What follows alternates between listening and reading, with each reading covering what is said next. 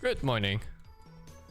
Wil je leren spelen? Begin met Disney Lorcana Gateway. Did I make it? I think I did, right?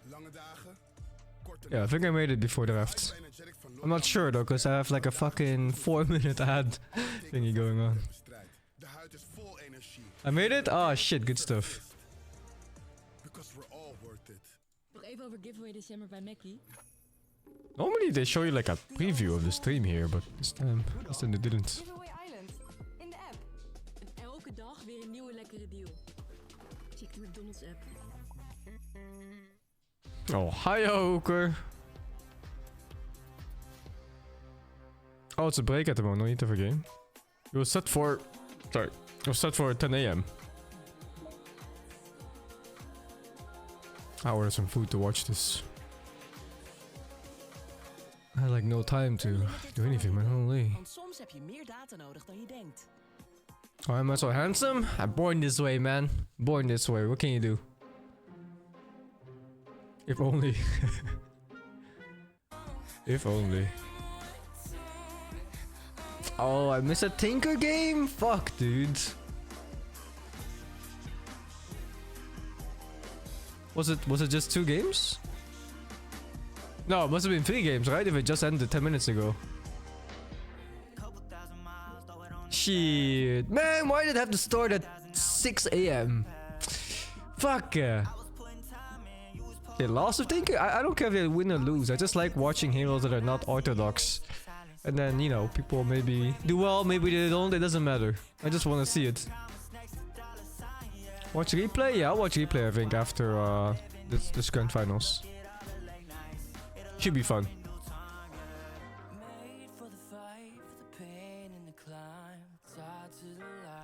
I'm watching YouTube live? Not if I'm not awake. It's hard to watch things when you're not awake.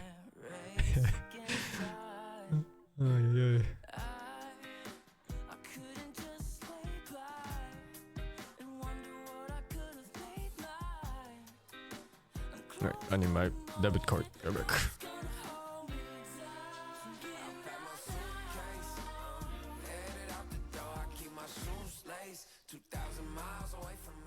Get ready for the DHL Super Drop. Stick around to find out who's taking home the coveted first prize.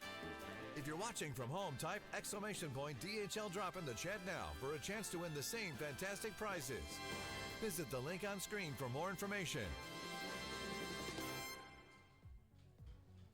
Thank you so much, everybody. Yes, we are back once again. We need one more person to find before our super drop. I have had the opportunity to talk to a lot of people while we were waiting. We have some fun stories here for you. A lot of great art, a lot of great memes. Where's the guy who needed to repair his relationship with his friend? Oh no, I lost him. There was a man who said that he needed to apologize to his friend for his toxicity, but it appears that he left. Oh no. Well, there goes that. Sorry, friendship. What the hell is going on over here, guys? We have some kind of DHL tower here. Can anyone explain what this is? Immortal, help me. This is just literal insanity going from top to bottom. Gentlemen, thank you. It's so nice that you people with such insane... That's You Steam people? Profile. Don't show What that. the fuck? You're gonna get hacked. Oh, I'm so happy that you very unhinged people found each other. Thank you so much. Good to see you. We've got some other... This is Thailand? That's true! Man just kept saying, this is Thailand. We have Shadow Shaman over here. Shadow Shaman looking absolutely fly. Well done. Thank you for that. Wonderful. Thank you. A lot of great signs. However, there is one sign that I did want to see over here, my friends. Hello.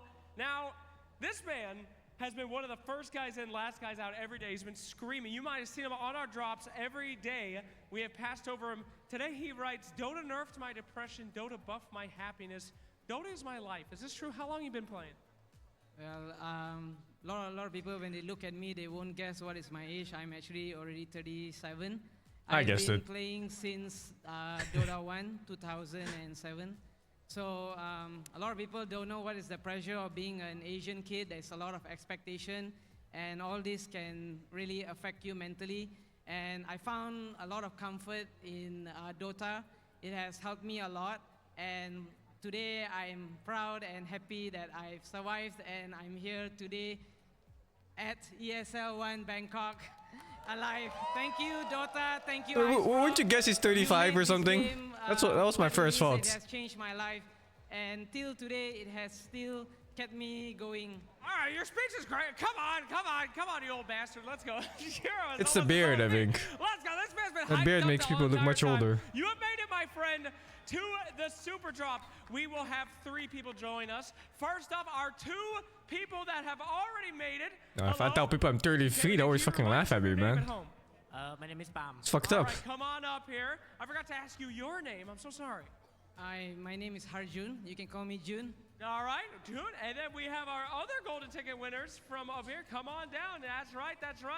Come on down from our day 1. Hey, didn't the lady say she was doing this? She had you tank it now? What happened? Oh, get over here. You guys are a 2 team. You just him? You were supposed to. You tanked it. All right. You've been selected here. You've been elected. What was your name one more time? Klong. All right. Guys, I'm going to have you line up over here. Now, today we're going to be playing a quick game to find out who gets the prize. These are your weapons here. I need you to take some of these, some markers. What is sukuk? We're going to ask you some lore Oh, is that the questions, Turkish sausage? Okay? I know it's I don't like that I made one. them Never easier mind. than last time. You all need to write them down. Here's the rules. I'm going to ask you a question. If anyone gets it wrong and the other 2 get it right, you're eliminated to get the 3rd place. If you keep going until we have one person that got 1 right and everyone else got it wrong. Are you ready? Do you understand the rules? Doesn't matter if you don't understand the rules. I will just eliminate you if you do anything wrong. Put your stuff down. Grab some papers. Grab some markers. Go. We're going to face this way. Here you go. Get your markers. Get ready to write as we begin. My lore questions. Now, last time I was asked to make them much easier because apparently no one knows anything about Dota lore. But we will start. Gentlemen, are you ready? Dota lore, by the way. Yeah, good enough? I heard some very tentative yes. Audience, are you ready? Yeah. All right. Let's go ahead and ask some lore. Number 1, name a hero that was once an inanimate object, a.k.a. an object that was not alive, and now is a hero. Can you name one? Any hero that used to just be a thing and is now alive and real. Okay? We have one answer here. But don't show them. They could copy it, for goodness sakes. What the hell is it? I don't even know. All right, go ahead. Any hero that used to be an inanimate object, he just literally Wukong? just You think so? looked at your hand. I don't know if it Yeah, counts, because he was a monkey before that too. A last guess here. You gotta guess. You gotta put down any hero. Give you 5 more seconds. 4, 3, 2, 1. Okay. Let's see what our answers here. We have Tree and Protector, I believe you wrote. Yes?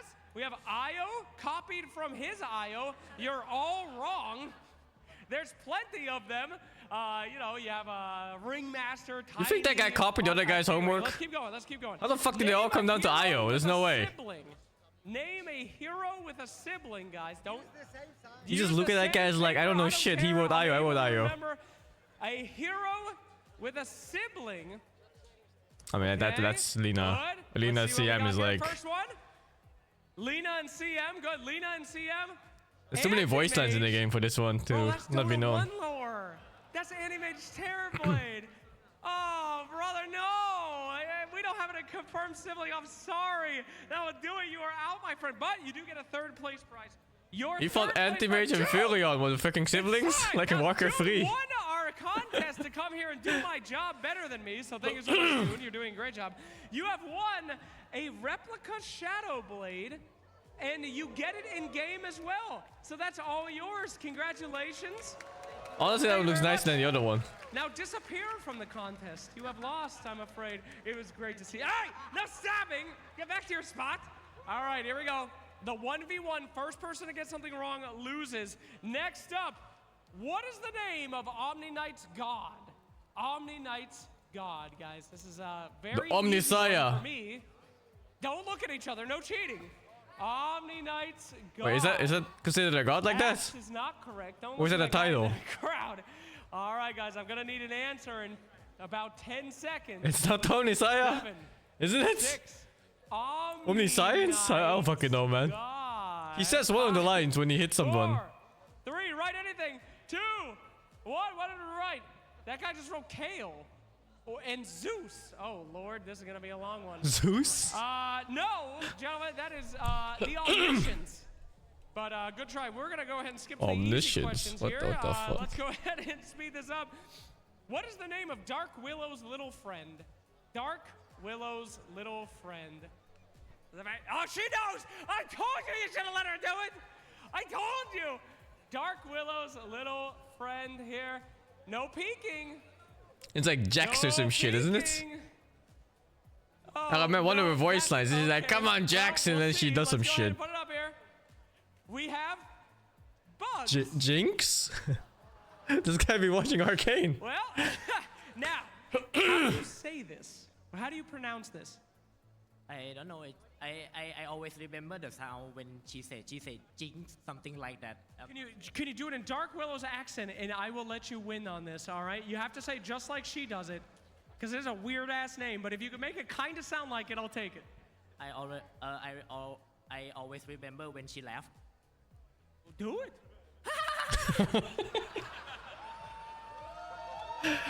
The fuck? No, that's not correct. It's Jax. It's not Jinx. That's League of Legends. It's Jax. What do you mean you know? I asked you and then It starts with J. Okay, starts with J. Good job. All right, guys, we're going to skip ahead to the very easy questions. Last question, I do hope. All right? Who is Rubik's dad? Who is Rubik's dad? The crowd erupts in they all I can name her some shit. I don't fucking know. Rubik's dad. If you get this one wrong, we're gonna go to the. Wait, is this a random guess though? I'm just thinking of like something that has all the spells and answer's shit. not Bugs, by the way. Good luck. All right, here we go. It's not Invoker. Invoker's like his fucking rival or some shit. Damn it. They both got it right. It is Agnum. All right. We're going to our tiebreaker. We've done this long enough. Gentlemen, it is time for you to make a guess here. I have a number that is impossible to guess. The closest one wins. How many items are in Dota, including neutral items?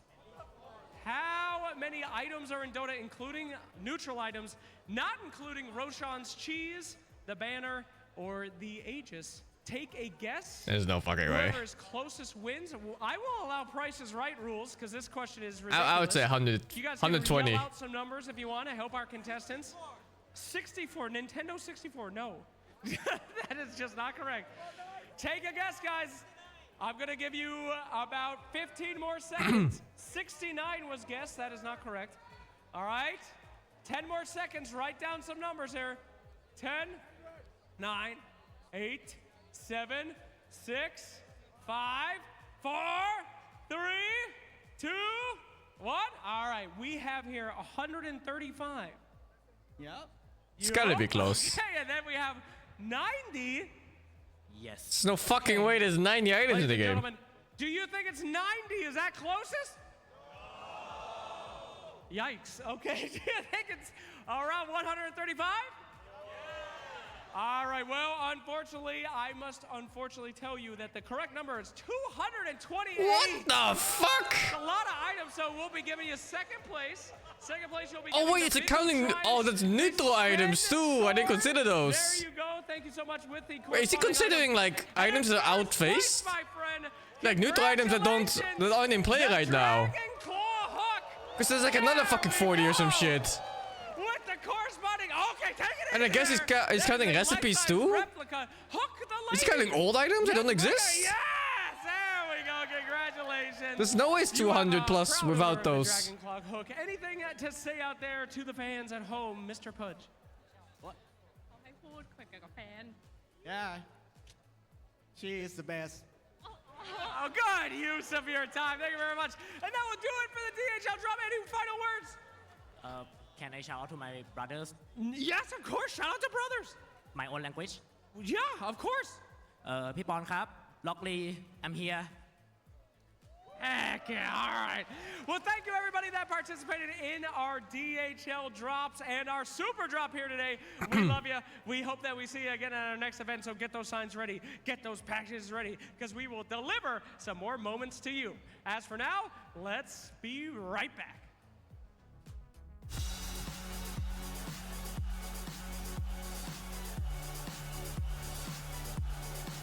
Thank you Action B for the 45. And thank you Aspen for the 32. Cheer up for the 28. Gonna play a new Indiana Jones game? Probably, yeah. I'll get to that eventually.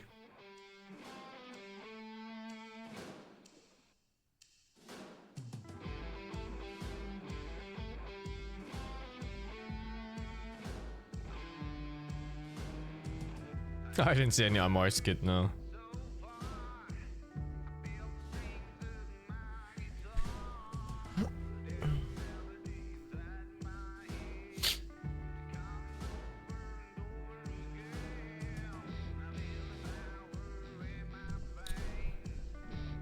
You wanna pause a PoE key? Oh sure, man. You do you.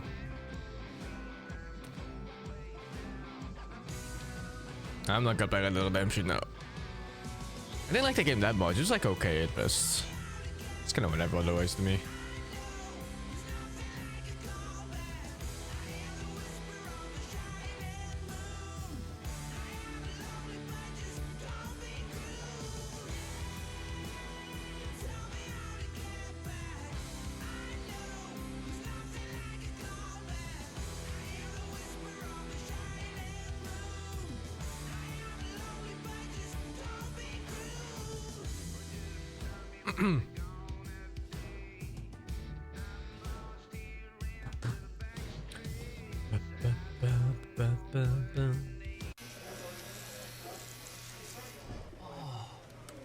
So gentle.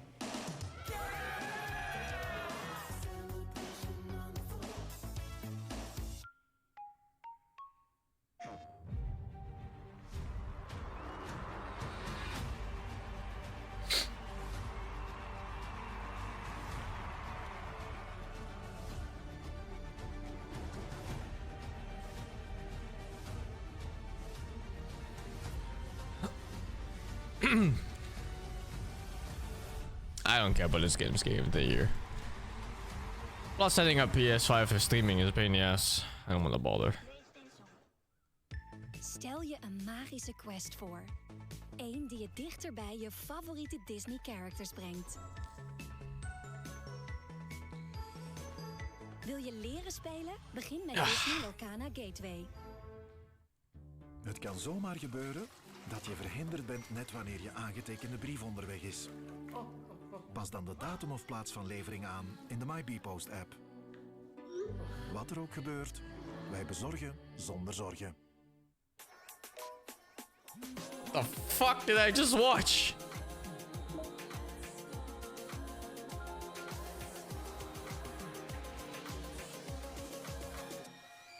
Unlimited van Odido. Want soms heb je meer data nodig dan je denkt.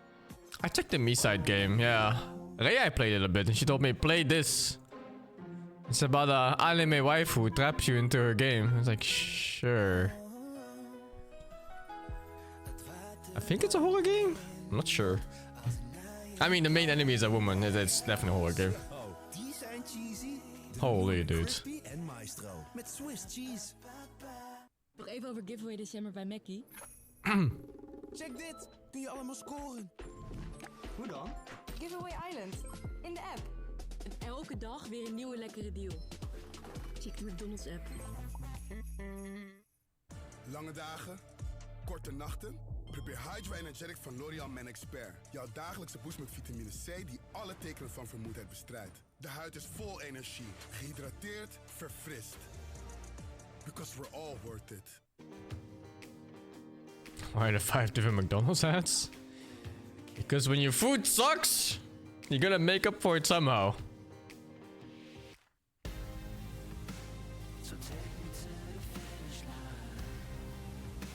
I bet McDonald's spends more money on marketing than some countries spend money.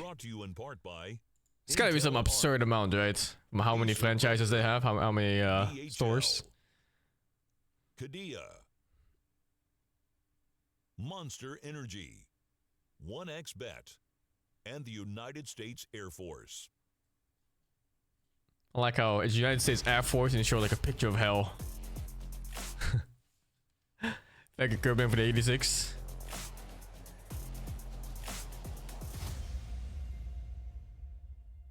I don't like McDonald's. I mean, I don't like dislike it. It's just very neutral to me. ESL 1 Bangkok In Netherlands, McDonald's is expensive and bad. Like it's a really awful combo to have for food. It's also not very fast for fast food. For a battle between two teams that have fought so hard to get to this very place. Let's focus our attention on what is coming next. With me here, I have Fear, I have Effie, I have Jenkins. Fear, I feel like both these teams, as we dive straight in, they've had Dutch people go for fast food. Usually kebab. For various reasons. I mean, yeah, I think Parivision's doing pretty good, but I think Liquid has definitely had one of the roughest roads I'd seen in a very long time. But I think it's something they genuinely needed to get here, because this is a team that has had a very rocky group stage. They've been improving time and time again, and I think if they wanted any chance in the grand finals, this is the path they had to take. Honestly, I would agree with that, because they look like a different beast now through the lower bracket. Effie's dressed like a K-pop singer, man. Like in the music video. They look like that during group stage teams, and just like looks funny. Said, without this, maybe without this path, they wouldn't have been able to just do and reach the conclusions that they reached today. Like with Meke's Nature's Prophet, for example. Yeah, I will say Team Liquid has struggled this week to get to this point, but Jenkins Parivision has struggled for months. For years to get to this point. That with these is true. players. They are the team that everybody has counted out, every player on their team at some point. I'm glad that Blitz mentioned in the interview that you know, no Pikachu is confirmed to be free to play when on release. Everybody considered him. He's the old mid laner. He was good. He came back. He's washed. Yada yada. Bullshit. He's completely dispelling this idea that the mid lane is some like age restricted thing, and that once you've peaked, like you can't come back to that peak. Because this guy currently... Are you sure? He might be a genetic freak. There's always the exceptions to the rule. There's one. And his name's Nisha. And no one as well. There's a ton of old people still playing Dota well. And by old, we mean, you know, not the youngins, like the team spirits and whatnot. Yes. Yeah, no, it's been really great to watch their journey. Like, Parivision is like the outcast team. It feels like a bunch of misfits in Dota who took a long time to find their place, like maybe wobbled around, hopped from team to team, never found anything that quite fit for them. They all came together with the addition of Coach Astini, who also you can consider a misfit amongst the coaches themselves, and they've reached this like brilliant form together. They really, really did. We had some fantastic moments. No one was always good at mid, yeah. I mean, he was like kind of an average mid in like 2013, 14. And then like 2015 onwards, he was a fucking beast. Wasn't easy to do. Yeah, I mean, like he just started fucking ass left and right. A lot of people be like, oh, it's bet boom throwing. Well, that's halfway true, but to take advantage of that, Parivision did indeed, and you'll see here on the bottom lane. Is my quality low or what the fuck is this? No, it's their stream. They keep making rotations because Kiyotaka, he thought they were going to go Roche right away, but Parivision, they used the vision of that ward to continue making plays on the map, and this is just a sign of a great team here. You also see in this mid-team fight as well here that Kiyotaka's dead. If we fast forward a little bit, they're taking this 4 versus 5 fight. They're finding openings. They're forcing their way into this game when they were down like 25,000 gold, and it takes a good team to find these. I faced known a lot, yeah, but he wasn't that good when I played. Yeah, finding it was just like, you know, another CIS mid. In particular against Betboom, I feel like Team Liquid, Jenkins just showed that they can do the exact same thing. Yeah, they did. I would say Parivision, the difference. I mean, okay, that game that we saw with Parivision was like one of the greatest comebacks in Dota history, and you could argue that it was also one of the greatest throws in Dota history. Yeah. But then the next game, Parivision turns around and looks like an entirely different team. And this is what they do. But this is also what Liquid does. All of their games, all of their series have gone to 3 games, and there has been a game in the series where they look like the ones that are being dominated. So I'm curious how they're going to stack up against each other. All I really care about right now is that with both of these things being true, we know that we're going to have a hell of a grand finals.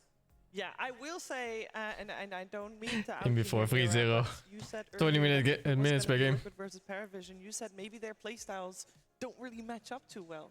I just feel like they're quite similar to each other, actually, in the sense that Parivision, when we got to see them become stronger and show us what they're really made of, like a couple of tournaments ago at the last Dream League, they played very high tempo and very aggressively. Yeah. Very similarly to Liquid, actually, where they'll have a fighting carry, they'll have like this Ducalis Chen that they can play tempo off of that nobody ever gives to them anymore. And that is Liquid's bread and butter. I mean, if you're going to bring the tempo, high aggression, Liquid style of play to Liquid, they definitely know how to match up against that. They really do. I want to show some love for the support players here, as I feel like we have seen Insania on his Phoenix FE4 a lot of time. I don't think we're going to see that this series potentially with his success. Yeah, I wanted to highlight this hero in particular for Insania because Insania has peaked in this tournament, which is funny to say because yesterday we talked about all of these players.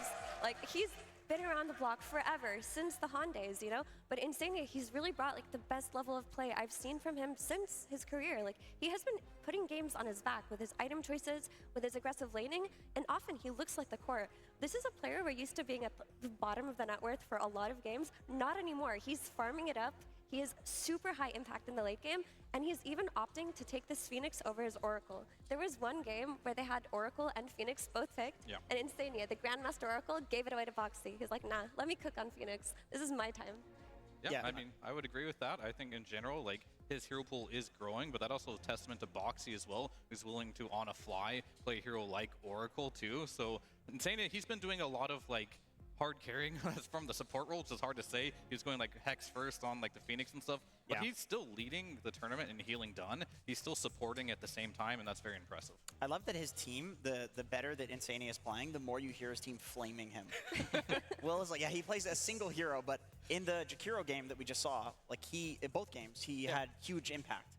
And it's not position 5 level impact. Like, I know people are talking about position 5s now are like 4.5s and they have more impact. But Insania is on some other level. I completely agree. This guy won TI this year, and he's peaking right now, skill-wise. Yeah, I will say, if we look on the other side, we got Ducalis, and I remember a similar discussion about Ducalis earlier this week, earlier this week, that he is one of the few position 5s that plays the true position 5. No 4.5, 5.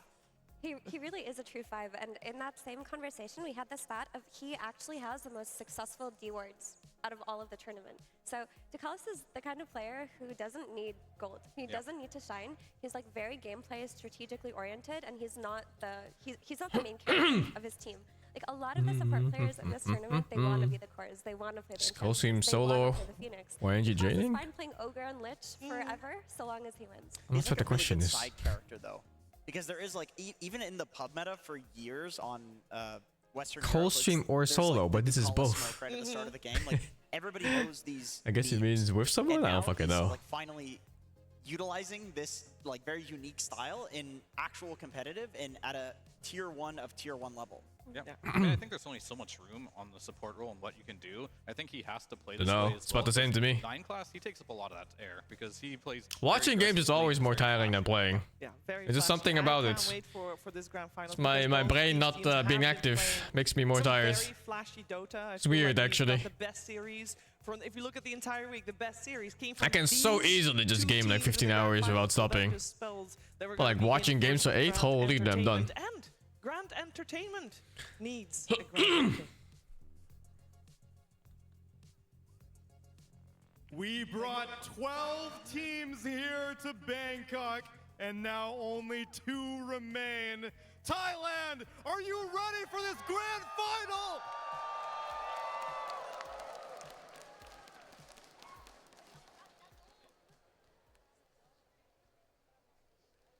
Winning this tournament would be incredible for me because it would be the first actual tournament. That had to be the long scene.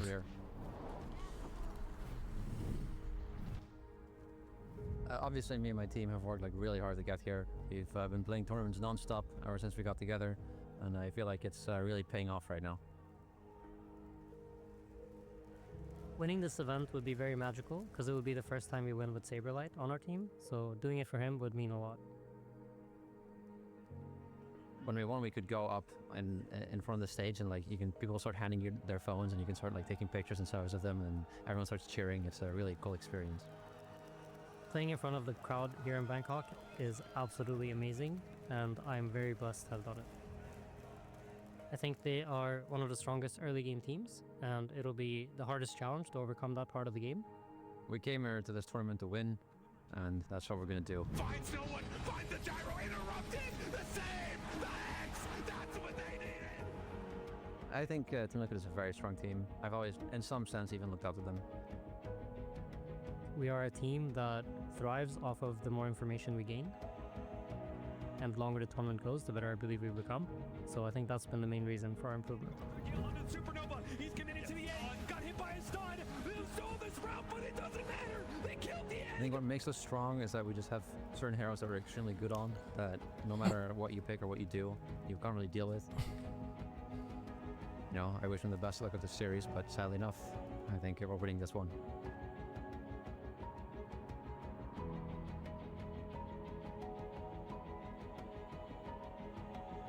He's committed to the end. Got hit by a stun. They'll solve this route, but it doesn't matter. Every opportunity to play in front of the crowd here in Bangkok is a blessing, so that is the best part about being able to play the Grand Final.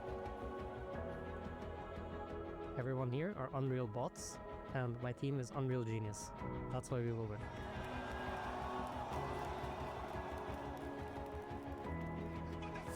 The cursed crowd. They cursed them to death. Oh my God, Parivision. Can they do this? This game is going to be so free. Getting to the Grand Finals is an opportunity to set history right. Oh, they get 0 free now. Oh fuck, man.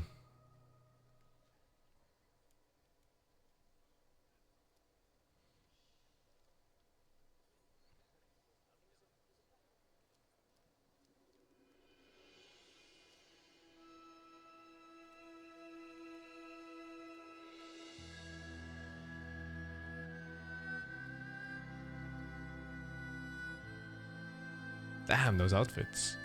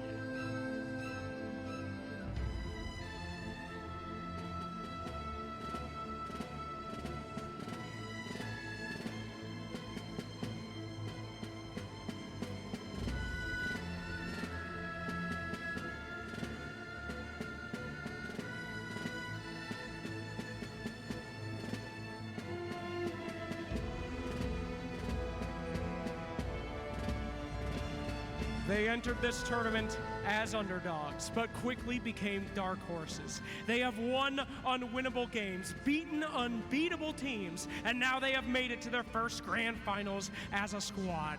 A mix of young and new generation old players coming together to play some Dota. Ladies and gentlemen, welcome Parivision!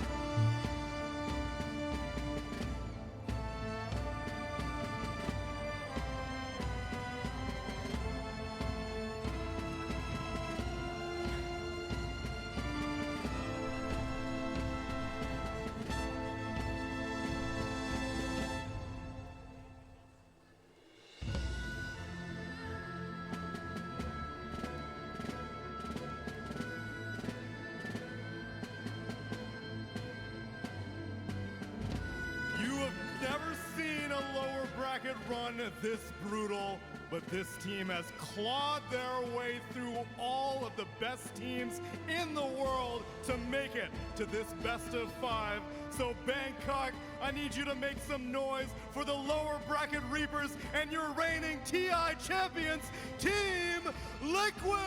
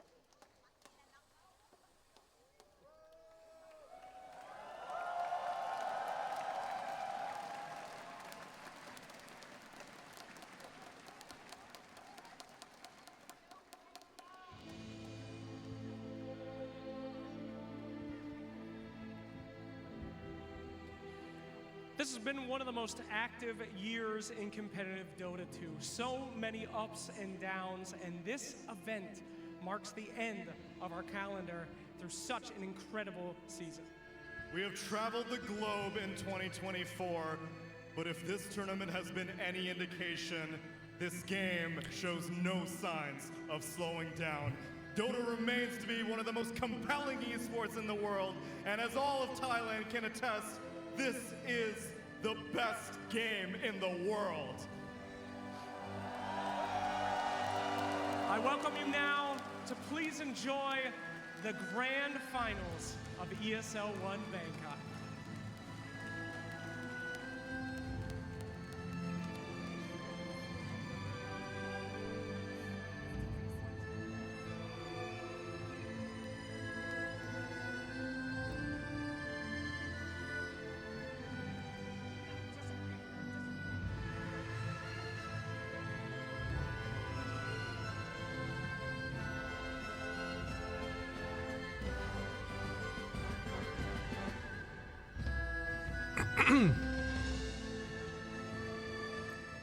On one side, the career underdogs. On the other side, the tournament underdogs, even though it is crazy to call the reigning TI champs the underdogs. It is what it is, and it definitely showed in the group stages that Team Liquid did have some things to figure out, but both of these teams have figured out a whole lot over this last week.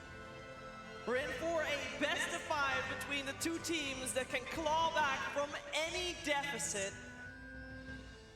I'm just hoping that the Paragon Hall is ready for this and saved some of their voices for this final battle.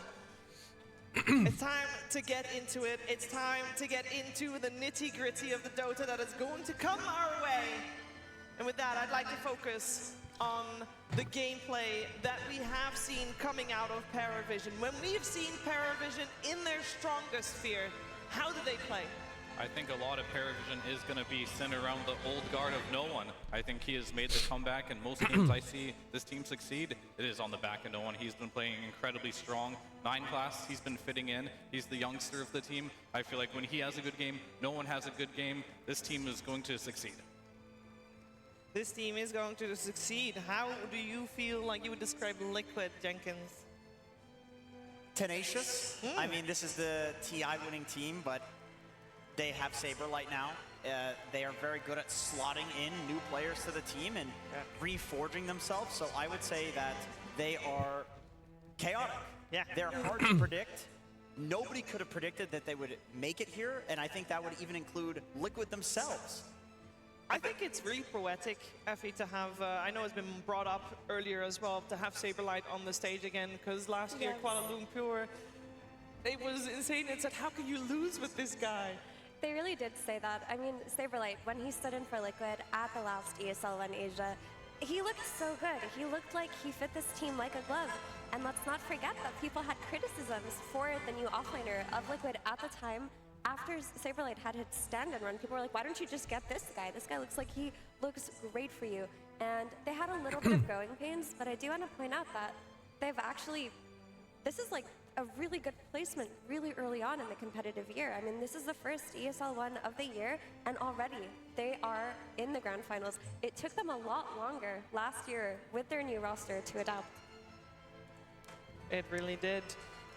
I want to talk about that mid lane you started talking about already, Fear. You say no one on one side, it's all about him.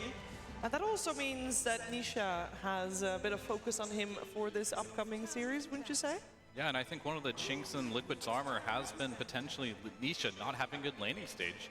And no one has proven that undoubtedly is the best last pick player in the game right now. He can play just about anything at a very high level, but that doesn't mean he can't play an early pick sniper. I like when they ban the Phoenix. They're done that shit. To find a way to make sure no one does not go out of control this game. We're going to have a cool mid lane this game. That's what we're going to have. There's going to be a lot of focus on the supports going mid as well, because these are the two highest skilled mid laners in the tournament. Sometimes you have it where you have a very high skilled mid laner, maybe the best mid laner or second best, and they get eliminated early because the supporting cast is not good enough. We actually have a grand finals with the two best mid laners in the world right now playing against each other. I will say, compared to what we saw from Parivision yesterday, I'm surprised to see them here with first pick and Dire Side, considering yesterday for the entire series, they preferred being second pick Radiant. So they have definitely opened up already, being a little bit different and a little bit more unpredictable than what they've shown before. He can be wins. No idea, man. Parivision, their Dire first pick, and that makes Liquid no clue. Second pick. They have banned out some of it doesn't matter. Either way, Netherlands wins. The DK and the Alchemist. And yeah, as predicted, that Phoenix is not going to see the light of day on the side of Team Liquid because Parivision removes that one together with the Dawnbreaker. Effie, is there anything in particular you would like to see in the opening picks for these two teams? And both of these teams are so flexible in their opener. I mean, Magnus hasn't gone banned, so I would be very surprised if Magnus doesn't get snatched up here. Another excellent hero that really plays well for both teams. Dutch on Liquid?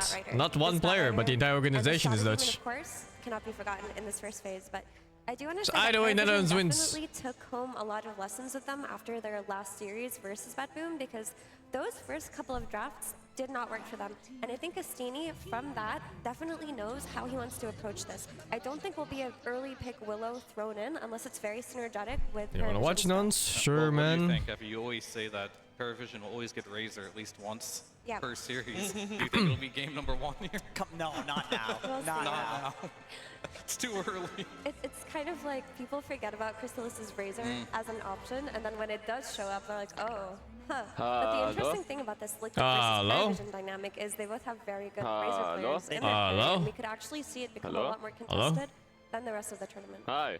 I don't think first phase, I feel like if you're letting Magnus looks like it's gonna be a good series. Counter. I mean, it's a combo break, right? It's alright, Dutch people call Dutch and not Netherlanders? Insane, it's an English thing, because in Dutch you're called a Nederlander. We saw it earlier. So what'd you say? Especially the game 2. The previous series, especially game 2, where it was insane. Oh yeah, I watched the replay for that, I think. Worked on this main stage. Every single time we've seen Carry Shaker, it has failed. So hopefully when no matter what, Mina wins feels good, man. What do you mean? Netherlands won no matter what. What are you talking about? It's a little weird because, like, if what do you mean? It's Nine Muhammad versus Insane Ali. The fuck are you talking about? Huh? It's Mina teams. Mina players. We did see the game where they just played against Bedboom. Some This simple fucking guy. right, was all they needed to outcarry this one. So if you are going to be playing this in the carry You don't know their origins? You have to have something. You're fucking drunk, man. Catered to this hero not being the carry, and your mid laner being the carry, and maybe your off laner. But teams have had a hard time finding that hero to make this one work. So I definitely agree with you. But it does seem like if you put this hero as your mid laner and it's like kind of like locked in as first pick, that is also a weakness. I love the Oh, is it a fucking carry shaker again? Coming out from Parivision. No, please no. Does Mickey play it? I am not sure, I mean, that's but two I hope not. heroes banned out in the first phase that aren't the usual suspects, that aren't the most. I don't think it's ever looked good in any game I've played. You can ask Nigma. I think you just get him Lich. If these two heroes are banned, How the fuck do you ask Nigma, dude? They're gone like 4 playing nights ago. That boom just did Exactly, the same thing. they think Shaker is good. Ask them at the airport. His, combo with the Sinister Gaze, but then also Magnus is pretty much all physical damage. Like you're going to build a lineup around physical damage with this hero, and the armor helps you with that. They've also just been feeling themselves on their special hero pools. Like other teams are not touching this Oracle with a 10-foot pole, but Liquid are very happy to play it. They're very happy to run it when they need a hard dispel. I hope it's a mid or support. Every time I see offlane Magnus, it looks insanely underwhelming. Because it does, as you guys mentioned, put him in a position where you're not getting the heroes that you genuinely do want to have on Insania. This guy says only Miracle makes it work, but he lost every single Shaker game he played. This one's a classic. I think they ran this earlier. They did, and it didn't work. It didn't win. Do you think there's an element of they think that just didn't work? I think the only time they won with Shaker was in the MENA qualifiers. When they were against we Arcon. can make it work against this team in particular. This is their exact opening versus a Magnus, by the way. I'm sure they got like a few games in. To me, There's no way. It shows that they feel like this is not the reason why they lost that game. It wasn't the opening. It may have been something later on in the draft, or perhaps they just felt like there was a moment or two in the game that they could have changed to make it work. And Parivision will pick up the Elder Titan. I did love watching Team Spirit play this. I like having his Elder Titan team. It did nice the Morphling pick a little bit. It seems like you have a higher chance of winning. We saw in the last game, Liquid are running Magnus plus Tidehunter. That looked great. Now you have ET plus Magnus. You're just stacking team fight right now. Maybe the problem that they identified was the follow-up to this, or Shaker plus Rubik, because the follow-up was Dawnbreaker plus Oracle. And those heroes, if things start to go wrong, they go very wrong, because you're not getting enough damage or explosive power out of your support duo, not enough team fight. And holy shit, that's a strong support duo. Maybe if they pick yeah, no, right? Super strong laning phase. Something like his Primal Beast. Extremely high impact in team fights too. The team fights, yeah. And it's banned, because Parivision liked that one as well. Yep. So he'll play something different. We saw him yesterday on the Tidehunter, of course, potentially. It's an option. I know Dark that you Boxy. don't like to see the Willow on the side of... Here's a tick too? I don't mind seeing the Willow now, actually. The issue with the Willow, I think it's just nerves. last series that they played Yeah, that's exactly what it is. Like a nerve tick. without any real stun coming from anything else, and Parivision found themselves in a situation with no disable outside of their Willow. But because you have this Magnus, because you have this very That's such a weird thing to have. hard lockdown into a potential very strong It's lane just with the skewer involuntary. Like, it just happens like that. It's so weird. Okay, they're going to go for the Beast. Plays well with the Rubik. I mean, this lane is very strong, and I also feel like it's a semi-carry, like it's a scaling hero that you pick with Earthshaker, and it sets up for picking something mid, like Sniper, Lina, who really like playing with the Beast. I mean, I can't unseen this from like the clip. Did Silver Light play any Beastmaster this tournament? Where they had to make I feel like I've always must have seen him in Primal. You're gonna play Beastmaster for the rest of the year. In ranked, he's level 30 Beastmaster. Okay. It's a fucking carry shaker, by the way. Or a mid shaker. Or a mid shaker. Or a mid shaker, but probably carry shaker, no? Unlucky. Nisha did play mid shaker the other time. We does play mid shaker. Yeah. To be fair, I think the two losses are Parivision. Our 9 class, yeah. So Parivision has lost every game with the techies in it. Okay, what makes this a good techies game? It does damage. It's a lot of damage. There's really good stun setup for the techies to get all of his mines off. Remember, the mines amplify magic damage and it stacks. So there's a lot of magic It's a good damage. pick against Willow. So much damage for the second skill. No cares. Techies now is they go for the level 10 talent. It's also really good laning versus ET because he cannot hit you with Taser. You just press Taser every time he like brings the spirit back and he can't hit you, and if he runs at your friend you like trigger it and he also can't hit. There's no way level 1 Taser is balanced. Like level 1 Taser is way too strong. Yeah, but Techies overall is not great hero compared to other supports. And if you take away his Astral Spirit buff on lane, it can be good, especially paired with the Magnus. You know, you do the Parivision Classic where they Magnus Techies. But otherwise, you'd rather have other supports. Yeah. ES mid. ES versus ES mid. But this tells me they're just doubling down on strong lanes. The 5 Rubik, though, I mean, because you're definitely Dutch throwing pride. these versus ET. That is true. Yeah. I mean, Insania Doesn't he look kinda mean actually, Sing, if you look at him? No, he looks as Dutch as a person ever gets. Maybe this is the adjustment that they decided This that they fucking needed to guy. make, because they picked this exact opening earlier, but it was not an Insania Rubik. It was a Boxy Rubik. Maybe they feel like Boxy needs to be on a more impactful hero, and then just let Insania be the Magnus counter.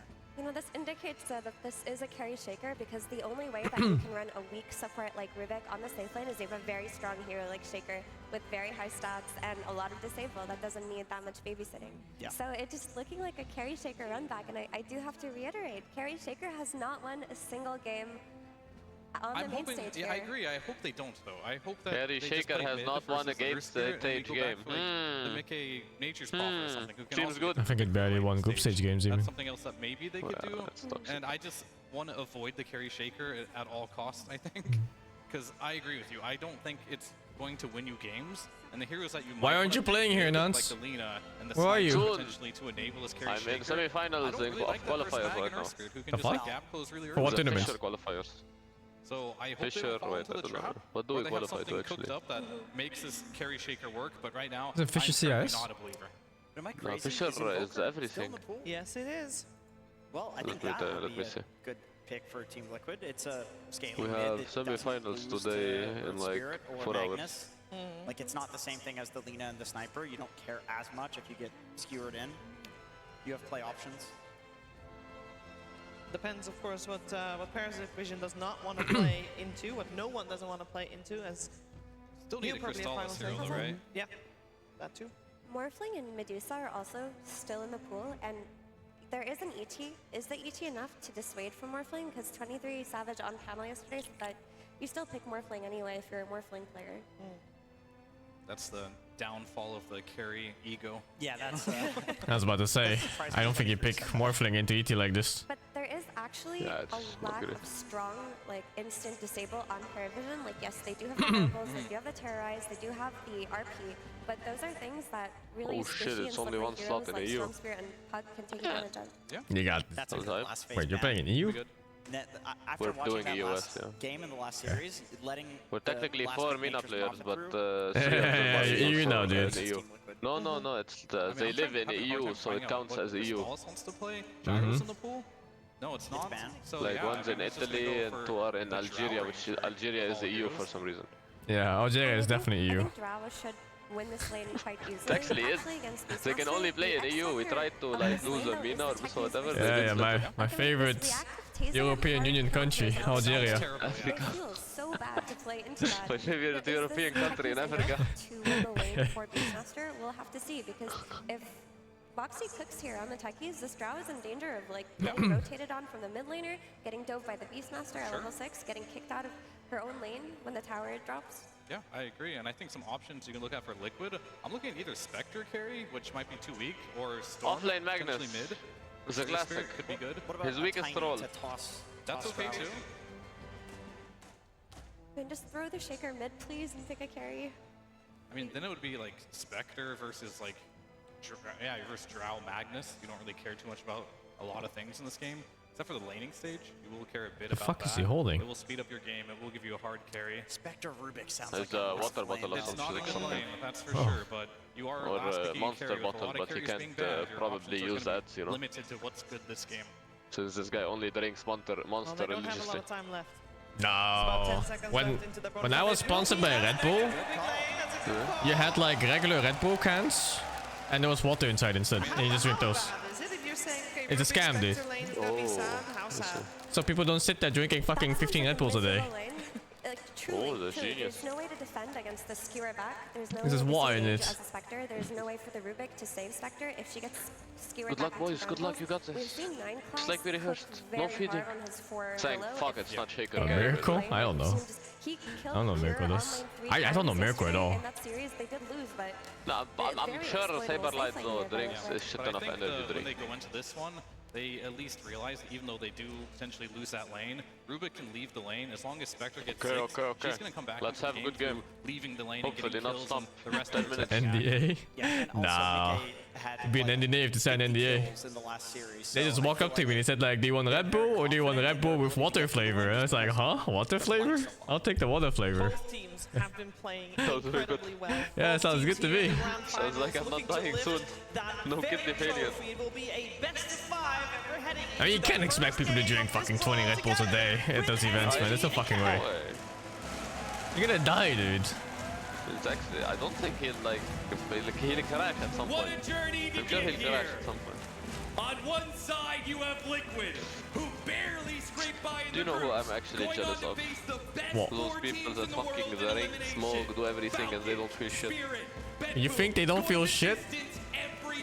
There's some who don't. What do you think? There's some that don't. The future can be fucked, yes, but for now they're not feeling shit. That's what you think. You're not comparing them to how they would have felt if they weren't drinking and smoking every single day. Amalgamation of new faces and very old. The final boss of the bracket, Parivision. This series represents a lot of Dota history in the making. It represents a lot of legacy on the line, chances for redemption, chances to forge your own destiny and prove that you are the best in the world. You can spend a lifetime to have this moment in front of you, and it can disappear in an instant. To say this crowd is Don't excited, feel I think like is shit. an understatement. When these You know, grand alcoholism finals is go one of the the main killers in distance, Russia. Southeast Asia, it is its Because the own men there, they special drink so fucking much, die on like age fucking 50 or some shit. That's right. We love Every other Southeast fucking Asia country in the West, for example, they die from random old age things like cancer. here in this grand And turns out old age cancer deaths are kind of nice compared to other things like that. Vodka's the hashtag one killer in Russia. Insania's win trading. Look, he's win trading. This would be our finals matchup. Look, paid $50. $50. I think there's going to be a lot of surprises in this series. And Insania's going to experience an Best early $50 of my surprise, life. and that is Smoke Gank into first blood, and that goes to no one. Parivision already settling their mid in a good spot. Wasting no time to build the advantage here. Before we kick off this series, Wasting no time for the advantage, man. Easy fucking cash. Of course. You know I love the storylines these players go through. A lot of people have talked about this matchup, and the panel highlighted as well. The mid lane matchup here between arguably two of the best mids, if not the two best mids in the world, Nisha and No One. I want to take you back 6 years ago. The last tier 1 LAN that No One won on that old Virtus Pro squad was the Kuala Lumpur Major. That grand finals went the distance 3-2, and it was against an up Oh, that gets bonus attack range or what? known as Nisha on Team fuck? Secrets. So 6 years later, No One will face one of his old demons again in a chance to maybe add to his legacy, to continue it on here. He is no stranger to this matchup, and this game has been a long time in the making. It really is poetic that No One comes back into play as Nisha, the most dominant mid in the world. No one has a chance to challenge him as he did those 6 years ago against Nisha, against Team Secret. 7 years ago when he was matched up against Sumail all the time. A lot of history going into this matchup. We see for the safe lane of Parivision, Okay. No more distractions, I'm back. Are we winning? BM free CS? Right or wrong of the past. 2 waves free CS? Win a grand Feels good, man. where he failed to do so. What the with fuck Team happened there? Secret At TI, Parivision. They said we give you first blood, don't last it. It was part of agreement. Yes. Holy that damage! He is fucking in for his melee range. Gotta remember, this is in theory Range 0 to stand close. And almost a Oh third shit, mid-game oh shit. will slip away, dodging out. What? That was enough? Anyway, 9 class. Yeah, the pace it amplifies it was like 30%. What the fuck? I thought it was gonna survive with like 20, 30 HP. No, the Willow face it is insanely broken damage. It's not even close to... Low cooldowns. It doesn't say how much. In this laning stage, you might never get It's a chance up to to use that. 30%. There's a reason this techie has Sick. the game at this event. Ohio. This is a hero that's very susceptible to how that early game goes for you and how much you can snowball. Gonna put some more pressure on Nisha. I love that. Bail out this game if the side lanes are not going well. Oh yeah, that is already a potential problem that Nisha's gonna have to solve. I love that Parivision are the ones striking first. Yes! Normally you think Yes, the skilled shaker gameplay where you kill a banner creep for fucking 40% HP. He's playing the lane insanely well. They're very close in CS and he doesn't have much nice.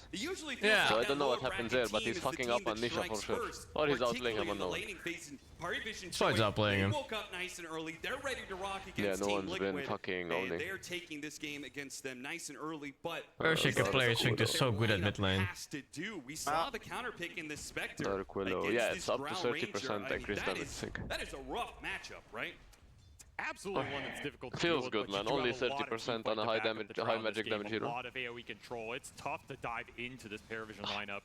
That's kind of what they're banking on. When you go in deep, you're going to get stuck in the brambles. You're going to get stuck in RP, magnetize, ET stomp. And the second you overextend, you're going to get massively punished with the AoE control. So Liquid need to pick their positioning well. They need to pick their targets well. And make sure those jumps count. Do not want to end up overextending. When your life as a support is so bad. Starting out strong. You're nice and stable life. It's a good sign if you're a Is it dead? fan because No. you do not The fucking Crystallis is dead. Crystallis is dead. What the fuck? Turns out saving that is really good. Call it. It's over. It's just a safe lane, it's fine. Okay, it's safe lane. Carry goes jungle, right? Swing this lane right What you look about is the actual humans, like the mid laners. It's going to be a big setback for Crystallis in And this the early game. offlaner. And that's it. I mean, offlaner is rage support, so he's kinda also useless. And it's a Magnus offlane. It's a slow On DM. trajectory in that jungle for the Drow Ranger. And So, Earth Spirit is still a human? The most active Right now, carry yes. this game. He is probably the Right most now active it's carry Earth in the Spirit world and right Force now, Support. and he's just going straight Earn on this Spectre. He's going to be involved in the early kills. Looks like just Earn into Blade Mail build up. That looks so This cursed. is not a carry hero that's What? going to Earn on AFK carry. and give you the time. Yeah. Just farm ancients to your heart's That's pretty delight.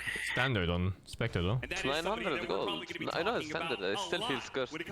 Holy shit, the rainbow What the fuck are these TPs, dude? The village is here. Holy! If he lives. We're fucking insane and starts TPing up. What? No way. Ain't no way, dude. Ain't no fucking way. Okay, now you can call it. Call it. It's over. And he fucking gets out. Dude. Go next. Yeah, it's over. And this guy's getting abused now because there's no support. The level 6 is available for no one. He's unable to catch Yeah, anything. if they don't TP though, the game is over because Drow dies without In TP. this lineup that can take advantage of it. Didn't have that Spectre to help you on the deep dive. Dangerous move for Liquid, but very quick decision making bails him out of that situation. And they get some space for the Shaker. It's fuck it. It's fuck it. Bramble on one, skewer into another one. Mickey taking a lot of damage. It's a pretty good combo actually. Magnus, But Warlock. that's good enough for Parivision. Anything to keep Mickey down. You wanna know They can put Crystallis in the the kinda driver's seat, better one? get him a net worth advantage Willow Mars. over Spectre. Maybe this matchup can You be spear him like through 3 I really rambles. like how they're playing this off lane on Parivision. With the Dark Willow Mag, they're exerting a lot of Same pressure. idea. They're continually chipping away. at the It's Spectre's AC. This is gonna different a force bit because then you like spear him into a stun and you stay keep hitting near him and mid, shit. they are keeping things With on that Magnus lane, you're kinda and every skewering time you can him deny that out Spectre of solo XP, like where you want to you kill feel him. great about it. Rune Battle goes to 9 class. Also, Velo Mars ulti combo is really nice. Receiving Yeah. some pain right now. Walk it off. Foxy thought about going for the blast off, but nah. That was a level 6 advantage for Nisha. Did extract that ultimate first. Grand especially with Finals that Game 1 Earth Spirit Spectre. rotation I've seen pop. this one before. Got there well ahead of his counterpart, but What? unable I to don't find remember. the big kill in the river. As TI 8, Now no I one. think. He will get his mag. How the fuck will you remember that randomly? Available for the Earth Spear. This is still a big As play it's when using the Anna Radiant as possible, buyback for and next you gotta game. look towards no Oh, I actually remember that one too. Parivision, particularly in the first 20 or 30 Fucking minutes. Anna saving buyback for next game. That decision-making process, no one looking at these side lanes. Which one would They you had to make prefer it him to interesting. rotate to? Do you 3-0 want would to have been shut too down the scripted. Spectre, or do you want to build up your Drow Ranger?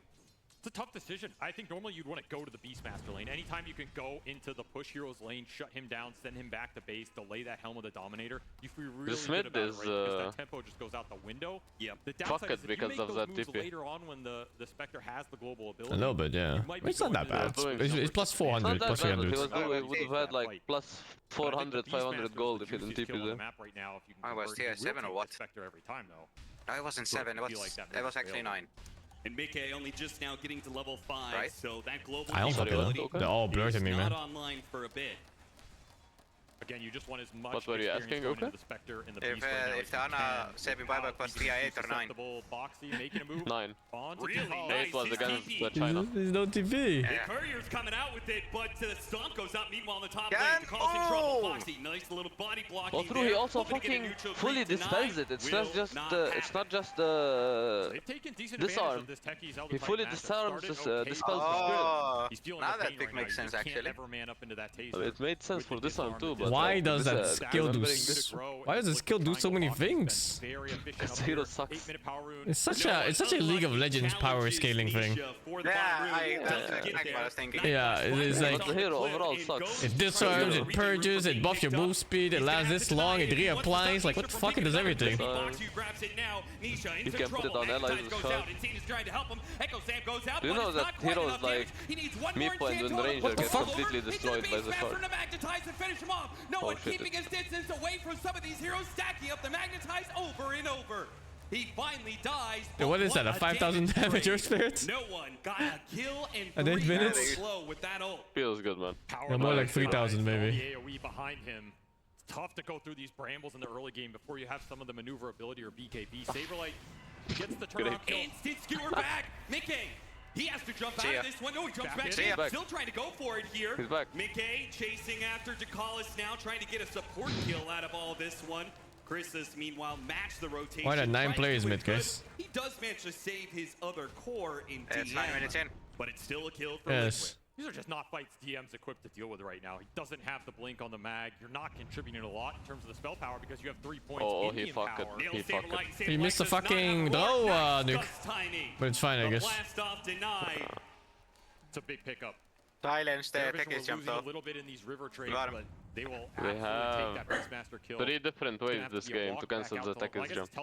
I guess they have 6 Tekis. It's back off cooldown. At But least you know. Saberlight can go back to that. Helmet Dominator is up for this. Yeah, beast, the so some of Magnus is push just moves one huge are way to available stop for it. Liquid if you can Yeah, Magnus get has those 3 floats ways, going, Spirit has backstab 1, and tier Zdrao 1. has 1, so I guess 5. Four. Into that, you're pretty happy. 4 right? ways. Right. That's the kind of move you're looking for. You did get earned What do you mean charges 4 ways? Or off toss. that kill for Mickey as Oh, well, which true. is really what he was looking for there. Just get this earn going, buff up your next kill attempt, stay out on the map. And he will instantly step top onto the Drow. Going after Oh, you got to be a real Chrysalis. baller to stop it Doesn't with have too horn much toss. help. Boxy's coming in from the side.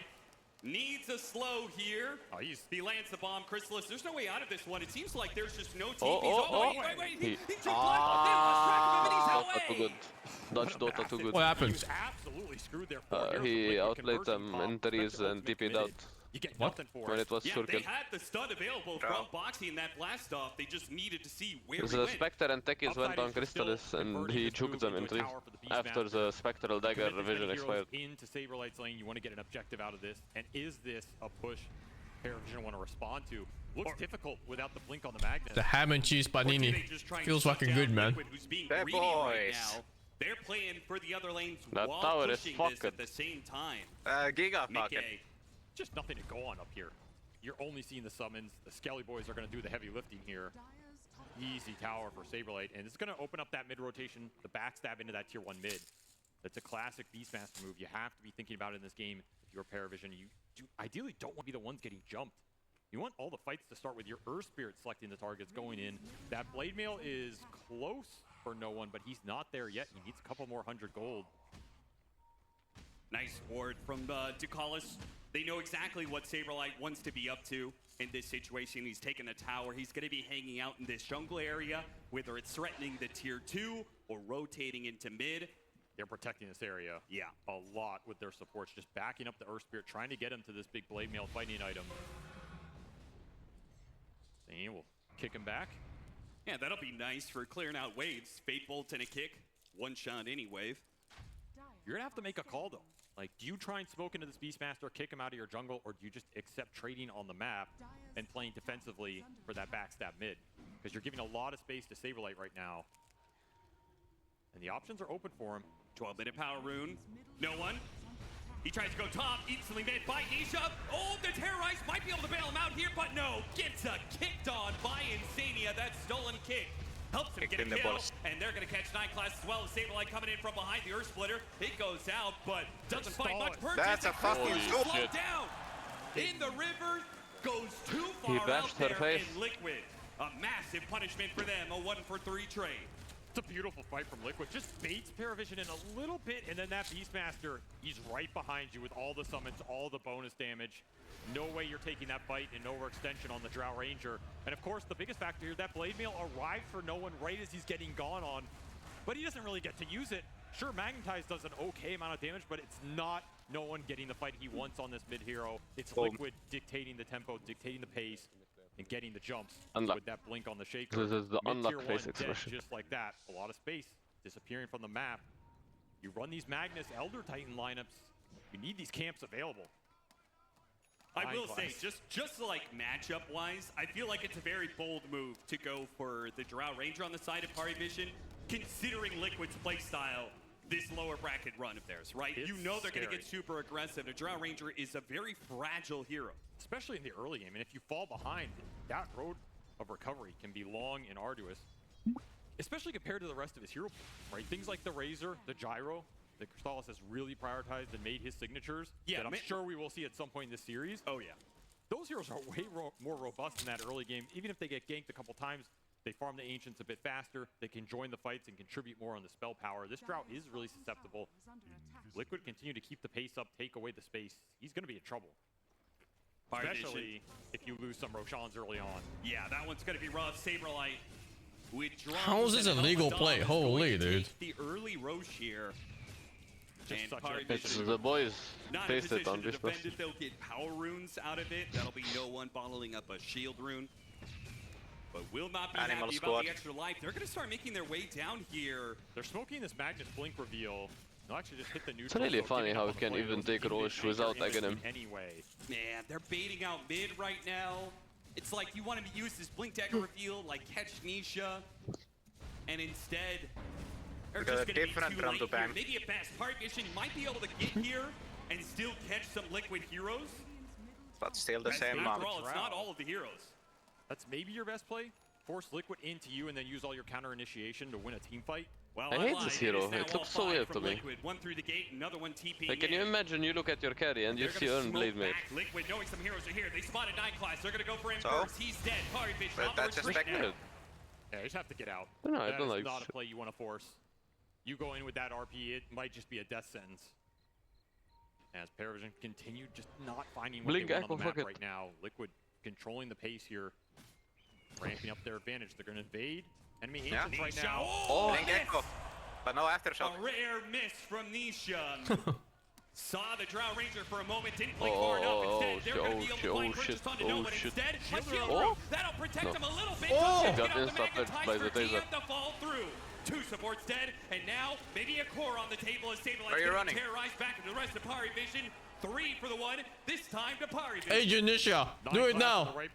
Go in, die to him, feed. Master kill, take the push hero off the map and protect your ancient area. It all starts with that technically, if you base them and then you win tournament, you get more money, right? Nisha now this is a very ambitious Alright aspect, I don't know. Got him. Mickey will provide the extra bit of oomph needed.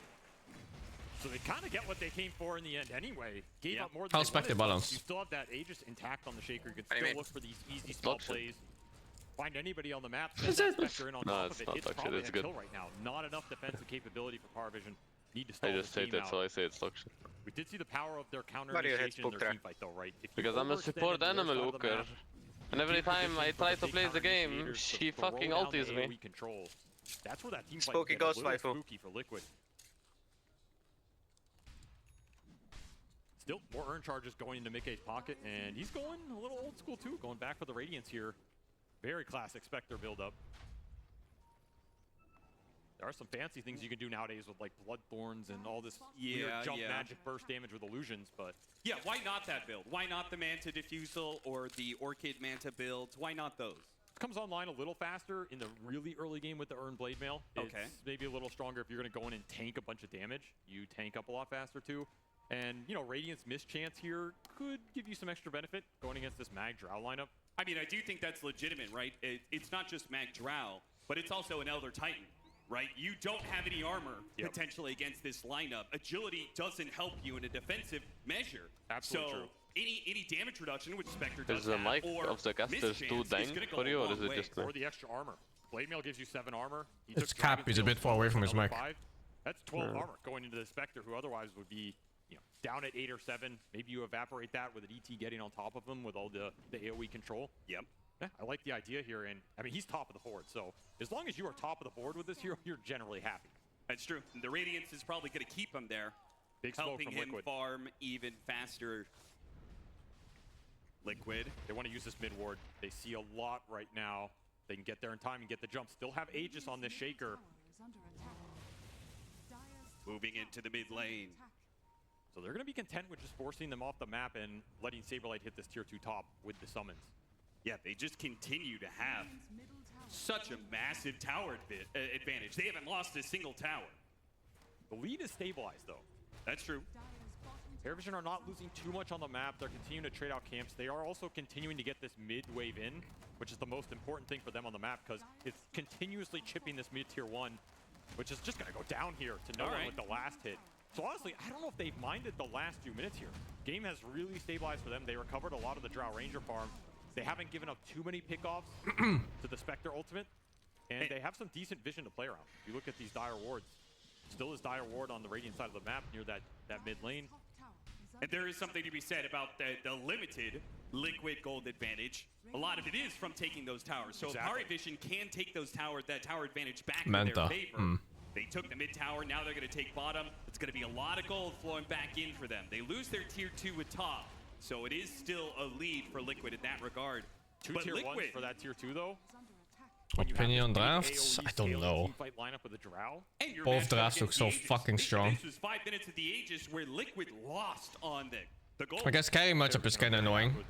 The Ranger can't play the way she wants to play. And it's going to be harder for Mickey to get in there and just burst. Too many jumps. Too many strong jumps. Unique jumps. BKB on the Magnus would be another huge one they can eventually get to it. And BKB for the Earth Spirit, no one's closing in on it here. He is not that far off. No.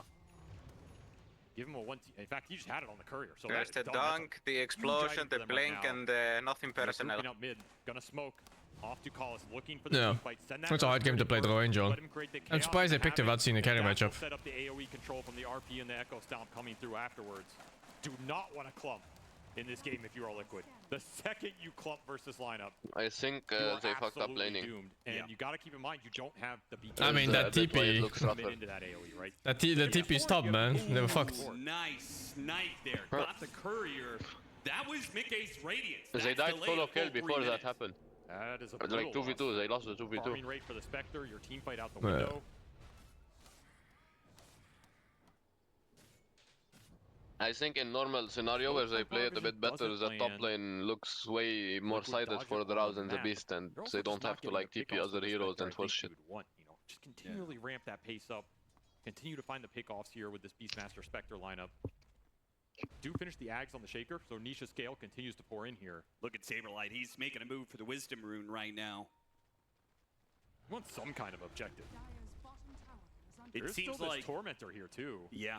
Liquid had set up shop in the top part of the map, the left side, with the mines, with the Beastmaster presence, with even their wards. But now Liquid are relocating to the right-hand side. Saberlight I summoned the village. Now being saved. No one has to pop his BKB. Primal Roar. BK wants to commit to it, but he immediately gets stopped. Now an Earth Splitter coming in. They're skewing together. RP together. 2 cores locked in. And Nisha oh my god! Suddenly burst. Dude, these fights were so much back and forth. Can he finish him? One tap, one tap. 2 taps. Okay, 4 taps. 4 taps. 5 taps. Like 7 taps. 7 taps. 7 taps. Block, block, block, block. 2 taps, 2 taps. Oh my god, it was 7 taps.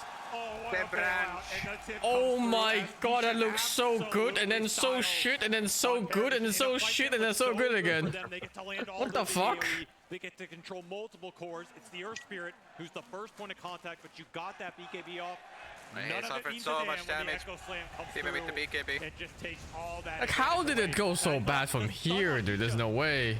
Was it going to ruin that fight for Liquid? The answer is Nisha blinked into the Earth Spirit roll, so he could echo after and just finish him off. And the cherry on top. The Nisha blink also cancelled all the Drow multi-shot hits. I don't know if it would have finished off He tanked it for his team. We will never know.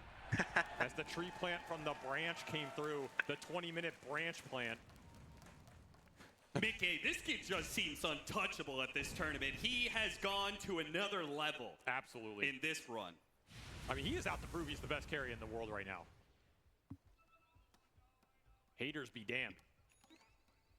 He's having another fantastic game here. Another hero that we haven't seen that much, but he's willing to play, right? I still remember playing against Mickey 1v1 in a home tournament and it fucked my ass. You play heroes like the Alchemist and you don't, and that's a disadvantage. Yeah. Screw your Alchemist, man. I'm gonna play Anti-Mage. I'm gonna play Spectre. I'm gonna play my Furion. Yeah, when we talk about what makes the greatest carries in the game, right? When we talk about Yatoro, when we talk about Pure, one of the big things is, can you vary your gameplay? Exactly. Right? Can you play hardcore It was carries? like Can you play 10 plus years fast, ago even. aggressive tempo carries, right? Can you step up? He still remembers the soreness. That extra bit of whatever's missing in the draft. And Mickey, he has certainly showed that. Certainly one of the most agile of carries in that regard, able to change it up whenever it's needed. Parivision down 9K right now, but did not give up their Tormentors. So that's going to be nice. They do get that for 9 class. In fact, I think it's a trait Crystallis shares. To be fair, he was already like one of Fon's best players. Now he's just some guy. For a long time in his versatility. This is a guy that can take over the early game, carry the mid game, and go ultra late with a lot of his hero pool that he's arguably the best on the world in some of these heroes, right? Oh, yeah. I mean, funny enough, I think the only person who maybe touches his Razor is Mickey. Or ATF, probably have a word. Well, out of the carry position, right? Well, I still argue ATF is in there. True. So I think even ATF would say he watches Crystallis' Razor He to learn said from exactly him. that. He says, you know, when I need to learn what the build is for Razor, it's go to this guy. Greats, and copy the Crystallis. greats. And he's getting some farm on this drought. You know, the whole while we've been talking, even that team fight, he's the guy on the outskirts, doesn't pay the big price. So he does have some fighting items available. 2 defensive items in his pike, plus the Shadow Blade. But it's another Roshan going into Liquid's pocket here, and I just don't think this is contestable. You're too late to the party. That Radiance is done. 24 BKB minutes to kill the available for Nisha second on the Shaker Roshan. as well will guarantee his initiations unless you land some Kind of incredibly clutch RP on the Shaker. It is, but the gold lead is getting smaller every time the game goes passive. Yep. It was 8k, then went to 5k, and this is back to 6k. Team Liquid are going to have to keep in mind. It's fine though. This Parivision I team. think Liquid are playing way more grouped up, that's why. Yeah, exactly. Liquid is not farming the map as well as Parivision is. First place by turning that game to around on BetBoom, and they have some very good scale and some very good high ground defense. It's a Drow Ranger mag lineup.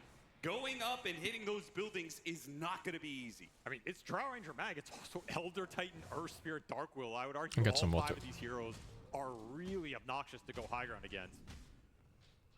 It's going to be something Liquid have to think about and pick the right time to try and accomplish it. And ideally, Okay, you now want to it's fight time for outside anime of Parivision's opinions. space, get the pick-offs. Which and anime lead we to the talking high ground, about? Not just force it heads I don't up, know. because yeah, we've seen time and time again, the strength of this Magnus hero is stalling out games, winning those high ground defense fights, and all of a sudden you're stuck in this 50-60 minute game against a hero who's outscaling you, and you start to feel a little bad. Base starts That, as to Pog. me, has been the weakness I'll of be Shaker honest, this Luker. event. Now, I this is haven't not a watched one-shot anime in so long. So you're I'm not failing as my dependent weeb on him to tendencies. literally carry the Damn. game. Sure.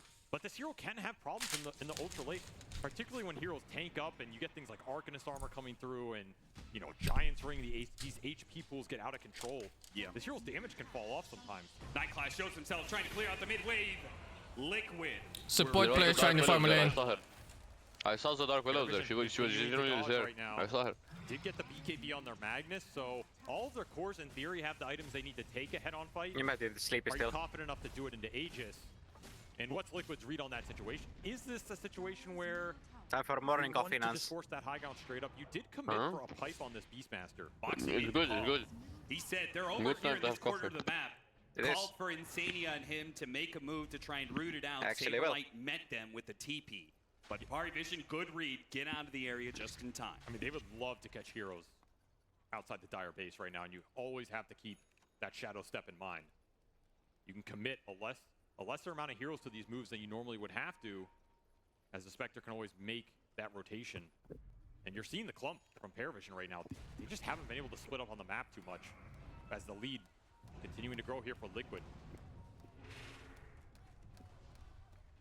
Nightclass, you could see the paranoia creeping in. Pump faking the terrorize, never sure when Liquid's gonna jump them at any moment's notice. It could be an Echo Slam, followed up by Mickey jumping in. These kills are going to happen fast, and Parivision need to be on their toes. Big item for the Drow, though. Silver Edge, break mechanic, going into the Spectre, going into even the Shaker. Sometimes it can be pretty impactful. A lot of passes to break in this game if you can land that big hit, particularly on some stun targets, just burst them down. We're starting to see the team fight items come together for Parivision right now, and this age is running out. 2 minutes on the clock. You would really like to use this second life on Mickey to get a team fight going right now. They're going to smoke up here, and they're going to go down the side of the map. Oh, now, Mickey on the Spectre. This is not a move Liquid expects. Oh, no, they don't. They're on the other side of the map right now. They are far and away from Mickey. Mickey, who's setting up on the Wisdom Rune, will find that it's a full 5-man team coming his way. No one. He's spooked. Instantly pops the BKB, and they don't actually want to go for it. Parivision, they respected him too much. Response, even though he was completely alone. Dodge. They had the right read, or maybe they didn't. It would have been the right time. I mean, Liquid would have gotten there, and they would have taken a fight for sure. But to not even commit for the first life. Yeah. That just feels a little too scared to me. Granted, you did not know where. That's probably the right choice, honestly. Yeah. They were gonna Age, I think. You're clumping to take this Aegis down. It's like what? 1 minute on Aegis. It's not worth like things that might happen after he dies. In the next 2 minutes anyway. Conservative play, but not necessarily the incorrect one right now. As and they didn't see Shaker, so hard to go. And look to regain some map control when this Aegis expires. But man, and they're not killing him a second time, even if the Steam doesn't show up. So. No vision to play around. Yeah, they 5-man escort Crystallis to some creep camps. They farm 2 camps. Then they scurry back into their base. It feels like nerves are heavily hitting Parivision on the grand final stage. You could concede some rounds, but you cannot concede this much. You have to find ways to stay out on the map, get some lanes in, get some information. Yeah, you are playing against the Spectre, and that makes the pickoff game incredibly terrifying. You don't want to give up those big pickoffs. So, again, it's a bend, don't break situation. Yeah, you can give up some net worth lead here, wear this Aegis out, and still win the team fight. But you're going to have to pick your point very wisely. They do finish up the Shivas on no one. That's another big team fight item coming through. And they will smoke up. 5-man smoke. Issue with these smokes is you're smoking 5-man out of your base with no vision and no lanes. These are very easy moves to read and counterplay your Liquid. I say that as Nisha. Oh, Nisha would have been a great pickup, but he's already blinked back. Doesn't have Parivision. Smoke breaks on 9 class. He blinks forward. He's looking for something. They know the heroes. They're out there somewhere, but they cannot reach them. And Mickey, he's going to turn around. He jumps in. RP! He managed to RP. Mickey! He jumps back into play to finish him off. What a dodge, DM! He gets the skewer back in. Regardless. Will be able to finish off Saberlight. He gets that much more. Meanwhile, Crystallis, they didn't have the vision for him. In the trees. No, they spotted him now. Hit him with the enchant totem. Send him flying. Stolen gem. Mickey picks it up as Ducalis' gem works against him and helps him get the vision for the Drow. And the second that jump goes bad, the second you run into a couple mines there, that team fight's just way too easy for Liquid. Send the Spectre in, not an easy target to go on. The RP missed Mickey when he shadow stepped in. I honestly might have shadow stepped back out and in again and dodged it. I think he did. He definitely shadow stepped out. The question of whether or not he jumped in after the RP or as it landed, it was very close. Either way, it worked for him. Bye. I don't even know if the damage follow-up would have been there on that RP. You were getting fissure blocked off on the Drow. Yeah, no BKB for Crystallis really hurt him in that fight. You 100% need that break on the Spectre if you want to be able to kill her quickly. He's got the 20 talent. He's got the extra HP. See it jump in here. No one doesn't even get to play in these teamfights. Like the third time attempting already. But you're looking at this Drow Ranger on the side, right? The Spectre didn't even dodge it, technically. Mike got echo stomped from his She wasn't even there. And slept up, I think. And either way, it's just Nisha hunting him the whole time. Meanwhile, back in real time, we did have a pick off on the Dark Willow to just one stolen RP. That's what it was. Insania with the big plays because he still has it here. Yep. And he's ready to go with the Blink Dagger too. Didn't have to use it on the Dark Willow kill. All that required was a telekinesis and a Spectre shadow step in. This is not the spell you want to give away in this. I think if he hits a 1-man RP, it's better than any RP I've seen this game. In fact, there it is, Magnus. Yeah. See you later. It's already better than every RP I've seen this game. Is all it takes. RP is a pretty good one. And this is the type of game at this point, DM is asking who gave Rubik RP. Because when a single Rubik can set up who could it have been? Like that, The rest of the team's just farming, getting the lanes in. How do you play the map? It becomes near impossible. You have to just clump, you have to group, and every time you do that, you lose out in the economy battle. 16K gold lead here for Liquid. They've blown this game open, and their top 2 cores are incredibly strong right now. And he's working on an Aghanim Scepter next, so we're going to see that the Haunt come back into play, so he is looking to reveal every member of Parivision, make their team fight a lot harder. In particular, the Mag, right? One of the big things about the old school Haunt was that its damage, global, and, you know, that might screw up your initiation. The Mag might not be able to get that Blink RP he was hoping to when he saw the opportunity. This is why it's so hard for Parivision to be on the map. Yeah, this Haunt is debilitating. Yeah, I mean, falling behind against the Spectre is a nightmare in every game. Especially if there's good catch heroes, and they have so much catch, man. Like, look, Rubik catch, Beastmaster catch, everyone else Shaker catch. Yeah, it's like, even the techies can kill, I think. You have a lot of single target DPS, and I mean, you're just so far ahead, you can only you get blast off on you, there's gonna be a ghost coming alongside it. Chrysalis is gonna try and Yeah, it's really hard to play in small groups in this game. He needs it just to output damage. Yeah. This is not even a BKB for survivability. It's one where It's kind of weird anyway how good of a lane Spectre you had. can actually hit people It's not normal. that are getting RP, because that's the biggest issue. Sorry, what? Careful up here, the RP! It's back up again! Insania finds his mark. RP into telekinesis, chains done. No one gets off the BKB, and Dust Mantra all the way. Oh my god. Before the terrorize, it's all illusions, guys! None of that is real, except for Mickey, who shadows. Is that? They can still do it? Holy shit. Holy dude. A cute 50 little play. Mickey just breaking ankles everywhere. If he'd been able to land another dagger or a couple more hits, he gets that kill even after the BKB from no one. Absolutely styling on them right now. They're losing too much of the map. You gotta get something going in this game, because you are losing at a tremendous rate right now, and all this team fight isn't worth a damn if you can't ever use it. It's okay, no Spectre. Oh, she has it the back. Smoke out of the dire base. They use their Haunt. It's on cooldown. It's something to think about. They want Roche here. Oh, but they're running into mines. Yeah, let's see if Liquid. So many mines on the map. There's the Aghanim's. They actually are. Yeah, Foxy's right in the line. He's like, guys, they're in this river.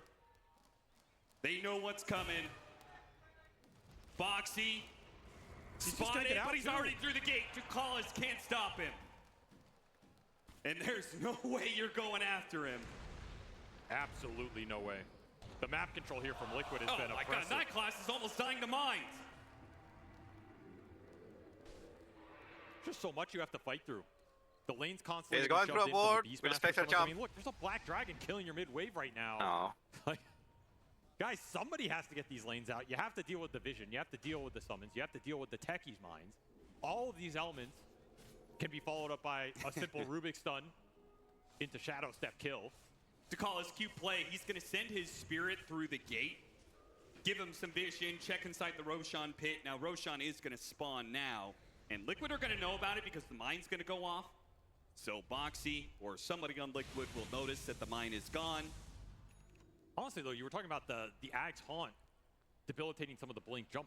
These techies mines have also just completely ruined Parivision's ability to force the team fights. Yep. These heroes do not enjoy running through them. They don't have any. Third Roshan at 35 minutes. What the fuck? Get rid of them. They just have to tank it straight up. A third Roshan for Liquid. All of these have gone uncontested. They are just on another level right now, and they're controlling the pace of this game, controlling the objective. Beastmaster at the crowd. It'll be an Ag Scepter Roshan. See who is the lucky recipient, and looks like Saberlight. I mean, he's the only core without it. Yeah, the other two cores have bombed their own very Scepter, so now Saberlight, he's going to catch back up to the other cores. Look at the net worth now. Welcome all three to the party. cores, all Liquid. They still have a Roche banner to work with as well. This push is coming. AC on the Earthshaker here. Unconventional Earthshaker mid item, but I like it. It's going to help the ore game a lot more. This 5-man ball from Liquid is getting absolutely out of control here. Still have that pipe on the Beastmaster from earlier, and now you finished up that Helm of the Overlord, so you can get a big creep, join the fray as we saw that Black Dragon, but you find a Granite Golem in this game, you're going to be super happy. This push is coming. Yeah, you have Magnus to drag a hero deep. You have the damage to finish that hero off.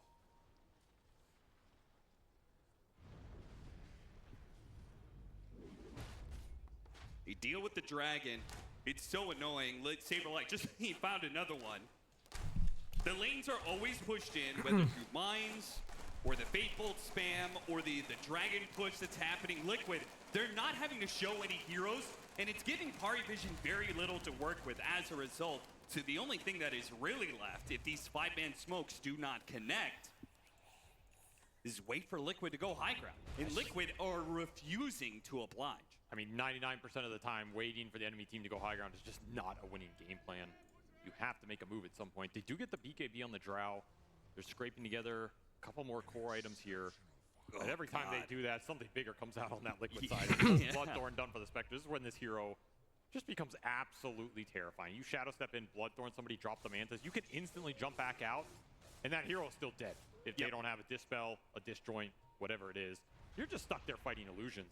Yeah, literally, Jakalis could die at any time. Mickey, he opts to go for DM. Nisha jumps in front of the skewer, hits him with the Echo Sand, follow up and Chain Totem. Chain's done, he's already dead, and now chasing for more. How's Spectre balanced again? The Parivision have backed up to the high ground here. Garbage laning phase, garbage farming. Liquid, they can keep expanding this that game, kind of she play. had Every very 2 good minutes, laning looks like they stage. want to go for high And ground, though. Magnus supported was it. their most fearsome Not stay in the foe when lane. it comes to going for that high ground push in the first place. They did not want to get. I'm dying on this hill.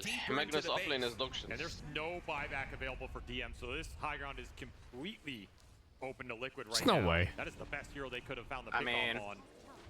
If you get clicked by Magnus, you will get die on that hill. It's on weakest. It's weakest throw. Oh my god, dude. It's over. That's the whole fucking base gone. Whoa, he got Bloodthorn now. Mickey has jumped back in after him with the Shadow Step. Now he's going to be telekinesis tossed back into Mickey, and he's dead. And you pause one look same with relay like that? That's not even true. What the fuck? It's not even close. Almost every single carry in the game will never look close like this. To begin with, almost no carry in the game gets vision of the entire enemy team at any point, or teleports across the whole map at any point at any click at like 30-second cooldown. Also, can't discount how Parivision has been forced to play all game just because it is Spectre. Yeah, and Spectre in particular is unique as a carry. They just have to invest in every Nothing compares to her. Literally not a single hero compares to Spectre in the whole game. Looked a little nice there. Chrysalis broke the Spectre. Oh, there's the attempted skewer back. Ole! Nisha dodges that one with a BKB, and now a second lane of barracks is on the table while they still are waiting for the Drow Ranger, their only hope to stop Mickey's Spectre. Have to find another skewer here. You cannot let Liquid leave with Another everything. attempt. This one works. The skewer back in. There's no draw yet. Spectre into the Dark Willow was a good idea. And he'll take DM as Not well. looking good. Runs it down underneath tier 4. Snowing. He goes to the back line. Managed to hit a nice magnetize. It's fucking over. At the same time, the Drow Ranger Actually, Spectre nice ones. Yes, buyback. Spectre's dead. Now looking at Nisha. Shaker's dead. Shaker's dead. Parivision will get him. He's tanky, but not Oh my god, these kills are just fucking 2,500, 3,000 gold per kill. Will die. Parivision Signs had of to life. expend heavy. I love how after all this it's still a 32k lead. I mean, it was like 4 buybacks, dude. Will rescue that gem off Yeah, of I know, Nisha's but still career, it's funny. so the mission does not go Parivision's Signs way, of but life. This is about the best you can hope for here. You get the Drow respawn. It was plus 7k actually, or plus 8k. You don't land that Earth Splitter, you're missing a little bit of damage, but Crystallis is able to contribute enough to get the 3 cores in this fight overall, and you should be happy with that. You need to get this game turned around somewhere, and it's going to start on the back of this Drow Ranger. Those are the types of fights Parivision can win. You know, buybacks in their base, force Liquid overextension. The first time Spectre goes in, you're not killing him, but maybe they've won for minus 30k yesterday. You can bring those big cores down. I mean, one of the big things was Chrysalis was kind of untouched in that fight. It's The last only a time little they bit tried of to go for gold. the Spectre, Saberlight instantly responded, right? He blinked, roared up Chrysalis. There's nothing he can do about that. Yeah, the it's a BKB big doesn't difference. protect you. It's a really big difference here. The issue is, I mean, what can you really do to protect that kind of play if you're Parivision, other than starting on Liquid first, which has just not been an option? There's no real hard save mechanics here. And a big issue for them has been the BKB committals from Liquid. When Nisha goes in, when the Spectre goes in, this Earthshaker's BKB, you can't stop the chain stun combination while the Spectre is just dealing the DPS. It's only the RP that can bail you out of that situation. And a lot of these fights, they've been starting on DM. It's another reason it's so valuable. If you're killing the Magnus, this Shaker has a completely free BKB duration. No control going into Nisha, and you are in trouble. It feels like DM has to do too much. Because now it's a BKB on the Spectre as well, right? Just landing the RP has been hard for him. I think having the warm up in lower bracket always helps for sure. You come in with such high momentum. And just more games played. Now add on top of that, he has to protect against the None of them probably played a ranked game where they had a Wind Rider and they're mentally done with Dota. Yeah, such is life. Mickey just trying to keep Parivision honest and inside their base. Saberlight eventually found what I think he was looking for this game, which is that big golem. Ancient Granite Golem Aura online. These heroes' HP pools are getting absolutely out of control. I think Nisha's. Would you try to get at least one, like actual scrim in? And you got as a grand final team. With an Assault Cuirass. Who's gonna play you? Plus a Defiant Shell. We saw when Crystallis was hitting him with these. Who's gonna wake up at fucking 6 a.m. so you can get some skims in? Not doing a lot of damage. This Shaker's the tankiest hero on the map right now, and he is going to be the initiator for Liquid. When he goes in, question, I guess. You're not gonna have a fun time trying to counter initiate on this absolute tank. I can barely. I could barely get players to show up at like 5 p.m. for a skim. With the BKB down, get the ET and then take the skim seriously. All that magic damage. That's your best tool to bring these cores down on the side of Liquid.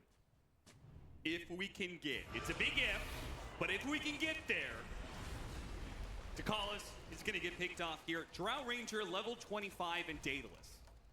That, I mean, Game Changer is a little strong, but it could make it possible to win a fight without having to use a billion buybacks. If he can stay alive. If he can stay alive, if he can get there in the first place, he's jumping up to the high ground. He spots, he gets a Fisher on it too. Chrysalis, he pops the BKB and commits, trying to finish so low though, Nisha, he could still die here. Like the Earthspeed seriously. Oh, Chrysalis is getting chased down. Buyback no problems. DM can't stop him here. Yeah, dude. Why he dive out using RP? I guess this is a hard game to RP in, but still. No, I think, to be honest, this is every time we've watched DM on Magnus, if you remember. I don't remember.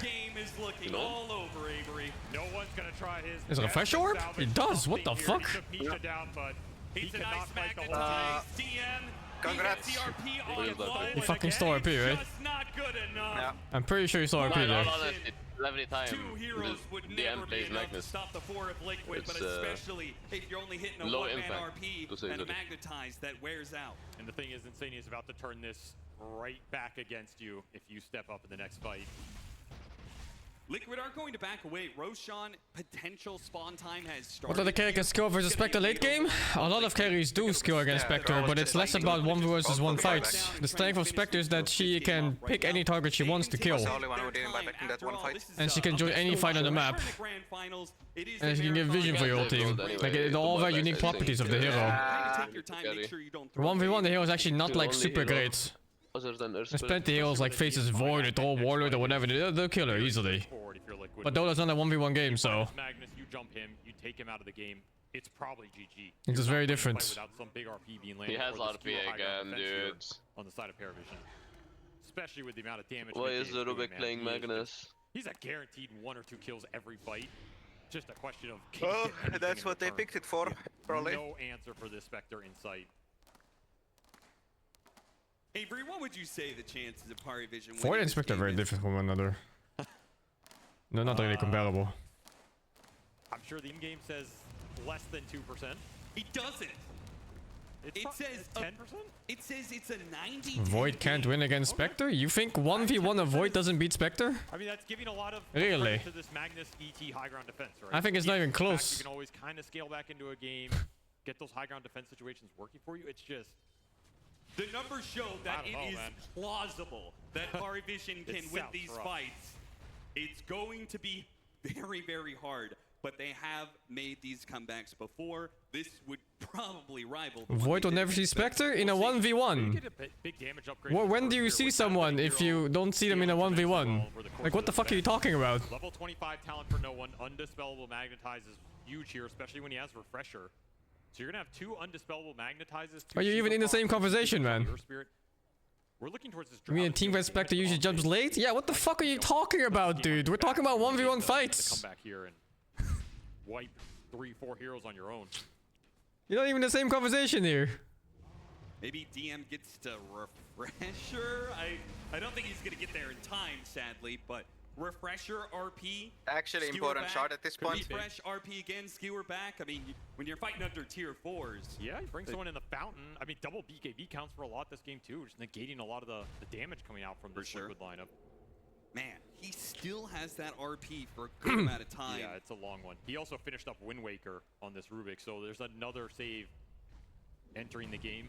Liquid will probably make good use of it here, especially with all the extra cast range Insania has.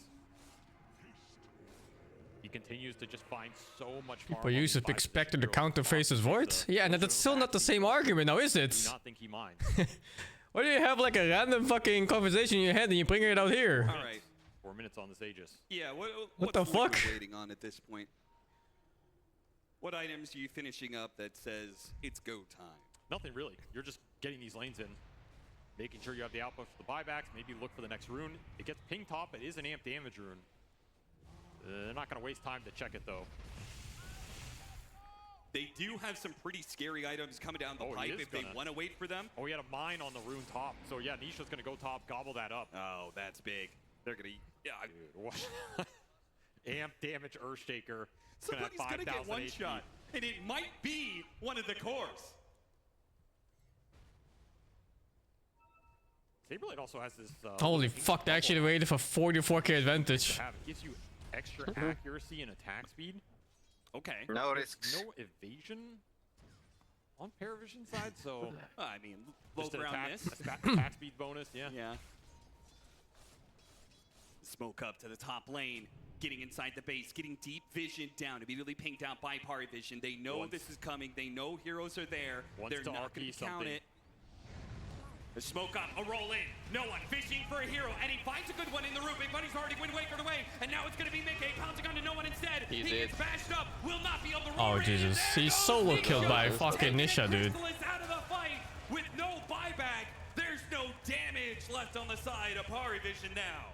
This Drow just can't stand anywhere near the engagement. The second you get stunned, Liquid are instantly on top of you. No BKB pop for this Drow. No hope. 49,000 gold leads. They back up a little bit. It's like 2 full heroes extra. Settle themselves and prepare for a final push, perhaps. A DM skewer back. But again, where is your damage? No one. He goes to the back line. He's hitting Nisha. He doesn't do anything. Mickey does take a healthy amount of damage, but he's got the Aegis after all. It's going to be an axe used for no one trying to spare his life, but he will not be able to get out of the sticky situation he rolled into. Trying to finish up Insania. They can't even get that. The last team fight started on him, and he was able to live all the way through to the bitter end. A Wind Waker out, and Liquid push for the throw. 88k net was at 50 minutes. For Nisha in case he would need it. How do you farm? And I don't think he will here. I don't think he's seen the creep kill. Yeah, he's seen a creep kill in like 40 minutes. Just way too much HP to get That's through. That's actually way too much GPM, control. I think. And you're still looking for that big skewer RP. Liquid just playing with their food at this point in time. As DM, the only hope was a skewer back to Fountain. And you could see Liquid, they read his mind and exactly what he wanted to do there. Close out game 1 in style. What a dominant way to start this series from a team that has made it all the way through this lower bracket. You thought their momentum was going to get shifted a little bit with that, crisp early game start from Parivision. None of it meant the damage the second you enter that mid game. And this Spectre Techies lineup comes alive. My God, the toxicity of that statement. That's a hard Ranger game. I do not think Parivision had insanely hard playing the map in this game. The Spectre made it 10 times worse too. It felt like a struggle to get every camp. It didn't help that Shaker was so farmed that he could just solo her. Going into fissures, going into stolen Rubik RPs. I think they just fucked up the early game too much. Your mag can't see anything. You can't blink, stun so the game looked so you shit. can't do anything. All you can do is go and they had a game 2 soft lane. And decide what you want to ban against this team, because right now they are controlling everything about this game 1. Parivision, they could not do anything throughout that game 1, and there's nothing left to say for us, so we will send it to the panel. Thank you very much, Captain SPG. Looking to this first game, it seems like Team Liquid had it under control for the majority of the game, even with that Rubik Spectre lane. I think that the start of the talk, though, shouldn't be with that lane. It should be with the techies. This was like the last time they had a good moment, I think, in the game. It's 50 minutes in. After that, it was all abuse. Really quick there, because I think the key aspect to Liquid opening up the map and playing their tempo is actually Beastmaster getting that top tower early, going to the mid lane early, and a big part of that was Voxy just winning that lane. Yeah, he did give first blood away, Sheaves, but whatever, that's the technicality. Later on, we saw him kill the Drow, we saw him dispel the ET with the reactive. I felt like the Rubik was a better Magnus this game than Magnus. Saberlight, because he gets a good lane, can just make it so that Parivision have nowhere to farm. Bigger threat, more impact, yep, and I think better they RPs. had another really solid game. 17 in 2, he gets the last pick. This is a position that we've seen a lot of players in. They get a last pick, and there's just not the best hero for it because they need to fulfill too many obligations. But he did it, like despite what should have been a very difficult laning phase. Right. Him haunting in and out of these fights, and they were like skewering back illusions. Like the amount of confusion that he was creating in those fights was insane. Yeah, this Spectre right now is a hero we don't see a ton because it's very niche, but it's definitely not a bad hero. I'd consider like these troll warlords in the patch to be like bad Dota heroes. But if you look at like Dota Pro Tracker, for example, this hero is getting pecked in high-level pubs a lot. You just need to have the right game for it. And Liquid did identify, and I think on the back of Nisha this game, he got such an early blink dabber. It did allow this Spectre to haunt in multiple times, get these kills you desperately need. Even though the laning stage wasn't the best, oh fucking hell. So you have to find opportunities to just get initiations. Beast and Shaker set those up really well. And if you have I don't think Linkus is good enough for these kind of games. Sure, you lose your lane because you're a Rubik spec lane. I think the Troll Ranger just needed more fat bodies in front of him. Like the Earth Spirit was not enough. It's so hard. Like the moment the Troll Ranger showed, Nisha would instantly jump him, and then the Spectre followed up, and it was just over.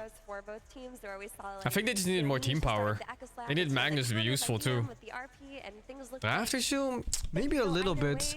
I mean, like blind picking a Drow Ranger without seeing matchup on carries is so rough. And there's a reason why Drow is usually picked against heroes like, you know, Dusa, Gyro, or whatever, like Morphling even sometimes. Like anything you want to outrange and just call the armor off. But they blind picked this Drow Ranger and then they got counterpicked into a Spectre. But even so, like, even though it's a counterpick like mid-game and onwards, that's not an easy thing to pull off. Because Spectre always has laning phase problems, so sometimes even though you counter the matchup, you don't have the gold to play the game, and then you still lose anyway. It's really rough. But that's like the thing about this game. They got away with the Spectre in bottom lane, and then they went for this play top where they TP 2 heroes and 2 were already there, and they didn't get a single kill. So all the lanes got ruined off that, and then Spectre somehow got a good early game. And that's not allowed. You can't have a Spectre with a good early game. It's fucking painful, man. I think Spectre should always be 6th net worth core. Ain't no fucking way. And thought that they wanted to run back their carry Shaker, and they tried to call them on that bluff. They thought that we'll make it so that Greet over to the bits. I've seen that game, yeah. I'll play it eventually. Gonna thank you for the 30. There's a new Yakuza games in the 1900s. I'll check it out, I guess. Okay, Lily Lady, thank you for the 20. Communist Wizard, thank you for the subgifts. Cutflam, thank you for the 28. Canvas back, thank you for the 98. Communist Wizard, thank you for the 86. Taicho said the thank you for the 5. Sick Powers Magna, thank you for the 39. Super Blood, thank you for the 89. Phantom Menace, thank you for the 52. What would be a better carry here? That is so hard to say because they picked their carry without seeing the enemy carry, right? That's why it was so difficult to begin with. With the relic, he had Radiance after that. He would have lost his It's just late at their timing. Bit of a draft advantage. It was a big chance for Nisha to save his carry. It was a big so hard to say. Like at this level of play, what carry do you pick without seeing the enemy carry? Like usually it's the regular meta heroes, you know, like Alchemist, DK and stuff like that, just kind of good against everything in the game. But when those are banned, I think in this game the way back into the game would come it just the Magnus. Comes down to the player's hero pool, and I don't really know what else Christus plays besides like the Razor, Bloodseeker, and then the standard DK, Alchemist, and whatever. The fact that they drafted the exact same opening, but then the 2 players that are playing the heroes are not even. You think they thought ES was carry? No, they must have thought it was flex because Nisha played it as a mid not too long ago. Went for the Wind Waker as well, like fairly early on Rubik, 3rd item Wind Waker. And so even getting that RP skewer it's hard. Drafting is really hard. As if it wasn't already impossible. against the Rubik, which is the Monkey counter. King, yeah, So but Monkey King is also like perma-banned. Play option to get back in the Razor was banned. Monkey King is always banned. DK all commits is almost always banned. Even though they lost to it in the previous series. So he could have gone maybe like earlier Razor pick maybe, but that's also weird if you don't see matchup. You can't really skewer in a Spectre. You're too far in the back, and I think Saberlight, his Yeah, I don't know. is really good. They did I don't know. the Spectre, and it just didn't work. Yeah, like they tried. It's not. If you have a carry like Yatoro, you just go like, let's pick Ursa, you know, or Juggernaut, or throw Warlord. The guy plays fucking anything. But I think this is a bit more limited in pool in that case. For the Magnus, which is a highly coveted hero.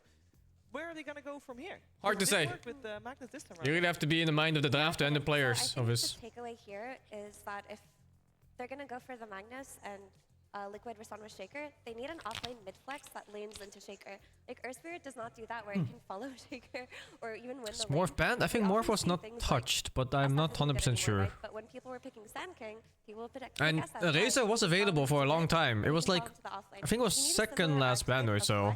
To follow around the Shaker. But yeah, they chose to pick other heroes instead. That being said, Parivision I think they keep Razor for like when they see a easy matchup, you know, like Dooms and stuff like that.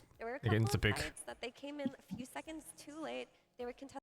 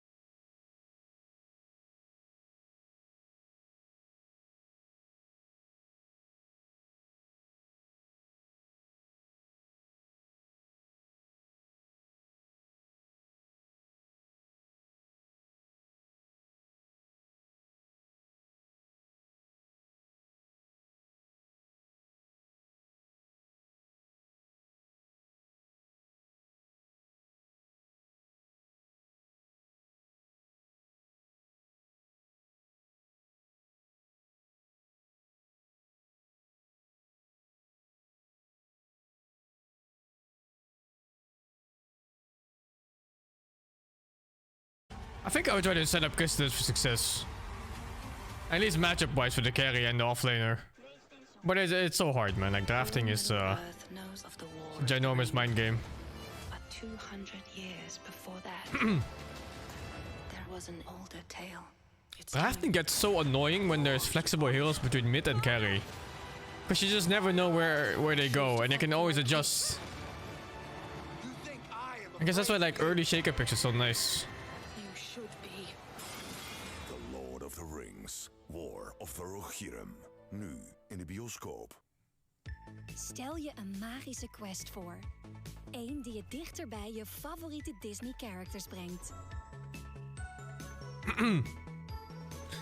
Wil je leren spelen? It really is a new DK flex, yeah. Not even wrong, man.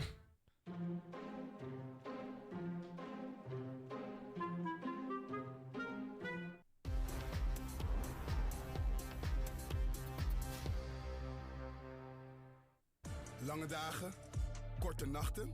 Probeer Hydra Energetic van L'Oreal Men Expert. Jouw dagelijkse boost met vitamine C die alle tekenen van vermoeidheid bestrijdt. De huid is vol energie, gehydrateerd, verfrist. The Magnus can also go in any lane, but when you look back, right?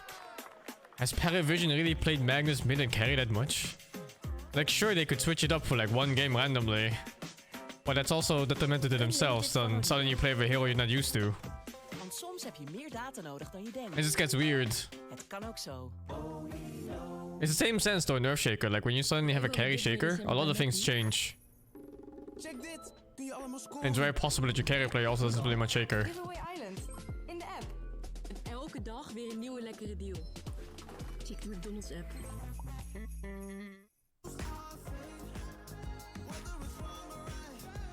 Lekker roeren voor de 18. Inverting ik met de 81.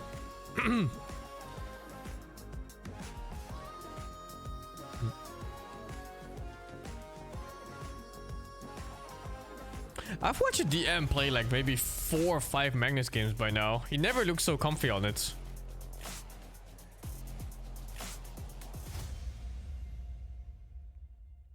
Very hesitant and not really on point.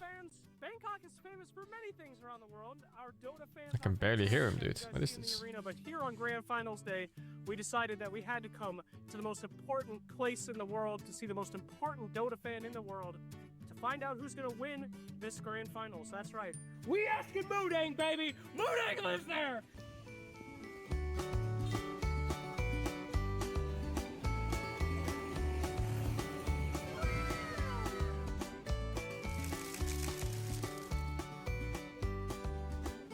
Moodang! 50 meters to Moodang. 50 more!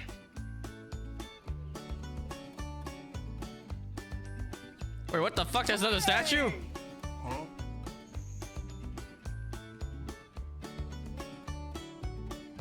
Moodang. Moodang! Moodang! All right, Moodang, give us any sign of who you think is going to win. Do you think that it could be Liquid? Oh, I think she said something there. What about the other team, Parivision? What do you think about Parivision? Oh, okay. All right. Well, thank you, yes. And there you have it, ladies and gentlemen. Moodang has chosen your winner. Thank you so much, Boo. It's very nice of you. Even if they don't win, we know that they're the true winners of the Hippo. Thank you. Let's fucking go! But what does it mean? Who's gonna win? Now we still don't know. I feel like the problem is asking a hippo. A pygmy hippo. I've been to Bangkok, yeah. I'm sorry. It's a nice town. I don't mean to besmirch Moodang like that. Not a normal hippo. When Slacks asked what about Parivision, she went, ooh. Yeah, but she was really enjoying the Liquid at that time as well. That's true. But she went, ooh, for Parivision. Yeah, or maybe she was crying. Oh no. Tears are made of liquid. Also that.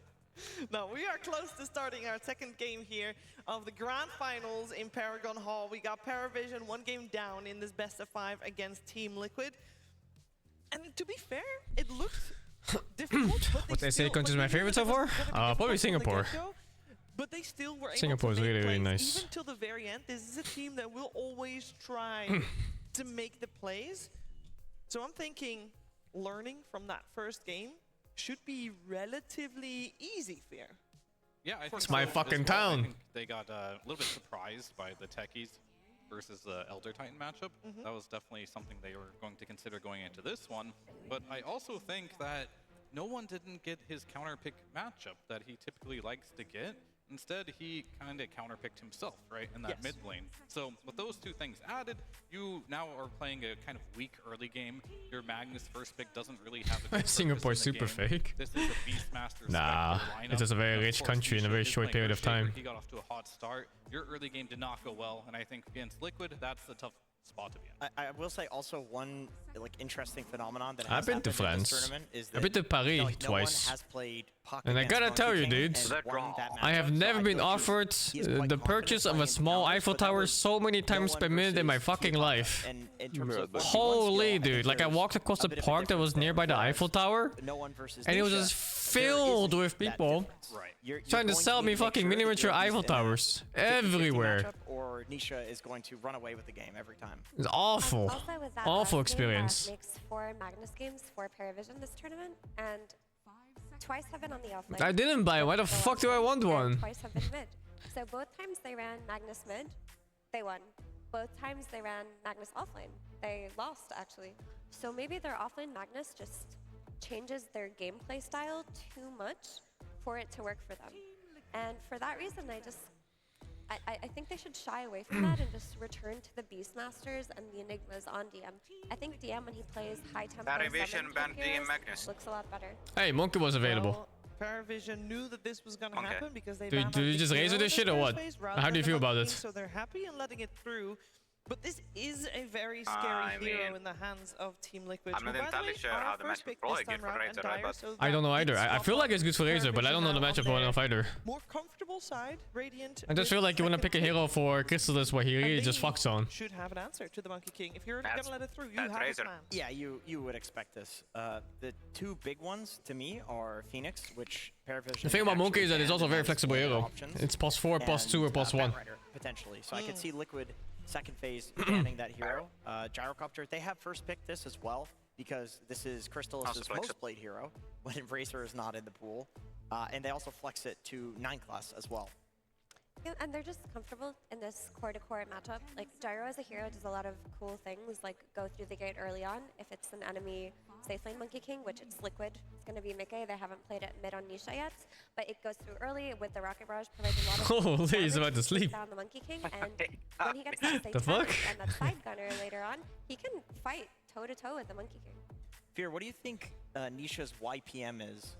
Is what? His yawns per minute. Because I feel like That's this me guy when the yawns games all are the in the time, evening. and when he's yawning the most is when he's playing the best. Well, during the draft, you mean, right? Yes, well, during the game as well. Oh, sure. When he's dead, or is he alive? He's alive. I don't pay as much attention of this to you, so how about you tell me his yawns per minute? His since you're YPM so is astute? it's peaking right now. It's peaking. Yes. And is that a good or bad thing? That's a good thing. He also made it. He also made like 50,000 people across the world yawn by doing. Oh, he was picked apparently in a series before on Insania. Anyway, moving on. Parivision.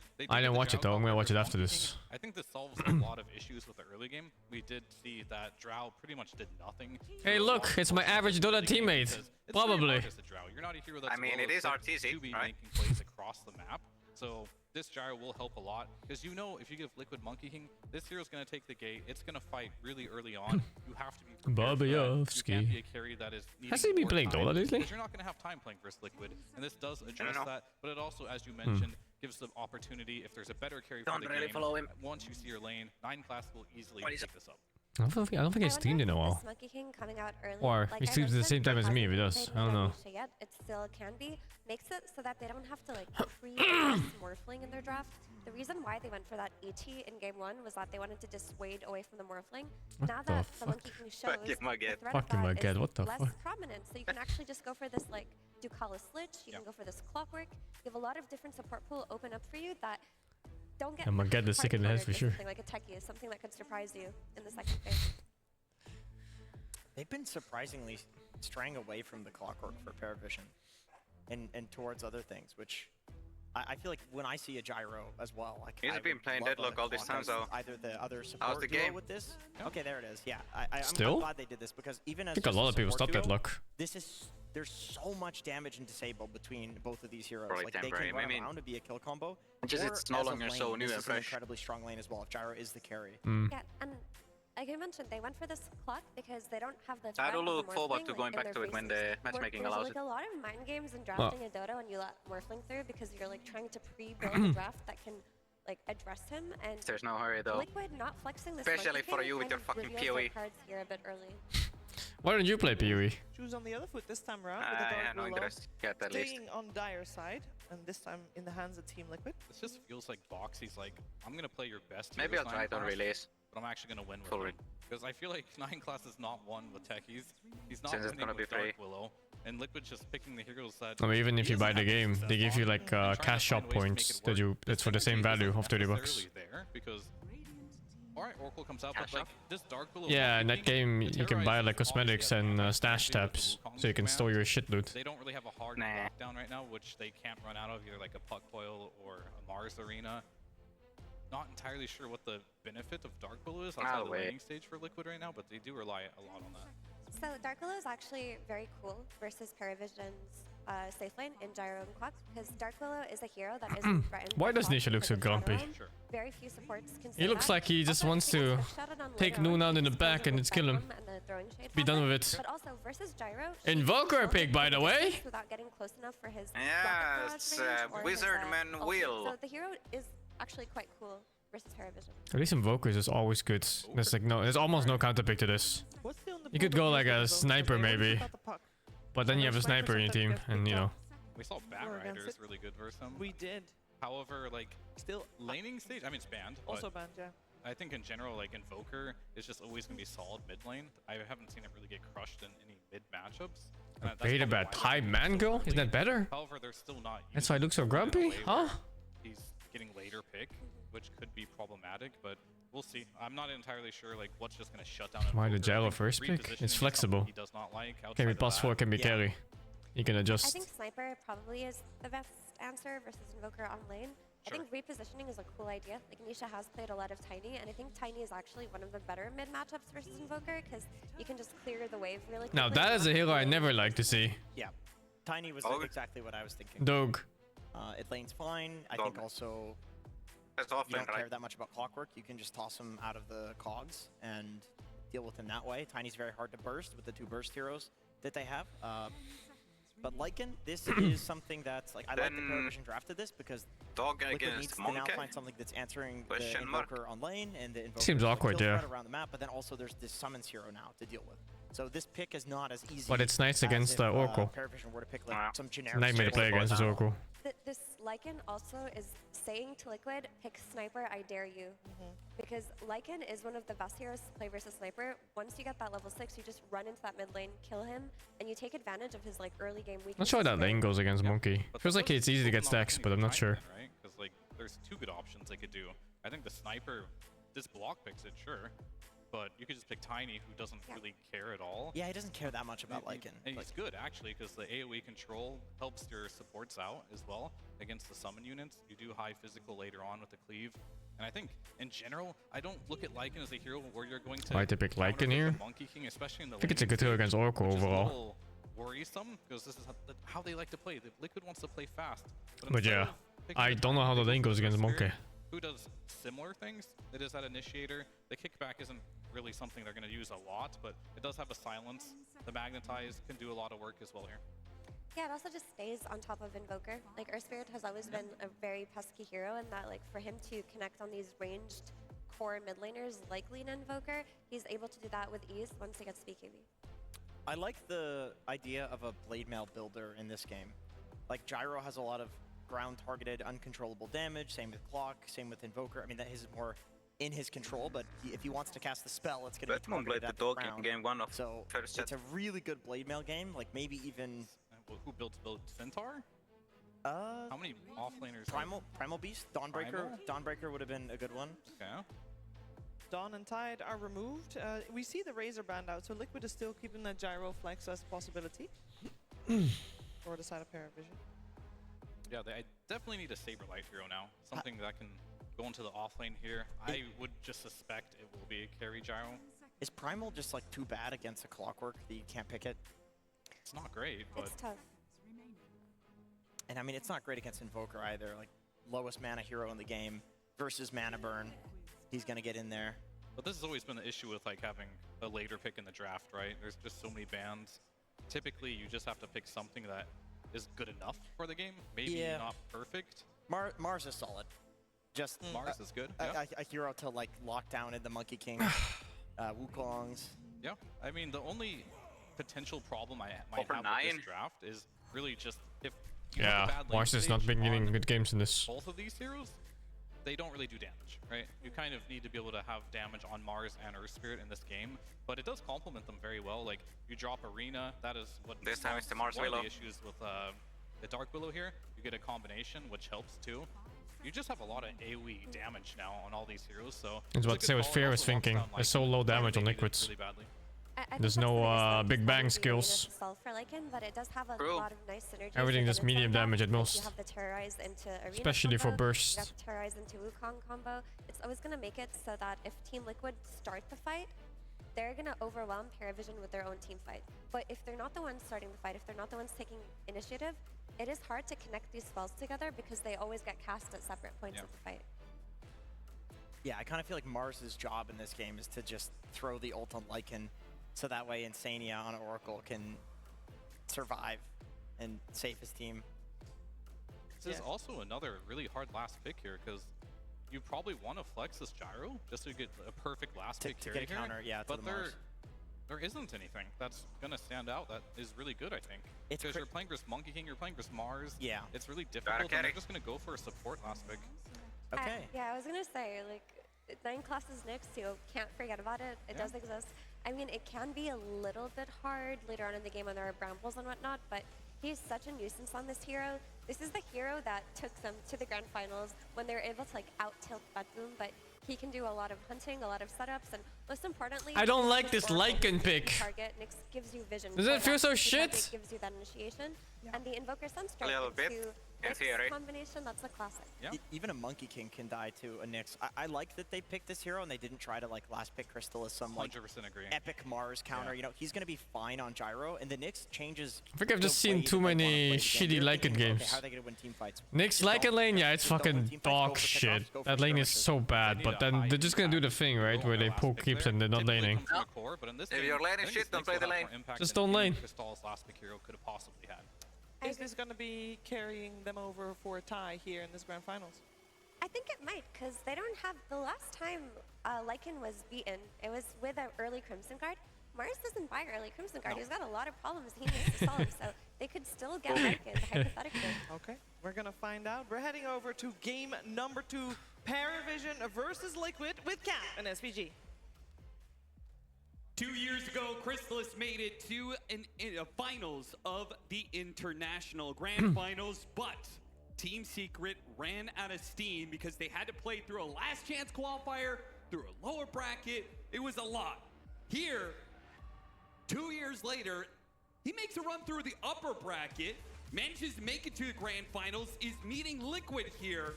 He does not want a repeat of 2 years ago and the 3-0 he received at the hands of Tundra. You cannot run out of steam in this series. That's going to be the name of the game. You're already down. So I have a Dota tournament in Vietnam. Back here, reset that momentum, reset the mentality, get something new They're going. never in Korea, never in Vietnam. To their comfort heroes, right? The gyro for Crystallis, the Nyx Indonesia has one sometimes, no? Get those picks to give you some confidence. Yeah, that was the Bali one. This is a lineup that looks way more robust, right? I just feel like game 1, to be honest, just felt like a bit of a draft problem. I'm looking for the excuse to visit SCA sometime, but I don't want to go to countries I've already been to. Oh, holy dude. Nails 3 of them. They still get the first blood, but Parivision, they're Oh my god, it's a fucking bloodbath. Death of this one on the side of Liquid. Chrysalis. What the f? I went to the get stuff out of the oven. I missed a fucking. You missed 5 kills, yeah. Hello? In this game, I'll tell you that much. He's almost level 2. Got all 3 kills out of that.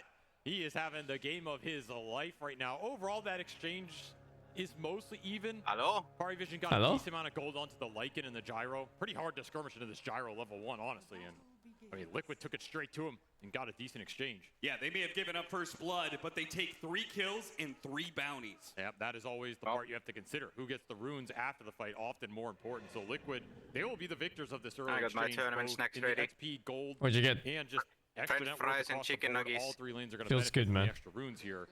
Solid position to start this game in. Boxy's going to complete a Magic with 1 some, and Bracer before the vegan lane even chili starts. mayo. Yeah, he's massive. Like, there's so many stats on this Dark Willow right What now. makes it It's vegan? out of control. Why vegan? I don't know, Liquid they can just said translate it's that vegan, into a fast so I early say and it they're too. gonna be super I happy respect because, it. again, It means we went for it's some comfort picks replace the egg with something. But the downside of some of these, Good like the though. Nyx assassins, that can be really slow. The mid game's a lot stronger. Yeah, that one You is can actually play better map than the more, you normal can do GMAO some of for the some. pickoff game that Liquid did to you in that game 1.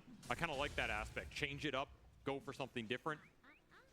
You just have to be able to get there. And already, a little minor step back for them. They'll have to overcome in this laning phase. As 9 class pulling the waves straight into it here. Yeah, classic Nyx assassin.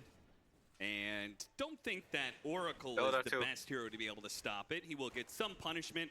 The Fortune's End being a longer duration disable. Most boring point of all of Dota. This Kind of shit right understand here. what This lane's going to be, you know, double melee hero. He's not going to receive any harass. The boots will help him chase the pulls or be able to get the pulls off. Nice little itemization. Maybe a here. necessary evil. I don't think so. No one.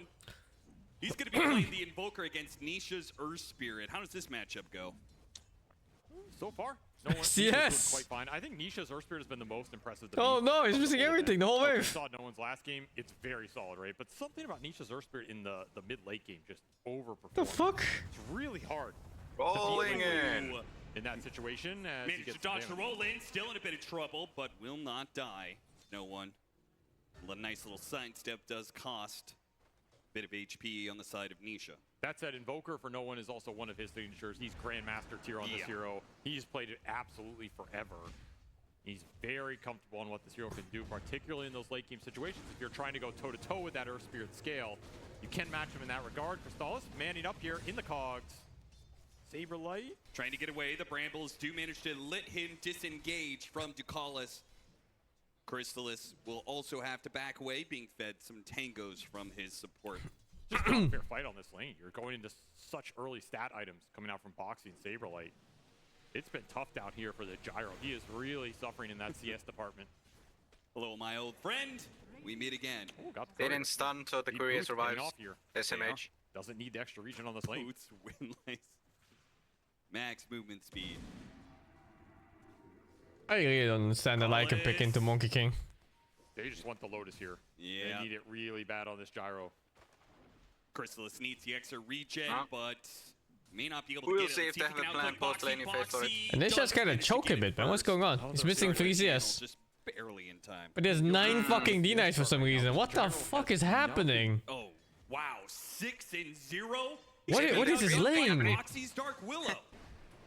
He was being outdone at the start of the game, and he's still being outdone.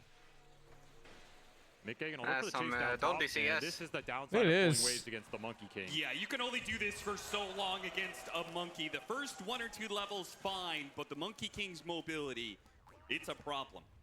Early boots for Mickey and Orb of Corrosion guarantees that chase Losing down 3 potential. lanes. Didn't even need the tree dance to get that anti-creep cut. That is So it's gonna be even worse quite now something. with level 4, and does have that option. So he's got to What come up the with fuck's a happening new bottom? trick. I mean, what do you even do in this lane, actually?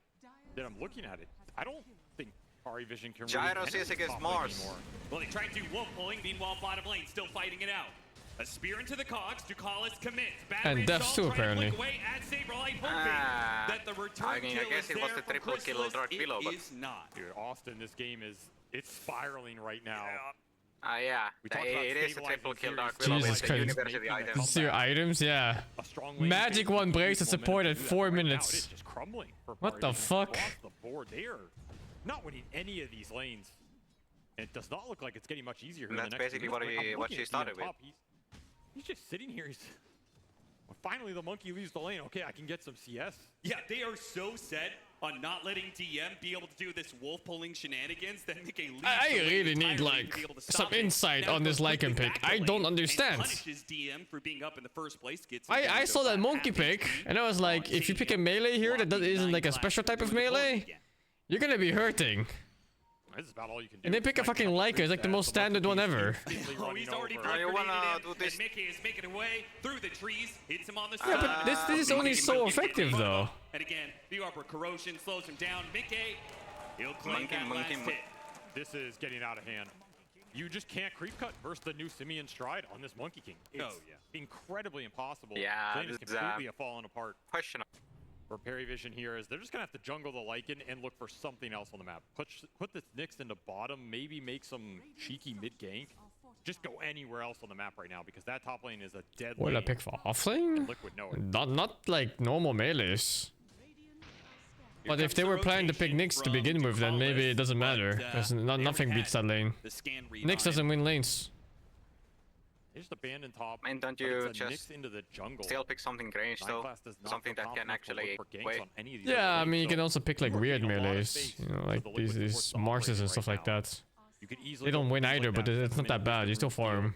Especially with the amount of extra XP Mickey has gotten off this top lane. I am concerned right now for DM being able to hold his own up here. Yeah, Nyx can win lane depending on matchup. Nyx can win lanes if the enemy is like a little fucking vegetable. And just Nyx can win lane if literally any hero can win lane. Maybe take the Yeah, that's a better way of putting it. The tower here with this push. That Wisdom Rune is way open for contesting this. It's not Nith. It is done. The Orb of Corrosion plus the Siege Wagon, it's too much. An attempt at getting the last hit, Insania will manage to nab it. Not even a deny here, as DM is just left to the wolves, some might say. There is absolutely no counter gameplay here, and I think this Wisdom Rune is going to go Liquid's way. They're rotating Nisha over. He has regen to boost his resources back up. You have to go for the trade on the other side of the map. Ducalis eyeing it up right now. That's going to be difficult because Saberlight is going to go back for it, and if he plays it right, I think he gets it. We'll see. The Cogs are going to be able to push him away. Let's see if the spear can land. It does, but Ducalis already picked up the Wisdom Rune. He's going to die for it, sure. He got it. A very important nab. He got it. They are already what the fuck? limited. It would If that spear was like 0.1 second earlier, he would not get it. Nothing else. At least DM will get some CS under this tier 2. He's not going to get Dover killed again. He did play it as best as you can. Why is Nyx perceived as a bad laner? Yeah, his bad stats level 1. His spells are average at best, almost bad even. His cooldowns are long, and he's melee. Parivision over right now. He just doesn't really have anything going for him. Now he has just constantly followed this Nyx assassin. It's good base regen. From the wow. Good base armor, that's it. Foxy eyeing it up. Stalls will escape.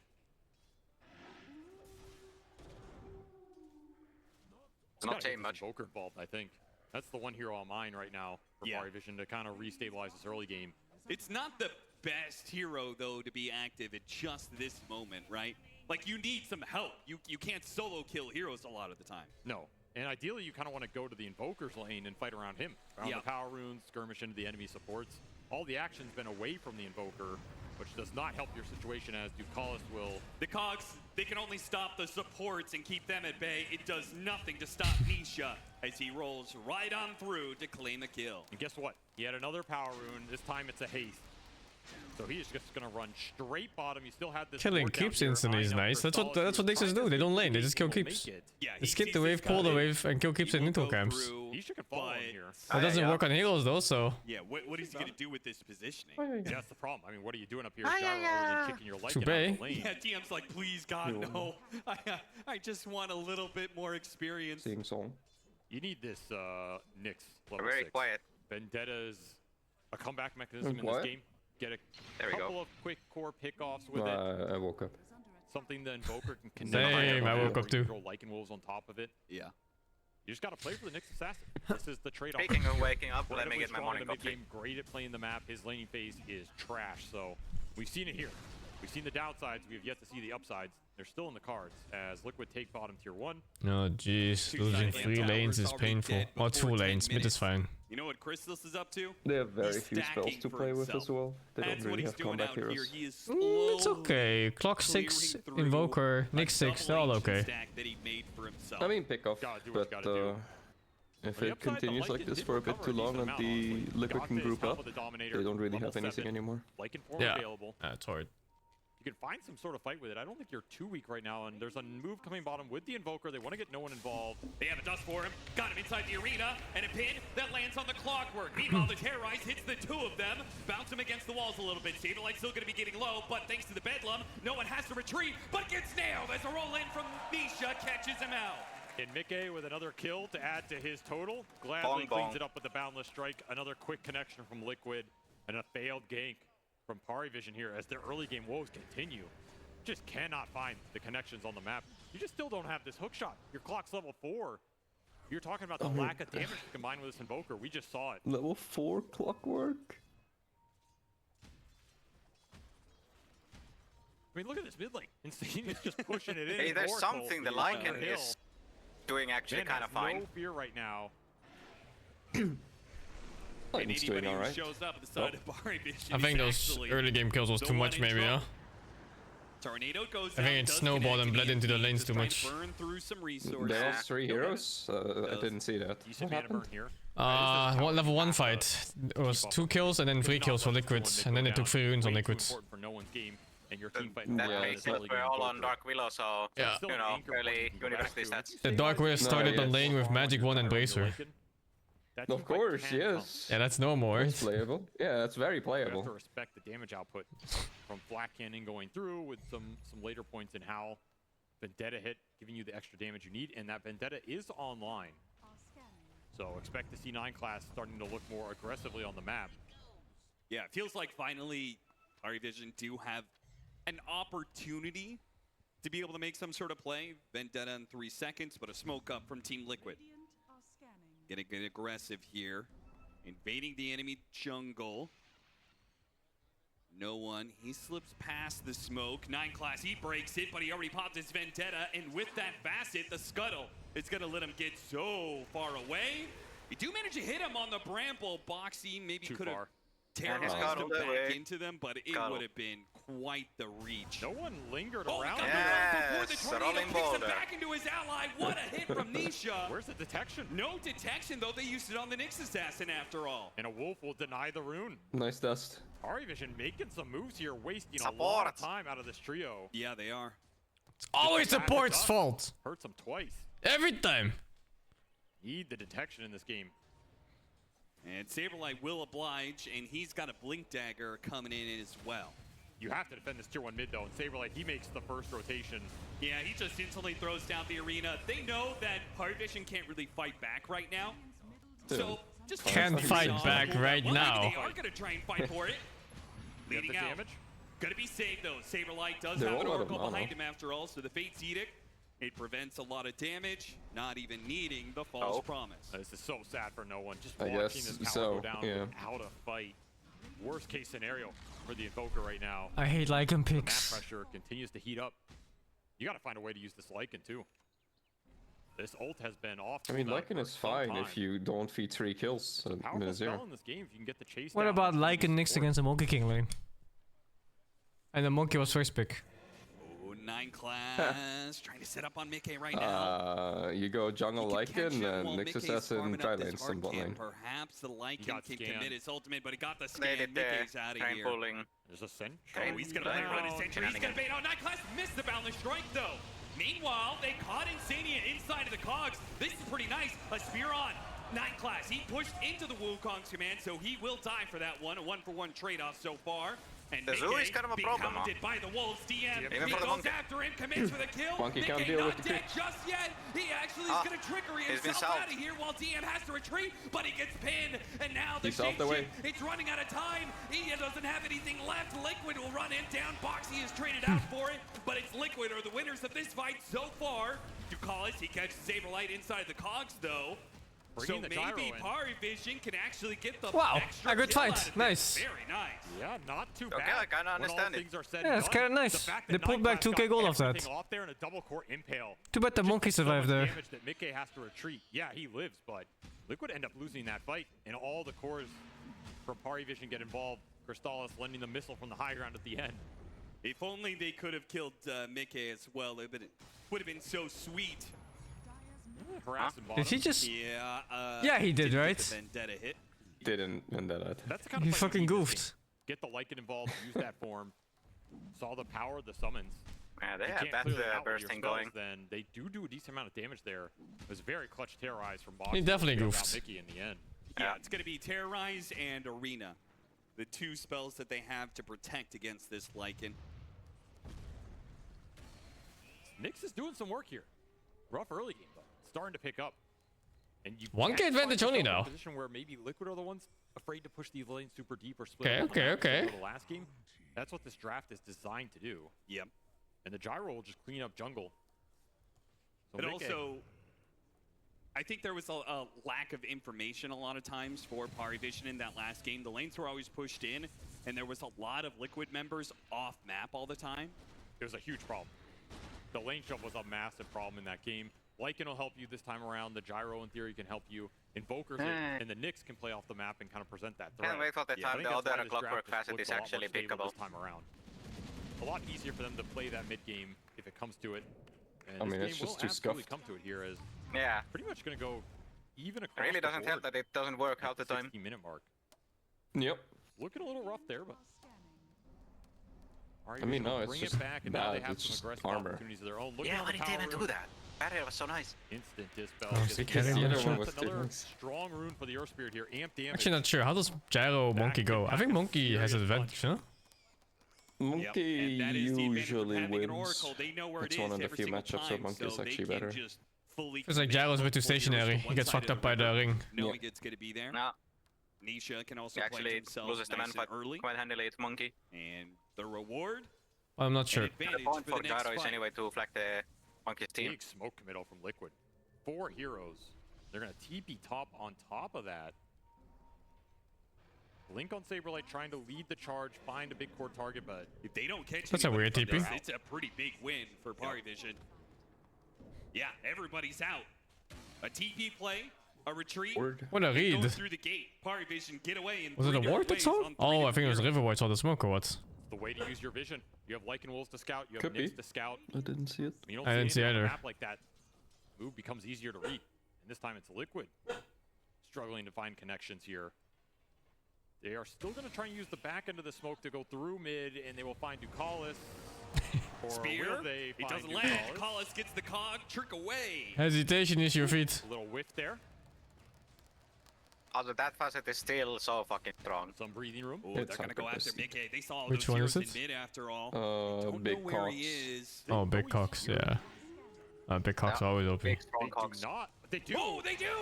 Night class walked Agent through him with the Maker. scuttle, spotted him somehow, and But with he the was hook hiding shot as a into tree and not Insania, on a didn't have tree? the false promise. Good terrorized hit though. Nisha wants to fight. With Amp the damage damage. and the arena, it's locked 2 That's not good enough, is it? I don't think they have the damage. Especially when Orange comes in, which is Gyro. They might, but Yeah, it's not good enough. No, they have less damage. They have really less damage. Especially when Monkey doesn't get the ring on top of the Mars arena. That fight. And he's tanky enough to just sit there and eat the amp damage rolls as Monkey has a 40% win against Gyro. Oh wow, looks like Gyro is better. Maybe it's just too fast. Maybe Gyro's too fast using the Q. Parivision with a huge team Oh fight yeah, win. yes, he gets the movement speed as well. He just runs out. Who cares? People stop taking it. I don't know which one. Oh, Saberlight! Agent Saber! Went to cut the top wave and blinks into the enemy on accident. Fucking shameless cash, honestly. So much out of the last few minutes here.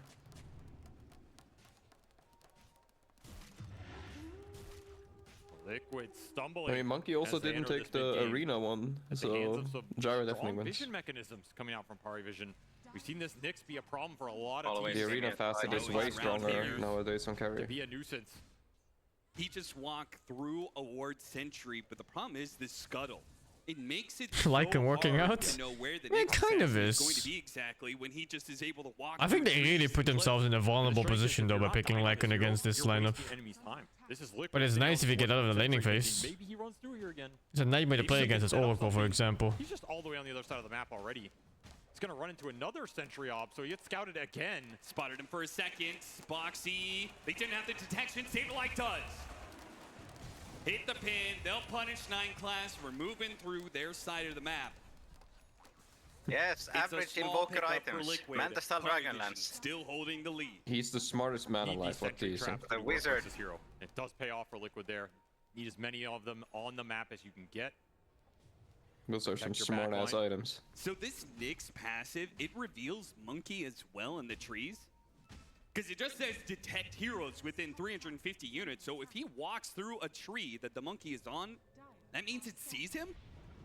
I don't know. Does it work like that? It's usually an interaction I that thought they gave true sight, but yeah, I guess it gives... Maybe it's just vision. Right? Like he Vendetta hit him.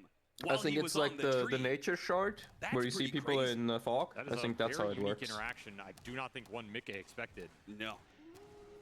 Interesting. Yeah, I thought it was also just two sides. Yeah. I almost wonder. I mean, isn't it called like literally true sight? Like third eye? Nice. Whatever. I don't fucking know. It's a great mechanic, but it's a very good That's a really interesting mechanic. Things like the Mars, right? Yep. Remove a lot of that frontline potential from Saberlight. Now it just makes him a way easier target to go on. You can also break Jingo Mastery, so the Monkey King isn't as much of a threat when you try and kill him. Yeah, we'll see this one again. They definitely do not see him here, and then yeah, the fucking Nyx just see. He just hit him. He hit him with no vision. It just works. Yeah, it's just vision. What the fuck? I mean, 9 classes absolutely turned this game around. Yeah, you suffered a lot in that laning phase. No, that's a double stacked tree. That's a normal tree. Come back and get the jungle farm, and now he's the richest support in this game by a mile. Honestly, Parivision, they were in a tough spot, but this off lane. Oh, I really thought it was just two sides. Same. So much work in this game. I don't play as ugly hero, so I will never know. What the hell? Coming in, they're gonna break on Boxy. Said it. It is actual sight. Holy hell. That is enough. On the left side. Saberlight don't even stop doing anything. You just see the hero normally. Right now, Ducalis is gonna take out from the Earth Spirit, Nisha with his the Lycan house sign is not visible, dude. They cannot see it. You need to see the hero for that. He's on a higher ground. Like this is treated as an extra higher ground, so you can't see the monkey on top of the tree. This Nyx is innate swords. It's like map hack. I mean, it's pretty obvious when a tree randomly appears on your field of view. Yeah. You can't even see the tree normally. Nisha, what's he? Oh, nice spike carapace and instant it looks really fucking funny too. 9 class and his Nyx assassin continues to terrorize and annoy Liquid. Mental damage right there. Make the game as frustrating to play as possible and just wear out Liquid's mentality as you're going to start thinking about Roshan here. This Lycan's game is not too shabby anymore. BKB, Helmet the Overlord, go into that pit, put an Aegis on this gyro, and suddenly 5,000 lead. Fucking Lycan picks, how do they work? How's he highest net worth, dude, after that starts? They're going to be getting how he gets bonus damage against neutrals. And you could throw an Alacrity on top of all of that to let this ranged cleave just go to work. It's going to be an overwhelming amount of damage. Even after this also, the supports are completely worthless against Lycan, to be fair. You really want they are, yeah. Go completely overboard on this gyro. These are the kind of lineups where this hero really shines. He just becomes an absolute beast in the team fight. Mickey is going to have his work cut out for him this game. I mean, he has Lycan nice against Monkey in overall in the game? He is on one of his signature heroes. Because Monkey can't really hit Lycan ever, no? But I am you don't get Jingo stacks from the creeps, so Monkey can't kill them, and his summons don't hit the Lycan dogs as well. It's really the only. Yeah, so you don't stay in the ring because you're just going to walk out. With the BKBs, maybe it's not a bad matchup throughout the game, only laning phase. No, they do not care about Saberlight right now. So it's just the Wukong's command that can really stop this Lycan or this gyrocopter from, you know, just running them over. And I think Insania's game has been really difficult here versus just all the backline jump. You have 2 supports who can get on top of you and help burst you down. You have wolves and summons that can be chomping on you the whole fight. An invisible invoker who's scouting you. Mickey, he gets found by the Nyx mid. This awful power play trend. No, not to overcommit on this. They just have a bit of a poke at Mickey. Now the jump in from Ducalis, trying to catch the Oracle as well. Doesn't get him inside the cause. Right? The false promise is going to have to be used here. Mickey's going to turn on his BKB. Turn it around with the Wukong's command. Parivision walking away. Nisha, meanwhile, hit from behind. Goes for no one. They're chasing after this. Double BKB. And will manage to kill him. Okay. But what about this Monkey King? Has to get away from Chrysalis. Got him inside the arena. Saberlight misses the spear. But DM, it's not just the gyrocopter. It's the Lycan that's a big oh my god, full HP. On Mickey. Trying to run him down underneath the tier 2. They say, okay, he life stealed enough. That's good enough. We're going to back away. Call it a team fight win as long as we get out with our heroes. But Nisha's back into play. A Hogs that is pushing out Chrysalis. He has to run down the river. Liquid ought not to chase him. Neither team wants to commit on the tail end of that fight. Oh, Liquid only supports really the dying. Resources. Mickey able to survive through all of it, even though that Wukong got kited. And that arena did a lot of work, kiting out the gyrocopter. You did manage to land a lot of the buffs on Crystals there. You got an Alacrity gyrocopter. I gotta say, it was a brave choice to hook that Monkey King right in front of an Oracle. He took no one out of the fight completely with that BKB duration on 2 cores. Just no counterplay for him. Doesn't have the defensive capability yet. You have Manta for a single dispel, but no BKB. Pretty strong because they won so many fights in a row. Yeah, I think so too. Lots of confidence going to that one.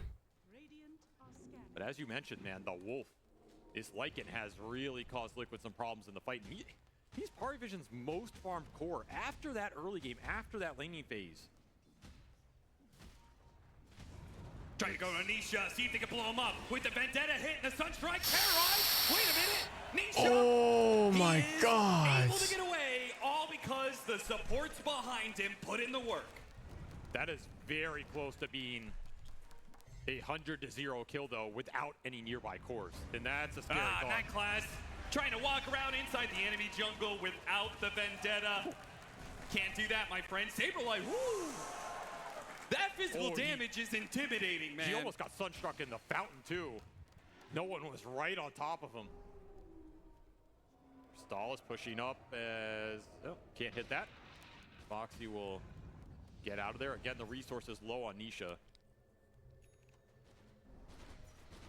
Liquid, it's their turn to be dodging the Aegis. With a minute and a half, Parivision is still going to try and put in some work, though. They've got a mid-tier 2 that's going to die soon.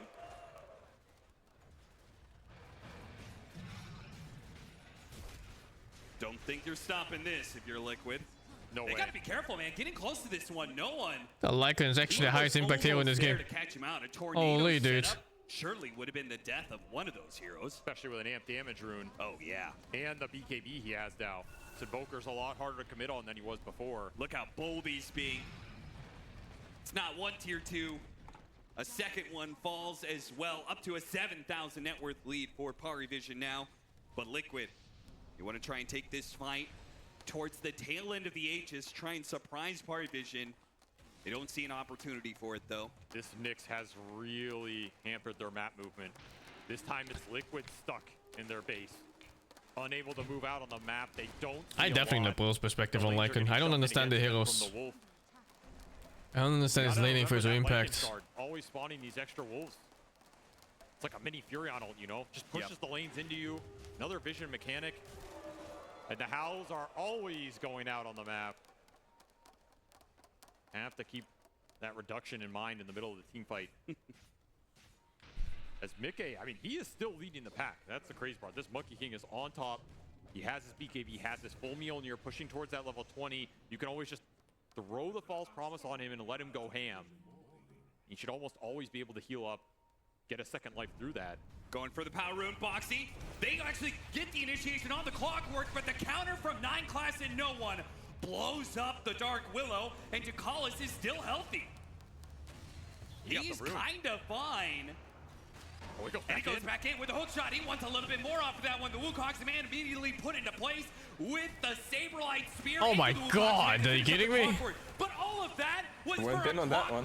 Holy! The team that is now going to hunt you down. No one is pushing forward. Congrats, you got the position 5. Insania. Got the disarm out, hoping to be able to stall his death. Meanwhile, pop out from Mickey, goes for 9 class and does manage to commit. Finish him off with the BKB. Insania with the false promise on himself. Trying to help Mickey. He can't save him. Where the fuck is that ult going? Jump away, but he can't. Wait, a kick, a Sunstrike. Oh my God, dude. No way. No fucking shot, dude. What a miracle He's save out. from Liquid. Oh, he whiffed the fucking gyro ult, you know? He whiffed it so hard. Absolute miracle save here. What's that? As Mickey somehow escapes, and Parivision are left wondering how he gets out of there at all. And with the Monkey King still alive, Liquid feel like they maybe can take a fight. Yeah, they're going to defend their high ground here. I thought he was dead for sure. No Wukong available, no false promise. But that kick from Nisha. I got your back, bro. I mean, it really shows that Mickey, he cannot do it alone, despite the great carry performances he has been having. He definitely misclicked that one. Yeah, I think he fucked up the vector targeting. Isn't that one vector? Yeah, it's Vector now. Yeah, he just fucking scrolled up by accident instead of to the right. I don't know. That's oh my god, what a painful misclick. For lack of a better word. Maybe he remembered it as the old gyro ult. Mickey will live to fight another day. He's so farmed, he's so high level. That is the biggest prize on the map by far. 9 class on a sentry, getting baited a little bit. He does. Might still be able to get a kill. No. Helped tank the Sunstrike there. Yeah, Dark Willow was... He got a little low from that one. This assassin players are shameless. Gotta start thinking about the next Roshan in this game if you're a Parivision. How do you put it on your gyro, right? Every time you run these gyrocopter lineups, you want that second life on him. You want him to be able to frontline with confidence. Goddamn bug. Get all of that working for you. A lot of it starts with Roshan. Every time Liquid get these Nyx pickoffs, they're able to push the lanes in a little bit, get some more vision, work that map control in their favor. And that's a gem pickup from Insania. This is a big one in this game. You need to keep control of this gem so that you can get onto the map and not be too afraid of 9 classes Nyx Assassin, which has caused you so many problems here. Let's go, well, he may not have the Aegis anymore, but he's got a Satanic. This gyrocopter, almost 4,000 HP in a second life with the Satanic active. He is a big man. This is a lot of HP to get through. What item is he getting? Burst to do it. You look at this Liquid lineup. A lot of it's centered around taking the long fight. Multiple rounds of spells off the Mars, the Earth Spirit, the Dark Willow. Where's the burst going to come from to bring this guy down? It has to be Mickey on that Monkey King. You got to make his Wukong command work for you, and you have to keep heroes in it. That's the big question. BKBs level 2 right now are incredibly strong at disjoining the stuns. You just walk out of that arena. You walk out of the Wukong. If you reset that fight, you're in a very good position. Liquid need to make their stuns count. Smoke is going to break on Liquid here. A contest for the Roshan. Finds an opening. It's going to be up on. Did you see him? Immediately Shadow Realm. It was scans, but did he see his positioning? That escape. He is dead. A 4 versus 5 will now have to commence if Liquid want to fight for the Roche. In arena. The fuck? On 9 class, but he blinked out. So that ultimate is now on cooldown for Liquid as well as he can. I mean, the scan is a big area, you know? You don't exactly pinpoint where they're standing. I guess he estimated from the scan plus the smoke breaking. Right. And you know it's up because you had the what a fucking guy. Just go for the objective. I think so too. You have this Granite Golem. No, he was not hooking into pits. Angle was wrong. I think he hooked based off the position where his smoke broke. You have all the buffs you could ever ask. And his fucking brain just drew like a... He's triangulated it or some shit, I don't know. Holy dudes. Simple geometry. Yes. Parivision will take the Roshan. Liquid not able to get there in contested time. Oh my god, oh, they missed everything. They tried for a blind spear on no one. Didn't have the detection. They just spotted him for a moment there. Is this the fight to take in this part of the map? Oh, it's certainly not. Liquid are on full retreat now. Nisha, he's going to be the one. BKB and the roll out. Nightfall. Trying to get him to use his BKB, but he does manage to roll away. He almost got that roll block. Nightfall be farming top by now, just saying. To their own high ground. Their own high ground ward. Best place to fight for them. They can defend against the Nyx invasion. But Parivision don't have to take that bait. They could just push in mid right now. They start could. hitting Liquid's base if they really want to. It's the strength of the Aegis on this gyro and Crystallis. He makes the read. He makes the call. This is absolutely the correct play. The biggest danger is going to be a spear back into the Wukong's command. 9 class. Oh, you can see it from that range, dude. Oh, that's so fucked. There, sitting next to him in the trees. That's so fucked. He's got to be careful of that one. Tornado. They almost had him. He's just demolishing the range barracks. I don't think he wanted to go there about the hit though. And you got to be careful about those Mjolnir without the procs. He's got vendetta damage. Carapace there. You jump in the fight, random Mjolnir proc gets Carapace, you don't get that BKB off, could be a death sentence. Then you have to rely on the false promise here. The butterfly is done for the Monkey King right now though. That's why Liquid are posturing to take that fight. They know how strong Mickey is. In a full-on team fight as Parivision, they're gonna hug the high ground here. They have everything available. Parivision, they have their own Oracle. The Wolves will scat up the amp damage. No one's making his way to his team right now with an amp damage and an Aegis. Surely this is enough an advantage unless they get the initiation. A blow-up attempt onto Lycan. DM activates his BKB, and he gets out of the Wukong's command. So instead they go for no one. No one, a force staff gets him away. And now magnetized and ticking him out. Already killed the clockwork. Doesn't manage to finish off DM. No one, meanwhile, his BKB has expired. He gets pinned. A Bedlam right on top. Holy fuck, the gyro zoning 4 heroes. Chrysalis is being Well, not 5, sadly. The Nightfall. The Jingu stacks managed to keep himself alive. 9class will be the final victim of Liquid's initiation. What a team fight. The target prioritization. Absolutely on point. One kicking 9,000 damage, yes. From Mickey. Just boundless strikes into the middle of all of them. Barely gets that Wukong off before the tornado comes through, and that makes a world of difference. They're able to combine the arena plus the Wukong, instantly force out all those BKBs. Crystallis, he's relying on the second life to do the job here, but the arena blocks a lot of these flak hits. You're protecting your backline. Insania takes no damage. Boxy takes no damage, and then you're able to re-engage. Gosh, the clock and the Invoker just lost like 2/3 HP without even being a target of anything. And you didn't get enough done with it. The re-engage from Liquid on point as Crystallis, he just gets kited out completely. And look at this. Crystal is trying to kill Mickey here. He just does not do enough damage. The Jingu lifesteal easily outdoes him. The butterfly effect, it's massive. They really, it feels like he can't actually win this man fight anymore until he has MKB. Saberlight, though, will get picked off. No.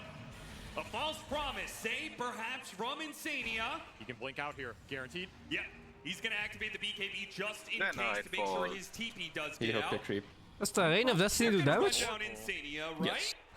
Right? That's a fact. Oh no. Rocket flare. It spots him, but he is so far away. Another escape. Liquid. Oh, Parivision. They're crawling this game back. They are. Parivision had this game in the palm of their hands, and it's slipping through their fingers now. Yeah, they missed a big window with that Aegis on the gyrocopter. These are really important to extract as much as you can. That said, they still have very decent position on their cores. If you get this MKB up on Crystallis, that makes a lot of difference here. Right.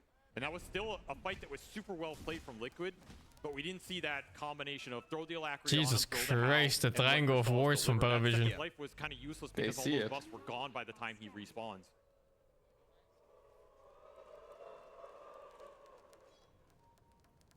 As a result, best part is Roshan will not even be. Actually, it will be bottom side. They'll have vision for Roshan. Which is kind of what they had just 10 minutes ago. 9class. Liquid's looking right now. They're very close to finding a pickoff on the Nyx Assassin. They have a lot of items to help them in that regard now. You got a Hex on Saberlight. That's a huge one here. Yeah. You also Saberlight is a Hex on Mars? Sacrilege. A snipe? Not enough. He lives for just 70 HP. Look at the time being wasted, though. You have Forge Spirits and a Wolf Top hitting your tier 3, so Mickey's going to have to go back to base. Oh, and a hook shot. That is he so runs cheeky. into the brambles with a spike carapace to stop Boxy from getting through the gate. Unfortunately, it wasn't enough by itself. Decalls? Oh, that he wasn't below able is to safe. finish him off. Maybe 9class can. Boxer What a fucking player. Headband puts them away. 9class can still connect. That may not be able to protect him here. No fucking. Fate's Edict as well. What? No What? way. Gaben? How did that Free game? hit him? He's in between the caught. I don't know, man. Liquid are operating on some different level right now to escape these. That's some Gaben shit right there. There's no way that Cog doesn't push. The Monkey King went top to deal with the base pressure. So Parivision Gaben's a knew they Liquid had fan. advantage. What can you do? It is. Maybe Dark Below is just used to being between two cops. To do. Split you up, look for the pickoff, get a numbers advantage. Parivision, it just feels like with all these little things going against them, it's a 6 versus 5. There's a man in the server just pushing things against them every single time. Oracle's second skill doesn't stop the cogs from stunning you fucking baboons. Making a world of difference. Now, it just stops the damage from happening. Stop it. Saberlight, he's gonna find his smoke broken on 9class's Nyx Assassin again. The scuttled up Vendetta Nyx Assassin is too hard to catch. I mean, no matter what happens in this game, I'm telling you, this Nyx is getting banned in that game 3. But seriously, he's done so much work against Liquid's map movement. It's caused them just way too many issues. They just cannot seem to connect on too many of their moves. Another missed attempt from Boxy to catch him on the gate. just so much time wasted, so many moves wasted, so much detection wasted. No. Gotta look towards that next Roshan. It's everything for Crystallis on this gyro. And Mickey, he is very strong around that pit if Liquid can find themselves in a position where you set up with the Wukong's command, but also this Aghanim Scepter on the Monkey, adding extra statues. Yeah. If they could ever... It's almost level 25, too. Yeah. If they could ever chain stun him, they now have a Bloodthorn on DM. So they can make their way through that butterfly, potentially. It's a risk. A lot of damage. A lot of burst damage coming out in the scouting. TPN from Saberlight right in the middle of Heroes. Activates BKB and turns for the kill onto Callis. And it looks like Parivision will accept that. Just leave him behind. Positioning is really hard to fight into there. They were also getting this Hex delivered onto no one. Massive item for their side as well. This is nasty timing because the Roshan spawn time has started. Both teams want to control the pit. Does have buyback on the clockwork if the fight breaks out. Look at Nisha just barreling in with this haste rune. Did not find the Nyx though with that gem. It's on the Earth Spirit right now. 9 class playing out of range. And he's getting a lot of information on the Liquid Heroes. 20 seconds till to call us back up. Mickey making his way through. Buyback immediately. They're going to try and take this fight. Sight the Vice and a Terrorize coming in. No, he got the fear onto the gyrocopter, but a Glimmer came protected. Monkey's in trouble. He's getting bursted. BKB goes out. Oh my God. They bursted down the carry of Liquid. He didn't jump. He fucked up the shard. As well. An attempt to roll away. Where's the damage? Will get some distance. The missile follows him. Liquid will not be able to Wait, is that a kill still? He's TPing on the clock to the left. He's still in trouble here. What the fuck? On the other side. Is he pretending to be a stone? What is this? He rolls straight to the He had no He mana. doesn't have mana to jump. Collect. He wanted to kick himself, but he had no And we'll mana. try and collect more here, so they're just going to run Not down. like this. Foxy's dead as well. Mid-Rax died to creeps during that entire sequence as 9 And 9 class wants even more? No way! NXT. An impale, a tornado, and the final member of Liquid is dead! This Nyx assassin has picked Liquid apart completely. Playing on the outskirts of the vision, avoiding the gem, finding the openings, the backline crumbling to the Wolf and the Bug. As buybacks are forced out of Liquid, Mickey unable to survive the onslaught here. A fight for Roshan turns to a fight for their lives. Liquid.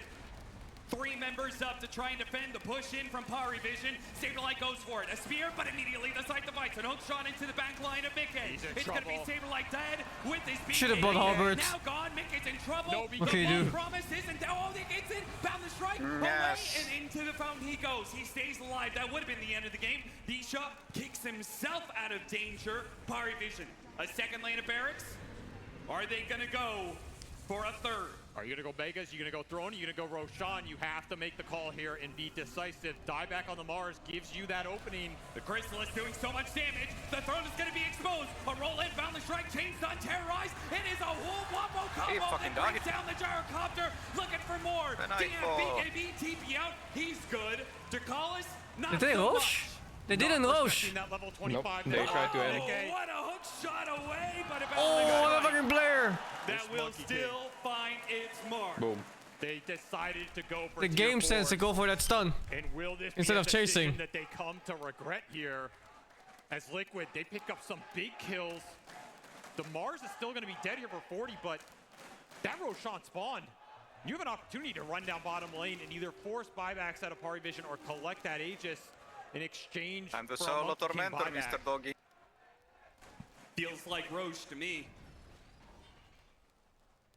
The mobility from this Monkey King is unparalleled in Mickey. He has made aggressive moves. He's made defensive moves. This Monkey Look King at this, charge. look at this, look at this! No one's gonna try and force Megas. Ratte. Forcing Liquid out of here. An immediate tornado goes out. Nisha, he'll deal with no one while his team tries to go still for the Roshan. It's a super smart play. Exert pressure on the weak point right now.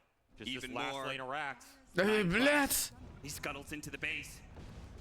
Looking for an opening. They want Saberlight. When that tower dies, Nyx can go in. They want the tower. They want something here in exchange for this Roshan, which is being claimed by Mickey right now. This is a refresher so shard smart. Roche. They're gonna get a full tier 3 for this, exposing the final set of barracks. And no one, he TV's bottom.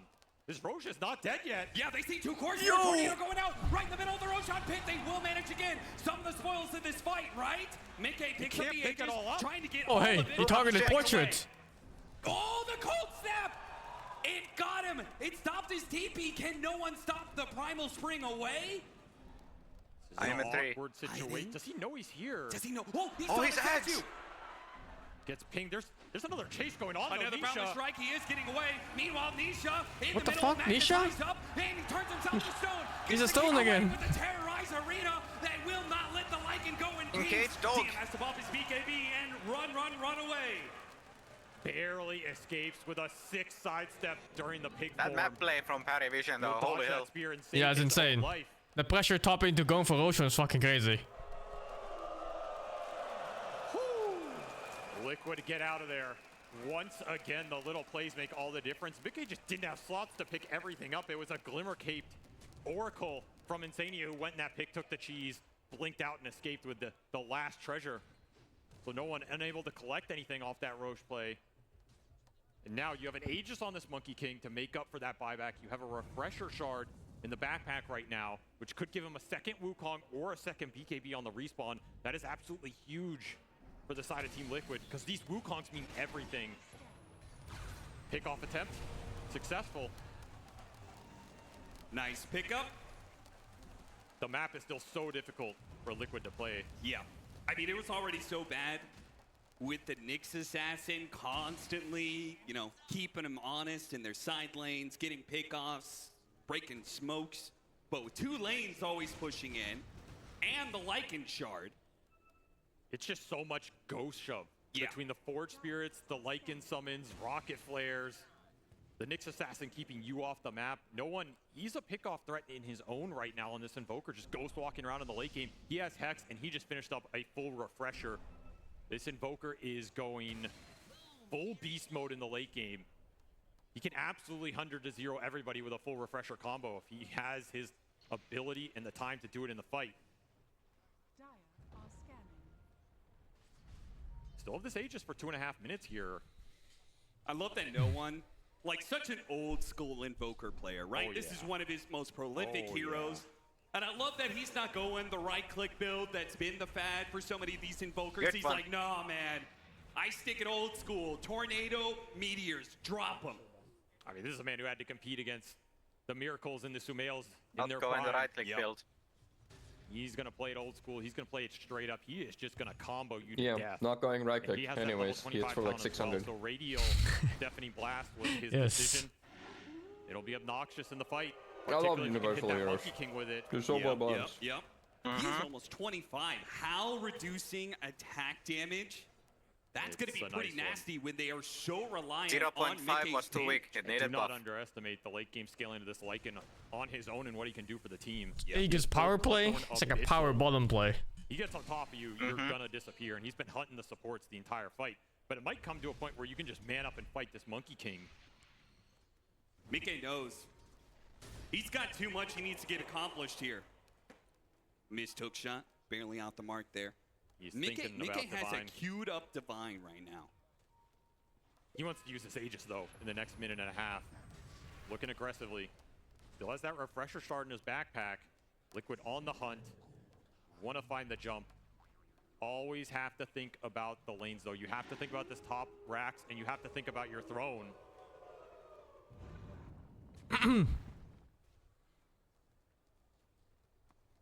Amp damage, Nyx Assassin, hunting bottom. Has his own Sentry Obs here. Feels very safe right now.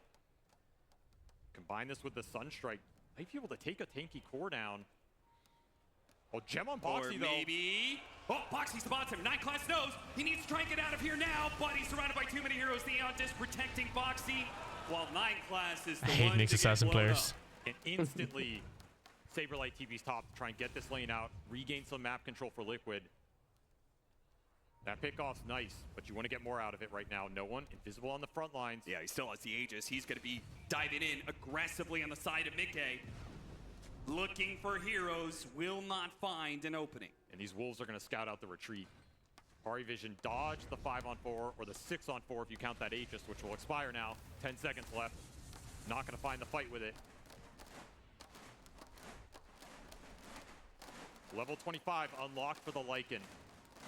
So that extra damage reduction is gonna come into play. Another aspect of this game Mickey's gonna have to fight through as he tries to put this game on his back right now.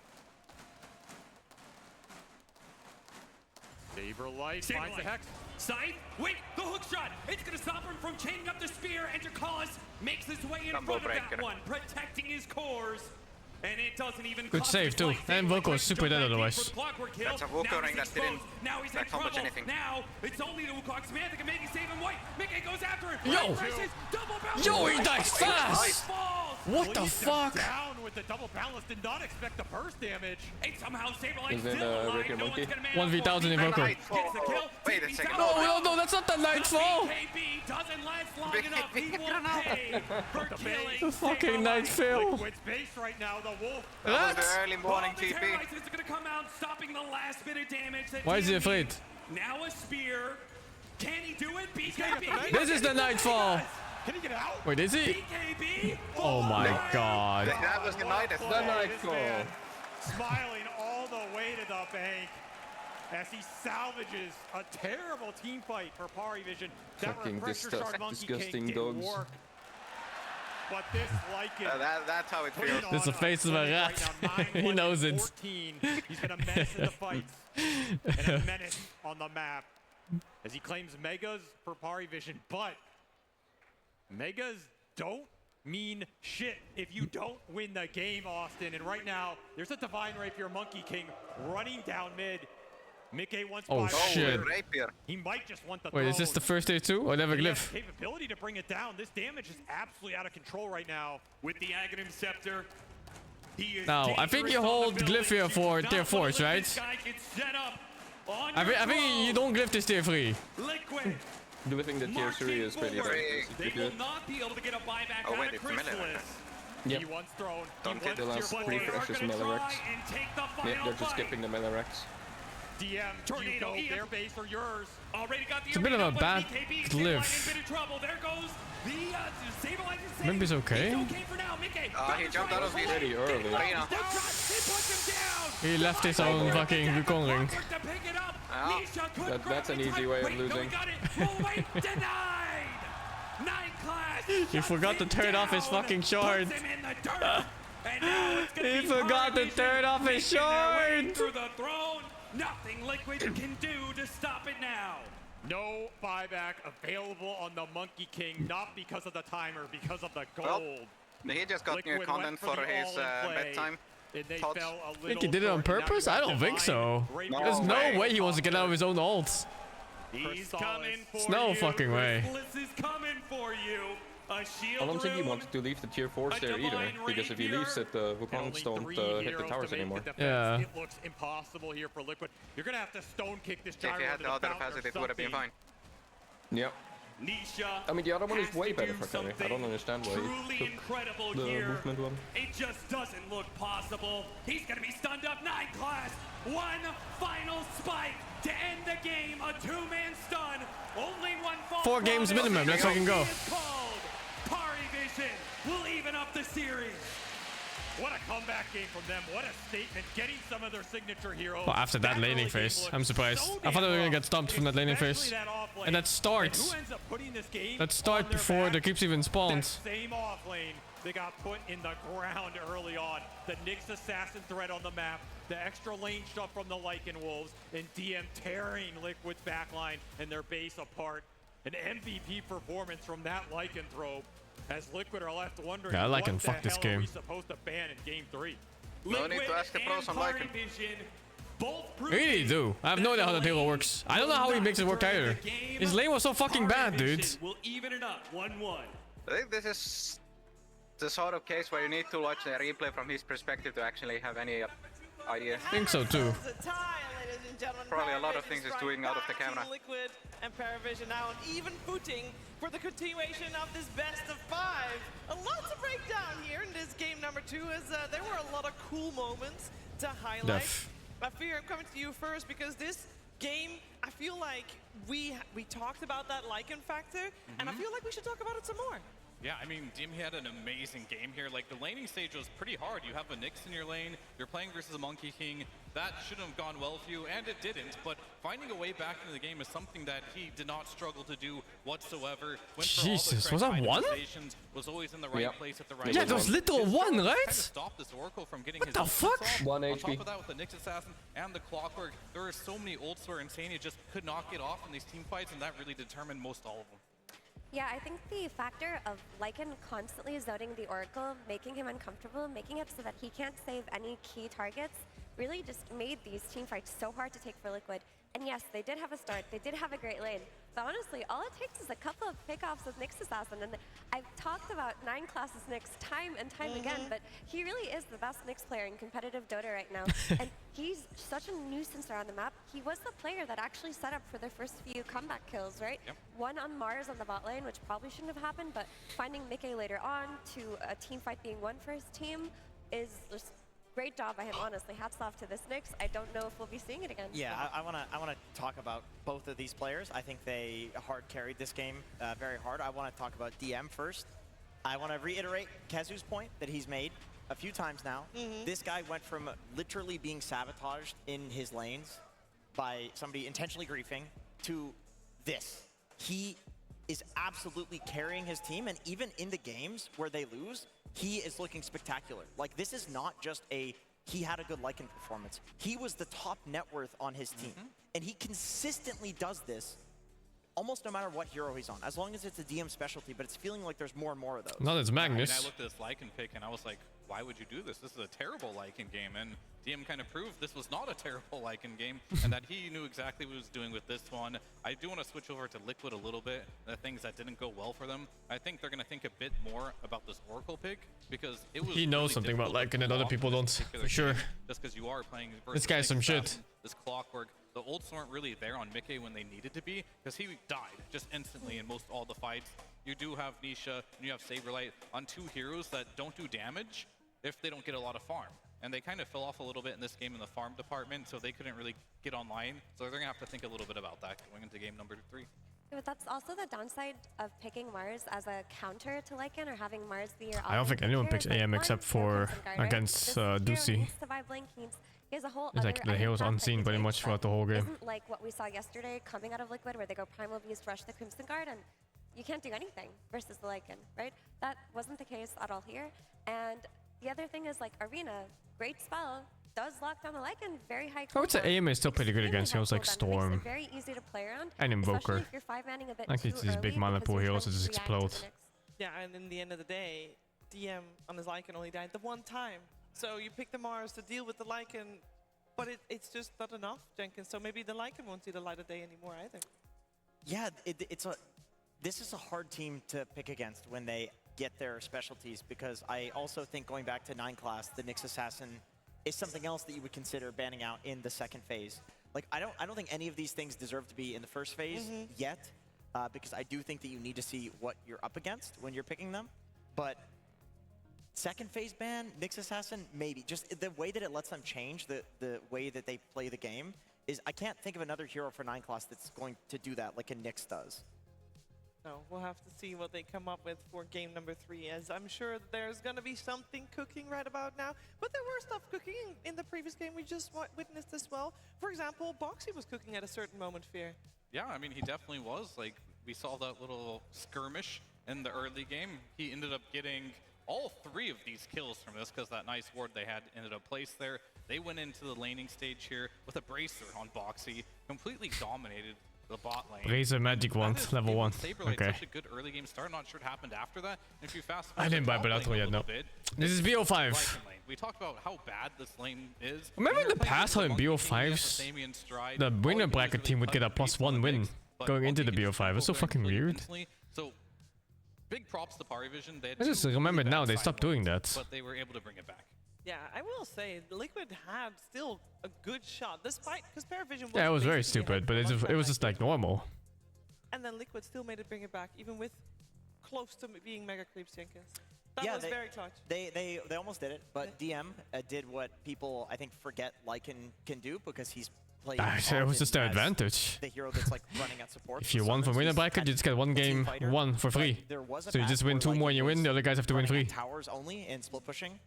He does kill Plans buildings to go back very knock on the quickly. coffin it? So Yeah, probably. I'm happy for DM that he got to have his little like flex at the end there, where he's like, okay, this looks like it's going the way of Liquid. You know, the momentum is going their way. Not if I have something to say about it. Oh, I love that, and I wanna make sure that people that are not here in Paragon Hall know about this as well. So we have obviously the big screens behind us.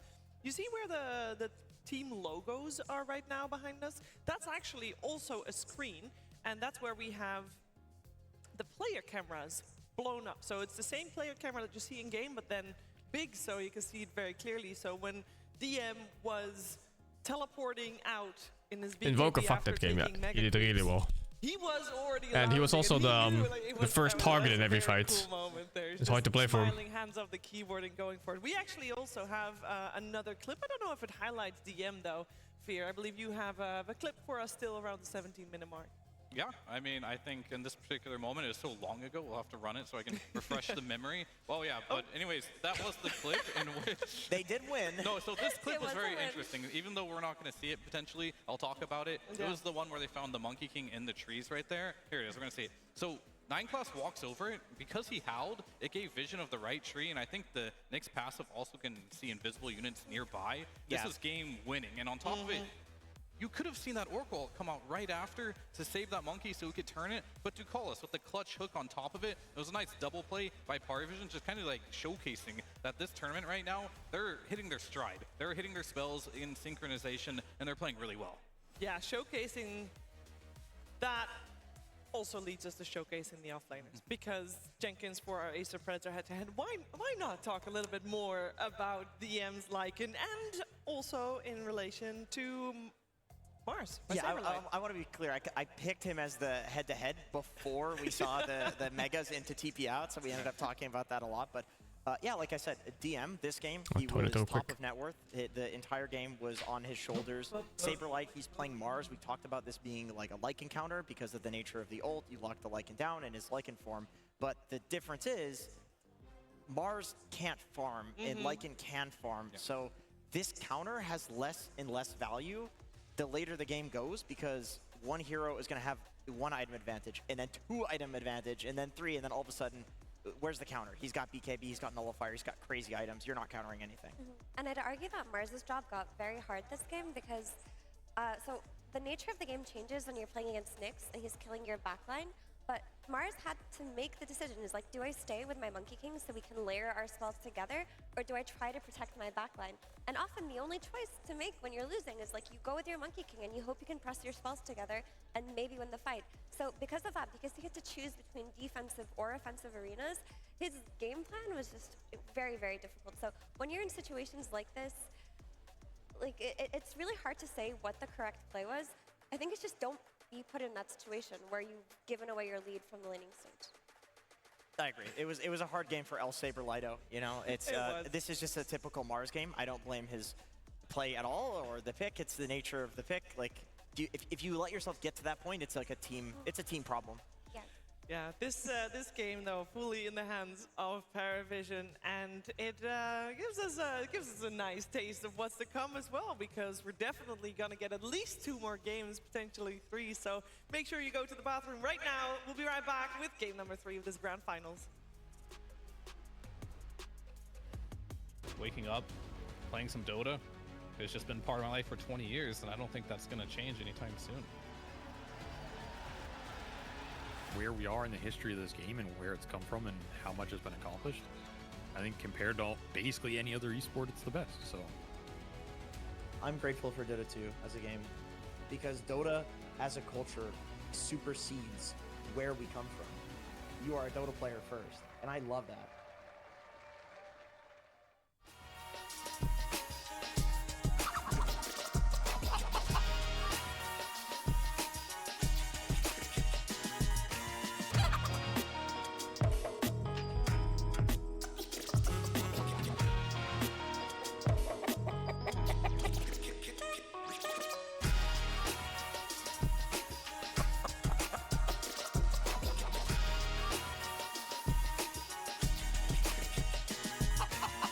The arcane library of Lore Ipsum. Finally, you've arrived. You've been playing Dota 2 for thousands of hours, yet you seek something more. A deeper connection to your beloved heroes. You don't want an analysis of their power, secrets of their magics, explanations of their cosmic mysteries. No, you want lore presented to you in a new light. Each one of your favorite heroes has a past, boring to them through fate, shaping them into something greater and transforming them into the hero you know and love. Heroes which are cursed to a terrible fate, for in the world of Dota 2, any hero that grows enough in power, skill, and experience is fated to fight to the death, brainwashed by eldritch forces to fight against friends, foes, or annoying siblings. But of course you know all this when you play the Battle of the Ancients every day. But what if we could show you how we got here? Show you the history of how it all began. The grand tale of the ancients, radiant and dire. Two halves of the same primordial mind, trapped in an endless conflict that spans very creation, trapped in a celestial prison until they're able to burst forth, land on the broken world below a sentient stone, and bend the will of heroes to fight for them. In this world, each hero, through their skills, their strength, or their magics, shuts out a path of burning destiny, shaping them into the heroes in ways you didn't see coming. So join us as we explore the stories of the heroes you know and love in a new way you have never seen before. See their stories, their secrets, and know the world of Dota 2. Welcome to Tales from the Lore Keeper, which is me. I'm the Lore Keeper, the DHL guy. And for the next episode, I'll be telling you all about the origins of Rasta the Shadow Shaman, airing at ESL 1 Raleigh 2025. What's Raleigh? For the third Is it a city episode of name? the series, you get to vote on what hero we cover next. Choose among the 5 options: Silencer, Lone Druid, Sven, Hoodwink, and Dawnbreaker by going to It is a city name. Where's that? voting for your favorite hero. This Okay, cool episode will now. be aired during Dream Oh, League okay. Season Never heard of that 27 name. to welcome our Dota into the next year with a bang. I will make the splash screens for it.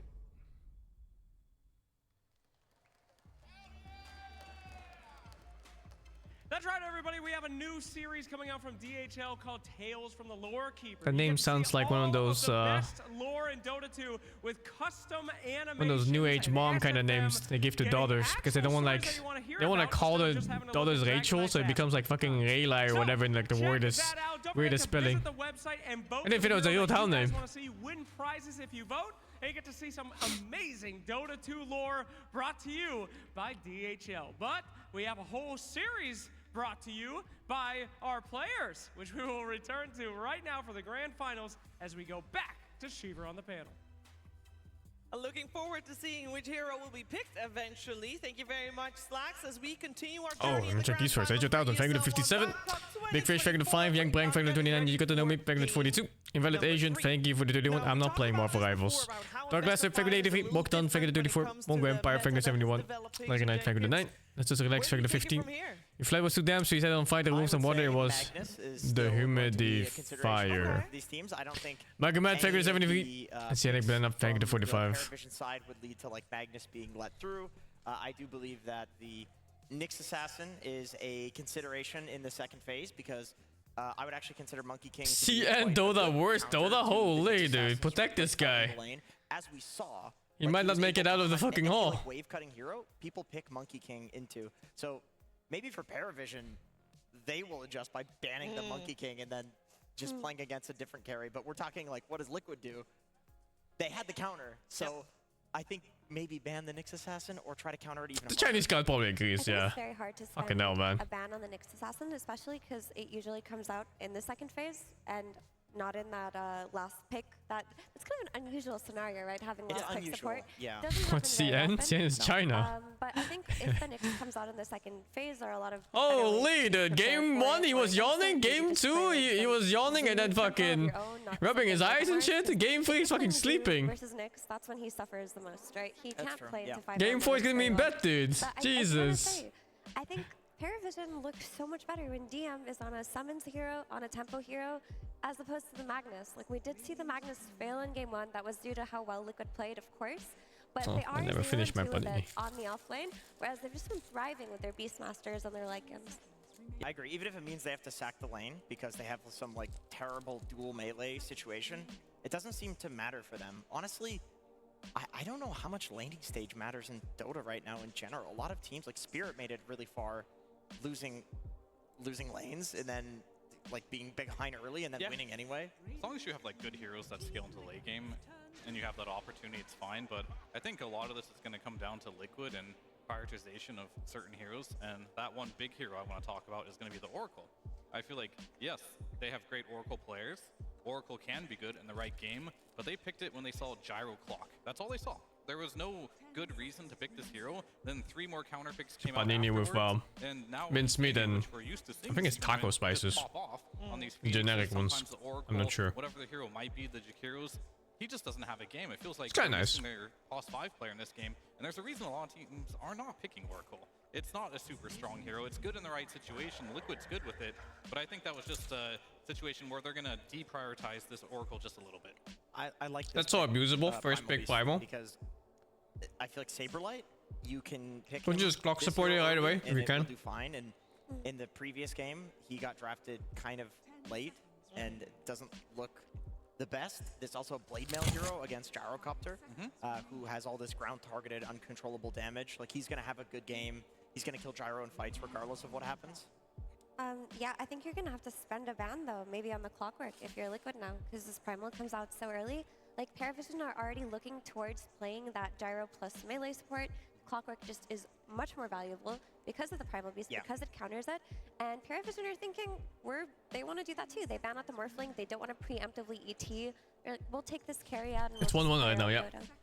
Yeah, no, I agree. I mean, you do get one super close games too. Very carefully, but you just saw Ducalis. He played an amazing It's got to be the Clock, yeah. Yeah, it's really good versus the Primal, so I don't think there's anything that's going to be higher priority than that one. Why is Primal so good? Like the Nyx He's an early game powerhouse. Which also was and he skills late game for his Aghanim. Your break is almost always gonna deserve to be last pick. It did carry the game in more ways. Fuck up something somewhere. I mean, I think he should probably prioritize. And also hope that it's a BKB piercing stun. Primal Beast, maybe they aren't too concerned about that matchup, but I would be like a bit surprised if they don't. I like the Clock ban. I mean, we didn't talk about Ducalis that much, but that hero does rely on being. But that was a phenomenal. I wouldn't say ahead, like, I feel like but yeah, you do have to keep up. Like if you fall behind 2 items or so on a hero like Primal Beast, he just melts.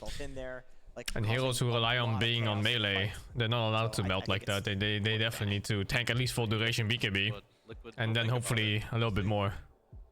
I mean, surely you protect this pick of yours. Like, surely you don't allow its hardest counter. They're using reserve time. They're really thinking about it. Maybe there's a world where they think that it can be addressed by the 4 position, and they just say, okay, whatever. Primal is gonna have like a rough time with the cogs and the game. He does look so tired. Rough of a time in the lane, but the 4 will win. At least get him through the laning stage. Definitely a spot in the draft right now that is. It's not too hard to have a bad start on Primal. Primal can be abused by certain heroes. Yeah, they're using things like clock support and stuff like that. They just fuck them up. It's obvious to this, but there's so much more to think about, especially when you're in the draft right there. You have to be thinking later on how you want to do this. They decided to go with, which is probably the obvious, but they wanted to make sure they went through every scenario so that later on in the draft that they couldn't get the wrong pick. Yep. Right. That doesn't have to be Chris' hero. It's flexible. 9 class also plays it on +4. And you know, it's also just the strength of that pick in general. It is flexible, which means Liquid might still have to waste bans. I say waste, it doesn't have to be a waste, of course, but they have to waste bans on other potential carry heroes like Razor and stuff. That's what Nyx suffers against. They can't do that through Zoo from the offlane because this is most likely Saberlight's. Yeah, it can be a waste. He can still build those early auras and make it so that Liquid. Guys have headphones and earphones because one of them is a noise cancelling headset, and then the other one is for like voice chat and stuff like that. Considered to be good against Nyx Assassin? Contrary, actually? No, she's not. No. Just riddle me that. Every time I say this, Kezu says that this literally never happens in competitive Dota, but this could be one of those. Pick CM so that they pick Nyx Assassin, so that way they have the counter to Nyx Assassin. This is the bait.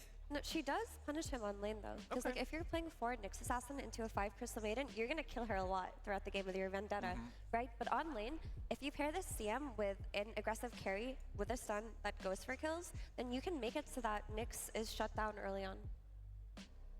I definitely agree with that and snowballing the game, but the only issue that it's probably psychological at this point, right? Because didn't you just lose winning the lane against Nyx, and then he came back in the late game? Yeah. I'm not sure how the game as a whole. CM maybe counters Nyx. Maybe I misheard. And they've identified I thought Nyx was good against CM for the whole game. Changes here and there, probably within the draft, and I would tend to agree with that. I think they were in a position from the this draft looks very familiar, no? They should not have lost this game.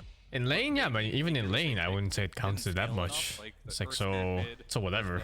The Mars, it's not a great combination, like scale-wise. So perhaps they make their adjustment later on.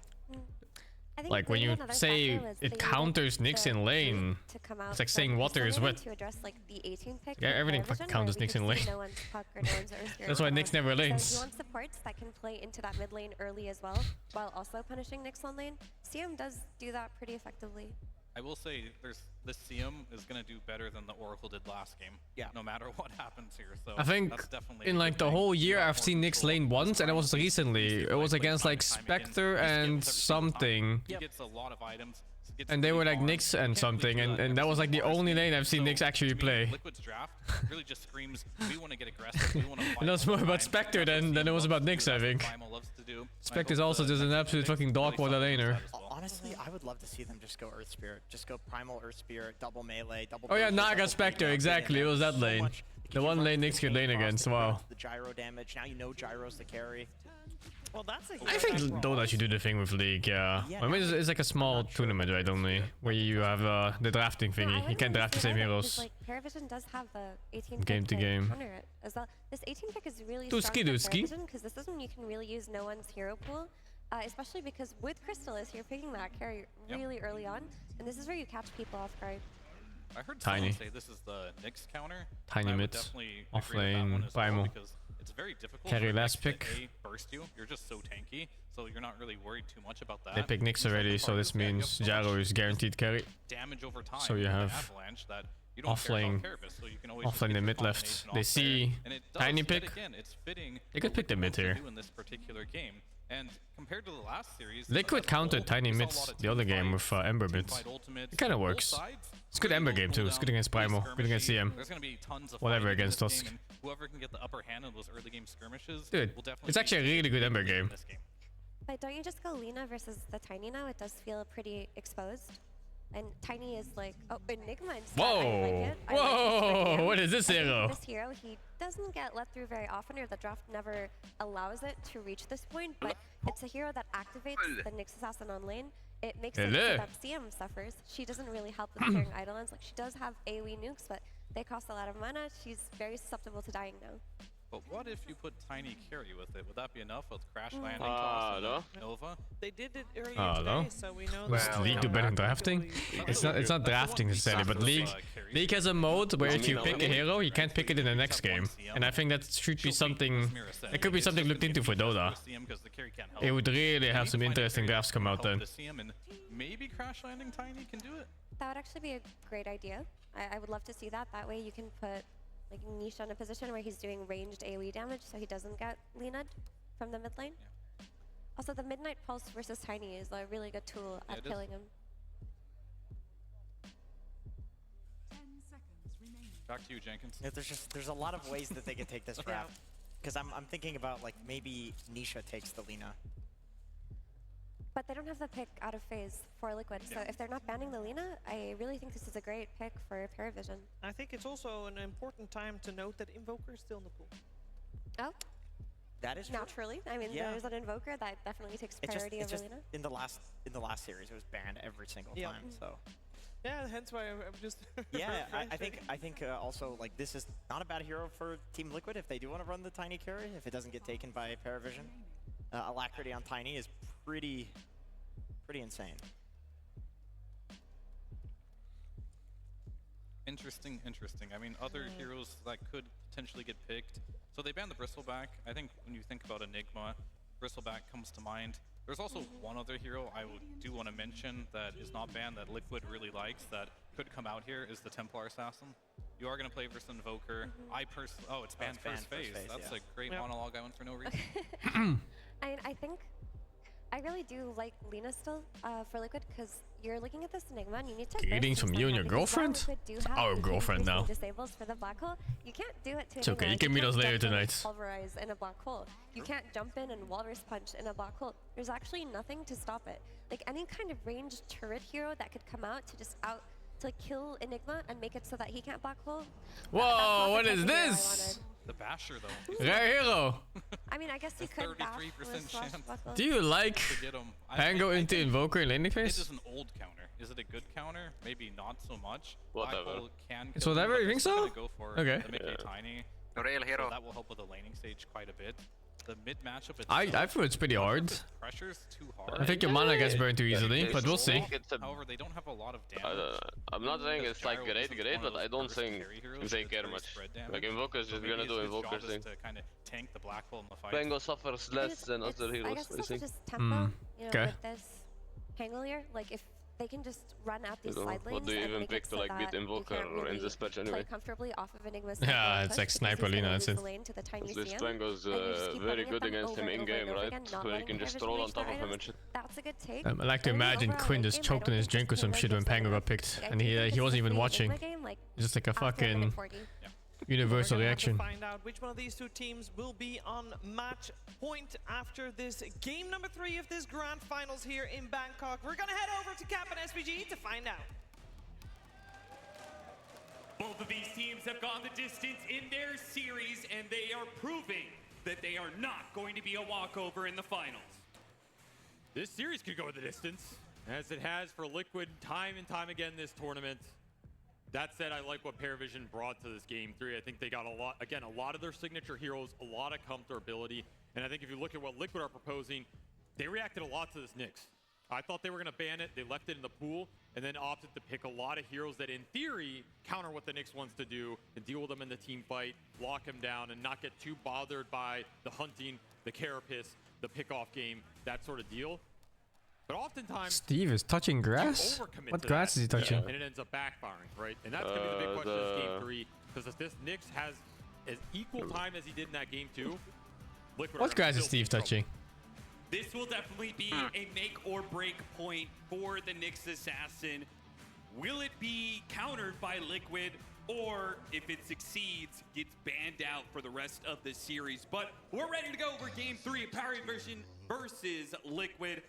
Once again, we're going to see Chrysalis on his gyrocopter. If you notice where the Nyx is standing, there's a bit of grass. Liquid bringing a lot of pace, man. They Probably all 3 of these cores are going to be online early and running at you. That's what they like to do. I'm not sure about Tiny Caddies though. I don't know. And I think that's funny because it's been the game 3 so oftentimes, right? They go the distance and ever since they changed how his attack speed modifier works, it's been kind of ass. Dominant for Liquid. And it's usually off of a pace like this. And it's not like the type of game where you have a carry from mid or offlane, right? Carry Tiny. This hero, I think, is way slower than something like the Monkey King, and sometimes even the Gyro for Crystallis if he can join early fights. You need your items, right? You want to get an item, join a fight, get an item, join a fight. Early smoke on smoke action. Liquid. They're going to find their mark, it looks like, to call this. Is he okay, Undergoddess? Will be the victim, and Saberlight the victor.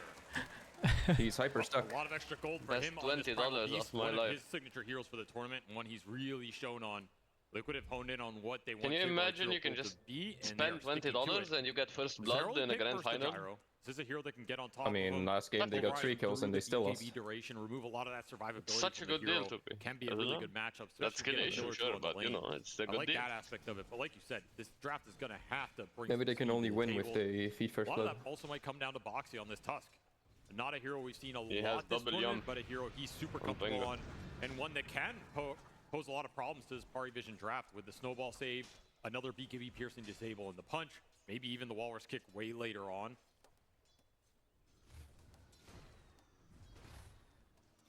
Bottom lane, Primal Beast versus Primal wanted to cut waves because he had the grenade, not the shenanigans. So this time it's going to be Liquid with a double melee matchup in the off lane and trying to pull their way to an even matchup.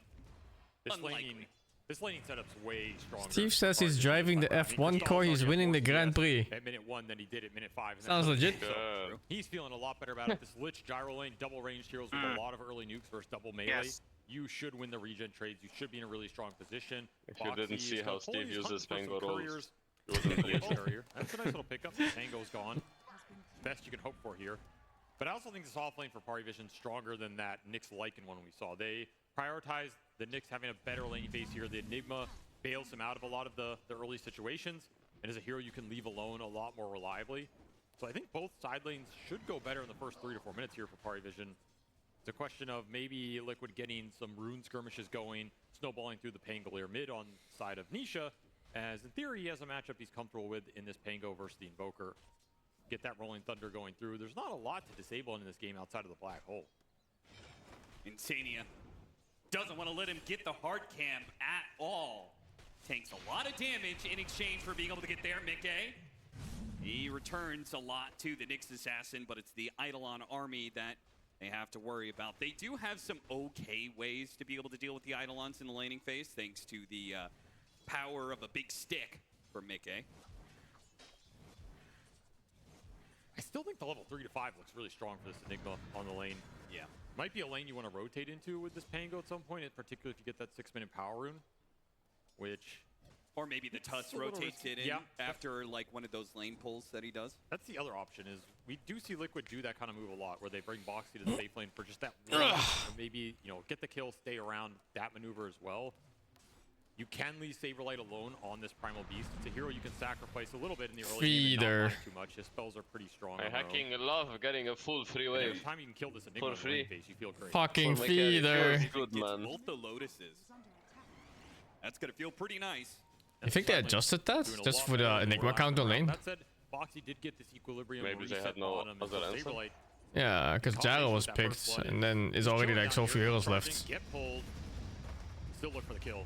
Running down to Collis, he will get one more Frost Blast before he goes. Now Chrysalis. I mean, they could also still like Sven or some shit, but I think they just didn't want Tiny to range versus Invoker. Saberlight really can't do much to help him.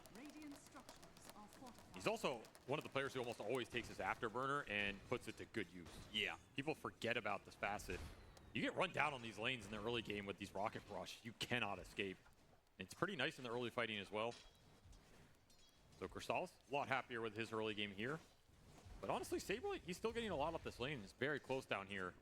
And you always have this all-in kill potential you have to think about. Just onslaught him through, charge him down.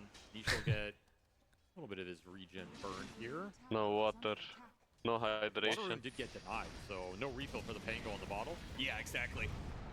9 class, he rotated and took the water rune top. Also gets a courier. Yeah, this Nyx is being annoying, and this time around, the Enigma is self-sufficient on the lane. So when you're getting these courier kills, hunting creeps in the jungle, getting that extra farm, DM's doing perfectly fine on his own. Will feed some Eidolons, but off the lane. No. Better overall setup and situation. Hacking love free money. And I'm still surprised Liquid left this Nyx in. They did. Yeah, he's definitely feeding his Eidolons too much on the Enigma. Yeah. No. It's fine. Like 50 damage. I'm not sure that's worth 100 gold. It was the map. Delicious blueberries. More than 100, huh? 6 times 22 or something. Getting shoved in, being scared to push out super deep. Yeah, it's like cooking 135 or something. Feels good, man. Look at feeding again. At least it's half this time. And your they didn't full split. I don't even know if it's that much better in this game. The Pango gives you a lot more, and this Primal can definitely push lanes in aggressively, but I think a lot of it comes down to you winning the first 10 or 15 minutes, so your cores can aggressively push the map into the side of Parivision. How's he getting away with farming this big cam in front of his face? What is this? Was a gyro? I mean, problematic because is continuing to rock in front of 2 heroes' face? Like that's a big factor in that last game. Was in front of 2 heroes' faces. Scouting and pushing down what can they do? It's Tusk Primal. If they run in, he presses Rocket Barrage and they both die. That was guess so. Going out. OP hero. We'll see how Liquid manages to contend it's with not that, about OP, it's about like the Lich factor as well. Frost Shield denies Tusk stack team. He loves his micro heroes. And it's too much slow for Primal to be able to deal damage with his trample. He can't move. Well, look at the CS difference right now between Gyrocopter and Primal Beast. He's doubling him. Yeah. I mean, it's fucking Tusk Primal lane. It was like 6 skeletons though. But still. It's still pretty bad. And then the offlaner comes and gives your enemy mid laner a kill. Feels good, man. Or the whole fucking village is here and there. Every baboon in the jungle. That's going to be able to stop him from being able to run into Takalis. Takalis doesn't die quite Nice as quickly. gaze. Save Light's still going to be okay for now, but Nisha's Holy dude, every animal of the jungle kingdom is here. A final hit delivers the blow that ends Not his worth. life. Do you know who gets fucked by this? The mid laner. He just has no mana for this fight. Hey, Vogue is chilling though. Couldn't even get the wand charges up. Him and the liquid mid laner. Yeah, for sure. He got fucked. He didn't have mana for ulti there, did he? Yeah, he got EMP'd while rolling. Gonna have some distance to make up here as no one. He's a lot happier with this start. More XP off the lane, free time, early stat items. See how I feel about this tiny carry later. I think it doesn't skill well enough. But we'll see. 600 gold fed already. Nice. 100 gold, yeah. What the? How? What? That's like fucking 32 idle odds he fed. 32 plus 4. 36. 36 fucking idolons fed. I'm telling you, I hacking love getting free waves. Hello, there's barely 36 CS in the lane right now. In 7 minutes. What is that? Like 48 or something? Almost level 6. Ooh. Nice tornado timing there. Nisha gonna get. There's no way this matchup is okay, dude. He just can't escape. I'm saying it's okay. I'm saying it's better than others. Doesn't get to get his shield crash. Doesn't get to keep his mana. And it also eliminates the counter rotations on the map. At least he has some CS, you know. Side lanes with these two other heroes wouldn't get CS. Parivision getting a lot right now. Yes. At least Mickey is making up a little bit of that with some extra Eidolon kills. He's finding a decent amount of extra network. He should really press his rocket barrage. He's full mana. Happy about that one. Maybe he doesn't care because his wave is pushing in anyway. He's waiting. The other two cores a little bit behind. Looking for the 8-minute power. He's farming it. Yeah. But what if he wants all mana and he's waiting anyway? Like, there's no point. And he'll get his mana burn again. Of course. Look how fucking disastrous this is. Oh, actually. Look how free this is. Okay, up, down, left, right. Up, down, left, right, up, down, left, right. Up again. No, now he's sick. And then into front. Oh, the village! Black hole! Black hole! Big wants it. Call it. Nice TP by DM. This tiny build is the most account wire build I've seen in my entire life. Parivision, bring the backup. Yeah, I would report this. And the big ults get the job done. If I saw 2-1 on the carry tiny, or any tiny, I think we go next. Cleaning up the backside with a nice carapace stun on the pain. Why does he have 2 points avalanche on crash landing? Onsliding away, Boxy wants the return. What? Is he actually selling the game? Yes, it's called mid-trading. What the fuck? Oh, they're fucking dead. For fun? You think he's having fun right now? Yeah, he's chilling. It's fun. He's playing Grand Finals for fun. He doesn't care. Oh no. Oh no. Move. The car. Get the rune. The car is here. Nowhere to run and a really important kill for Nisha. Needs to clean up as Double much jump. as he can here. Vendetta in. They do not see 9 class. 9 class? They do. Oh, bolts right through him. Saberlight. He fucked up. His bolt supports in the back lines. No one's going to try and finish him off here while Nisha does claim the life of 9 class, running down no one as well. Saberlight he fucked up the fucking neutral bird. does not stay alive. He tried to keep you out. Nisha get the ultra. You see, free matchup. Ultra kill Easy mid. for a Pangolier. Mid lane. Yeah, looks free. Why ever doubt this If man you on that go mid to lane? Grav at 10 minutes, you will see Pengo is higher than he won mid. Says, where's your mana There's burn fucking now, 5 kills my suddenly, friend? man. You were the one who ran out of resources. He's got a And random it was a ultra kill. sentry in the river that scouted that Nyx that allowed for a lot of the combo play from Liquid. The onslaught through, catching onto this Invoker on the backside, and these shield crashes just added so much extra survivability here. I thought The Nyx carapace here. Nothing, the Invoker would have lived. Have to throw down in the middle of the fight. Yeah. I thought 9 class was setting up the I like how the spike Nyx carapace, just the, almost died from spells not aimed at him. I thought he was going to stop that entire play. He lost like 60% from just random shit. Before he blew everything, waited a little too long. And Nisha just gets way too many spells off. Mickey in some trouble here. 2 supports are behind him, but Chrysalis and the full Parivision team is closing in. And TP in from Nisha, trying to help out their carry. A toss, that'll slow him down. Oh my god, that's slow. Nyx just fucking ditched him, dude. Like he doesn't know the guy. And a rolling ball on the other one. the ball of Liquid and Nisha find yet another kill. 6 and 2. Invoker was like, I'm winning my lane, guys. What happened? Who makes every rotation count. Where are we now? A second punish on this Invoker who was having Why is it so sad? game. No one is now the one who finds himself far behind. And an overextension. It's funny how Tiny's networks is like up 1k just by either one. Too, but that Tiny is just not the target you want to start on. So much HP in this early game, almost 2,000. Yeah. Even if you bring him down, it's going to cost you too much in the process. Let's get a good fight out of it. They're even going to get some good tier 1 tower damage. Creeps are hitting mid right now. Creeps are hitting bottom. This tier 1 probably just dead down here. Parivision, gotta remember what gave them success in that game too. Pushing in the lanes to Liquid. 2 points Avalanche to deal with summons on Enigma. Cost us more damage. Way more damage. Yeah, 1 point does more damage than oh wait, he means like instead of 1 point in E. Says I don't need the invis, not gonna risk my life for it. But even that doesn't make any sense, no? No, that doesn't make sense. He has 2 points Avalanche, 2 points. Because then he would have skipped a point in E instead. Yeah. No, I think if there's yeah, it would have been 1-3-1. 1-3-1 is normal human behavior. Or 1-1-3, you know? It's both more mana efficient and more damage. 2-1 is grief. Yeah, he's definitely gifting actually with that build. Limits your early vendetta capabilities. Forces you to maybe just dive under towers. I think Mika doesn't play Tiny. That's how simple it is. Like if I look at his tier right now, what is that? Silver? Silver. Very few games. Are you sure that's silver or is that plat? Yes, no, that's silver. Fucking silver Tiny player. No wonder, dude. Snowball pursuing. Nisha wants to go for the Rolling Thunder here, but they're going straight into a black hole, which means that Nisha has to wait it out. He is going to be able to come through and hit Is it worth so? Like that black hole? He doesn't manage to get this kill. You're black holding 2 animals instead of a core. Away for nothing. And maybe even Nisha is as well. A toss of the Primal Beast right into the middle of the action. But Chrysalis is joining here. Oh my god, that chain floss. Oh, it just keeps fucking bouncing. He's gonna go for the kill and got it on Saberlight. Mickey slow down. Dude, Mickey sold that fucking. He's not a Tiny player. He is absolutely not a Tiny player. No. This is a Tiny pick when they wanted a solution for Enigma in lane. No, I think they just didn't want to put Tiny mid against Invoker. There's no way he doesn't. Someone played on mid. Yeah, he's silver, so I guess he doesn't. The silver is the worst one, right? Yeah, exactly.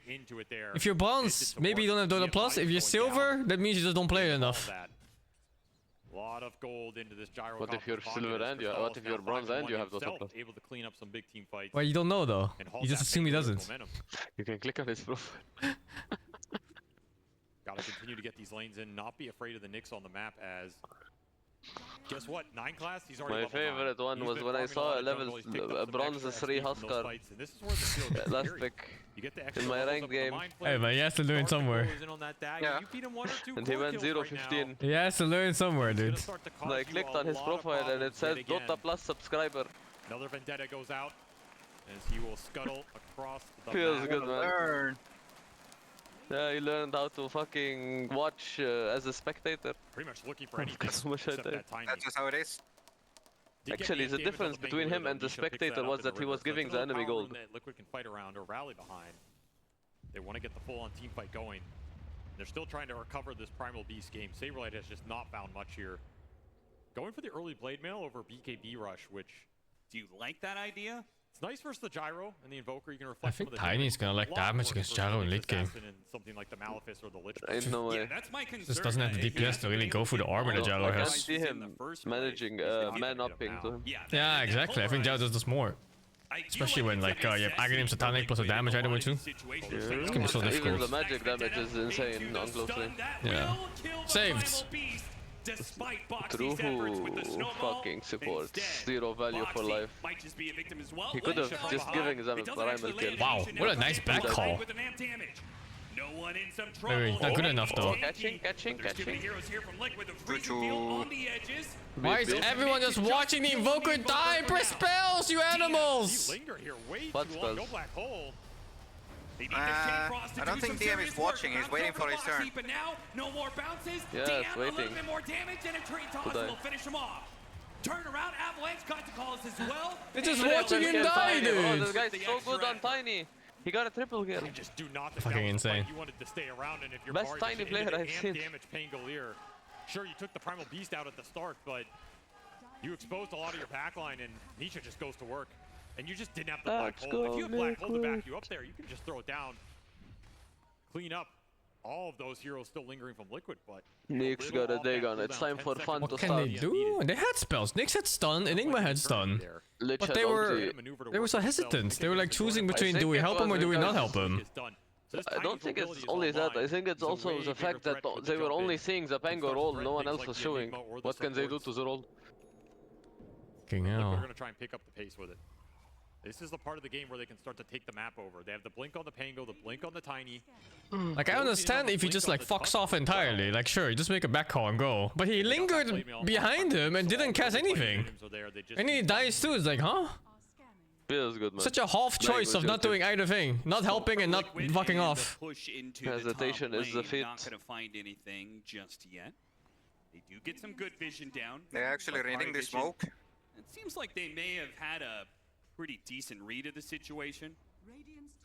Just grouped and playing defensive. Way out of class, poke. just having a poke. Fuck you. They want this gyro BKB. They're very close to it. They just do not want to enter a fight before Crystal. I don't even know what Gyro Nate is. What is Gyro Nate? He can disassemble most items. Yeah, disassembling anything almost. Oh, seems like whatever, no? Fucking IKEA. It's not great. It's kinda good on support because you have infinite drums. Exactly. And you've got the superiority team fight in Every the time you use a hole. drum charge, you just disassemble it and you get it back. A very vicious combination the Liquid are Otherwise, trying not to so be great, no. aggressive into. And that pipe just arrives for the Enigma. So big team fight items for Parivision. Whereas Liquid, they It's have really all these dependent blink on daggers, and they need to find a way to use them. component items The are using initiation at the counts for moment. everything with this kind of lineup. And what's actually look good. for the toss back, look for the punch into the shards, blocking a hero off. You can start on that Nyx Oh, assassin. what? He's going for like a mid-tiny build, not carry. His fate. But you have to be able to see heroes and find them to do all that. It's Blink into Kanda. Untouched here. Smoke. Parivision around this mid lane. I think it's the right choice though. Is it? I don't think he can play carry Tiny this game. Do you really want to go for that? What? Can you win the game off this? If they keep snowballing this well, yes. If they fail snowball, it's gonna look fucked. What do you mean keep snowballing? There hasn't been a snowball yet in this game. To be found, Parivision will find They greener got some fields. good kills. That's going to be bottom lane Nisha. And the fucking Pango has a Echo Saber. We're gonna. Damage instead. Boxy picks him up inside the snowball. Black Hole! That's such a good black hole. Wow, so well played by DM. As his teammates get demolished. Actually, the game's over. I mean, I think this tiny carry pick was not it. There's a lot of AoE stun potential in this Parivision lineup. Yeah, and they're not taking great. advantage of it.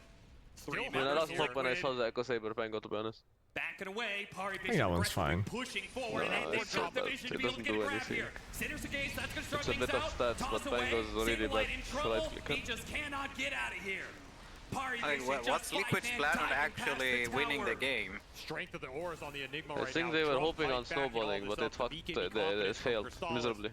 There's just not the 5-man This team fight for tiny Liquid right now. carry They're build he's struggling doing to feels find like ES carry again. It's another situation where Same vibes. Yeah, BKB on that I think it's a bit we worse. talked about it a lot. Yeah, I think it's worse too actually. His initiate is worse, his damage is maybe also less. Like, he doesn't have like enchant totem with no fucking cooldown. Yeah.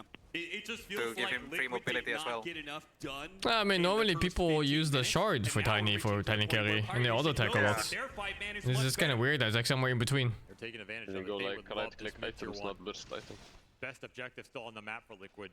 The tower they would like to keep up and like to fight around, keep getting these power runes for Nisha.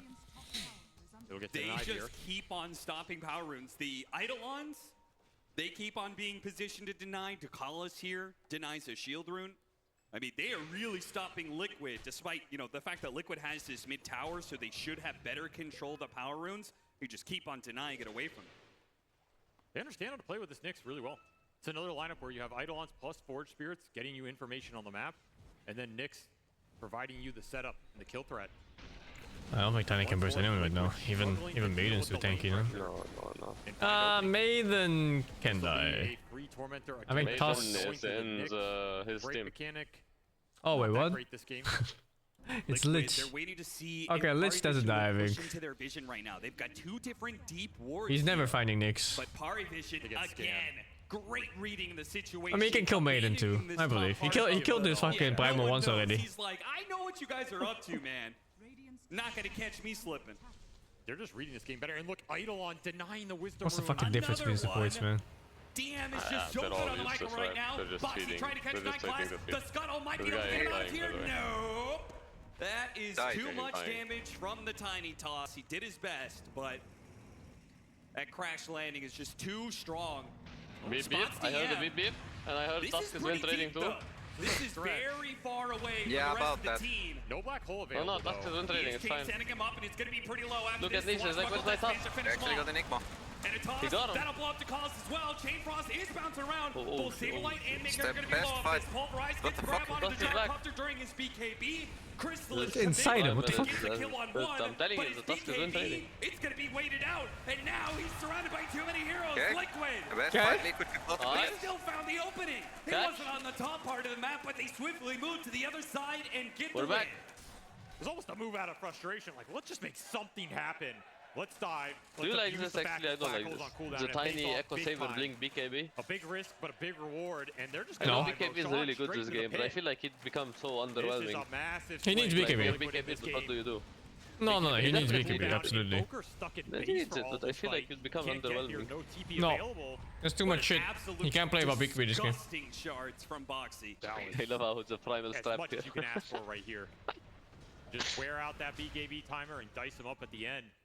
You're just getting outnumbered in that entire exchange. And remember, all of it started with you taking down the Nyx Assassin around that mid lane. Nightclass coming in from behind. He spots two. They're grouped up a little bit. Is he ready to jump? Is his team ready for the jump? They managed to get the stun. A toss away attempted. Oh my god, that fucking toss. What a gamer. He's a tiny player. Best tiny player I've seen. A tiny player, yeah. As Nightclass almost finds a huge pick off.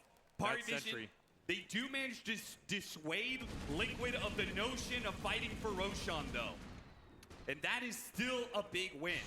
They might fight this on the side of Liquid. Wait, Liquid didn't get the Roche. I mean, they've got two members on the other side of the map. Yeah, they really only have Tusk. And you have to know the black hole's back on. I mean, before the replay, they were all walking towards the Roche. I don't think they take it fast enough. So like, you don't have the physical right click to take it down that fast, and you're up against a lot of AoE. To me, that was not Liquid's Roshan to take. The team fight is just not possible to win, I think, without Rolling Thunder. Right, that has been instrumental. No way, you're fighting without that spell in this game. So as soon as it's used, yeah, it saves Nisha's life, but the damage is already done. We'll get you to your BKB on the Primal Beast. There's a big missing component in this game. This will let you man up on that Gyrocopter a lot more. It's going to force you to be a bit more selective with the black holes. Try and catch a couple of these big core targets, get that Midnight Pulse to chunk them down. Another fight for the Power Runes. Another annoying play from Nightclass. They do manage to finally get Nisha a Power Rune. It felt like it was just never going to happen for the longest time. BKB's arriving for Liquid.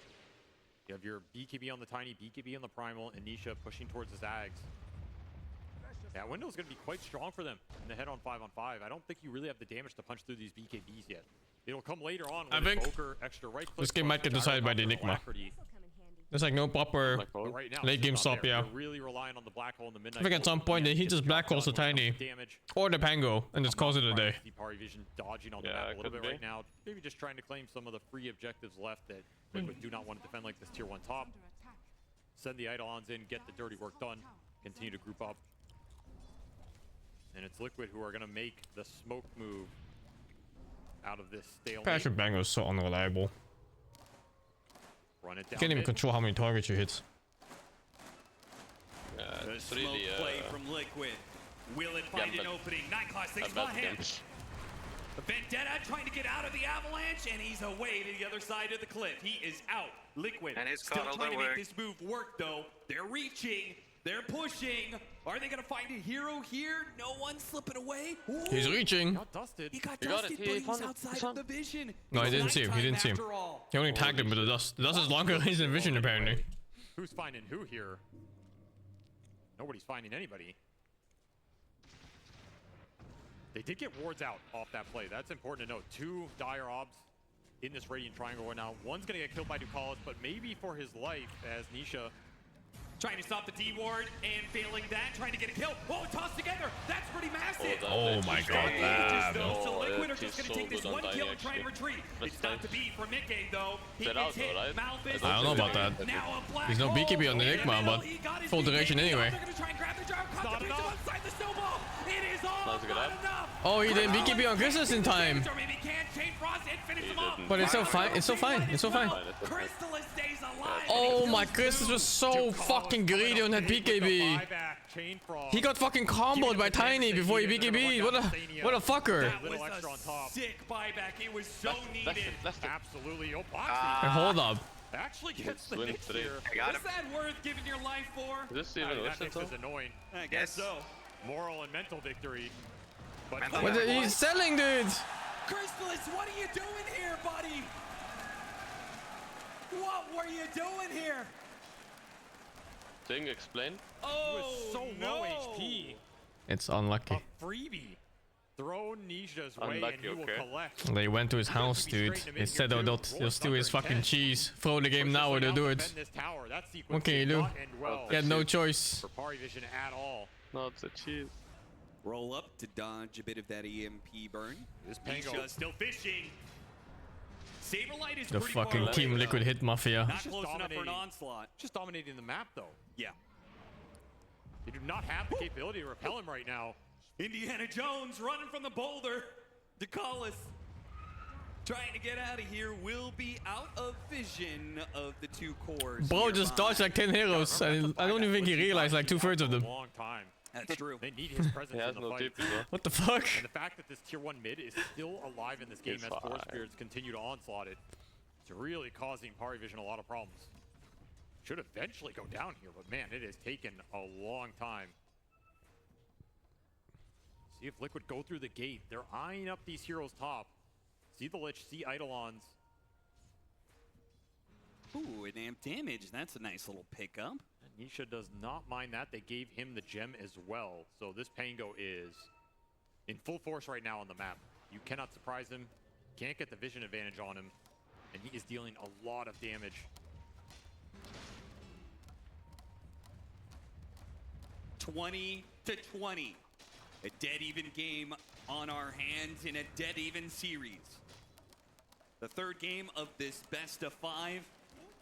And it feels like the game is going to break open one way or the other in this next fight. Question is, when is that fight going to happen? Where is it going to happen? Roshan still not for another 2.5 minutes. Liquid, it seems like they really want to force a fight before then. Is he really trying to set up constant aggression, but more information. Rock, it lands, and an onslaught, now a pulverized grab. All this just trying to delay no one, but the rest of the team, they're going for a different kill. They're going for a kill on TM, and they certainly got it. It's all a distraction. They get the bigger prize. Enigma off the map for 45. Parivision looking at their Invoker. Oh, what is this mass TP? Do they know he's up here? Got a grab on him. Sunstrike coming in. No one with the BKB on cooldown. They want to get this commitment on a Saber. Fucking hell, dude. Well, I didn't think that was going to be a kill. Good read. BKB cooldown. Commit in. Not a part of the map Liquid are likely to have other heroes or defend at. Like you said, they were all going top, I think. Fucking offlaners in their feed, man. No one had other plans. Yeah. Offlaners are basically supports. Yeah. Invoker's starting to get pesky on offlaners really are just glorified supports. That's really caused Liquid's issue this game. And a Courier Snipe for 9 class. Offlaners are different from supports. It depends. Usually no. Supports don't value their life. Blink back. Meanwhile, offlaners value their death. Another level on the Dagon. And finally, that tier 1 mid drops. Seriously. It's different. And that opens up the map quite a bit for the Nyx Assassin. When he's playing aggressively, he can move through that deep on that middle lane, perhaps. And now it's Parivision buying the gem. They're getting tired of this vision advantage Liquid have had from the earlier smokes to this side of the map. You're still looking at a lot of dire wards in these Radiant jungle areas, just scouting so much.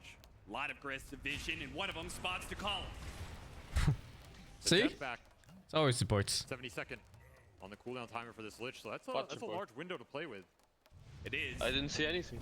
Liquid They want to see if that is the first domino to fall that will lead them to a Roshan pickup. Parivision grouping up, making sure that they don't give away any more free kills. They'll take Tormentor.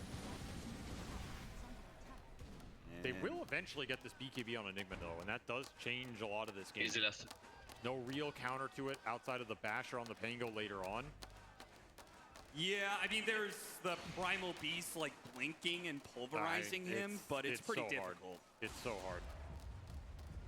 What's that like clicking sound? And even then, oh, Nyx Assassin spotted and killed. I think it's like He is gone so quickly. That is the power It's of like an instrument or something they're playing while the game is going. I'm not sure. A lot more carapace dodging interaction. Yeah. And this Tusk can always Or is it just the crowds? down. Very tough matchup for Choose. this game. And we're seeing the impact from this Nyx has Not sure. absolutely been muted. It's like those sticks. Those Still like line up this clapping Radiant sticks. Roche. Oh yeah, you might be right. Respawn. It's a fast Roshan too. They don't know it, but it just spawned behind them. Their team isn't terribly good at taking it. So It's a bit slow, but they want to take it away from Parivision here. Yeah. It's the bigger aspect to it, as no one finishes his Parasma in line with the AC being done on Nisha. So both these mid laners getting their big mid-game damage power spike here. But it still feels like Pango's king of the hill. I feel like unless you catch Pangolier and the Tiny in Midnight Pulse / Black Hole, you still don't have the direct damage for them. It's just not there on this Gyrocopter yet. The Invoker's getting close. Should not underestimate how hard no one can hit with the Alacrity on himself, plus the Parasma, Enchanted Quiver, Hurricane Pike. Some serious right-click damage starting to add up. That also assumes you're not the one getting jumped and pulverized and stunned and avalanched into oblivion. Eidolons and Forge Spirits pushing in top. Constant map pressure the Liquid have to respond to.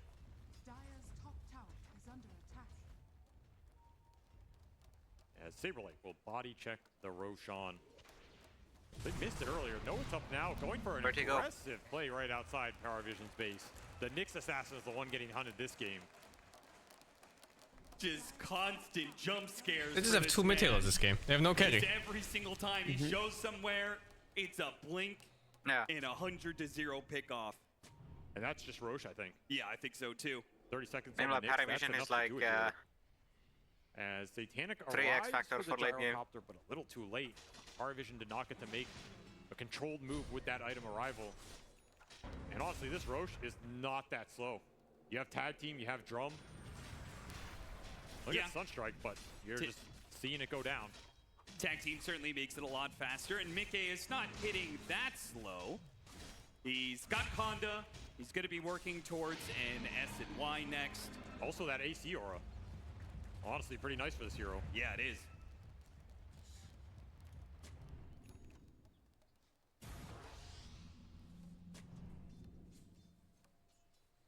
See if Liquid can get some of these lanes in. Aegis power bottom play.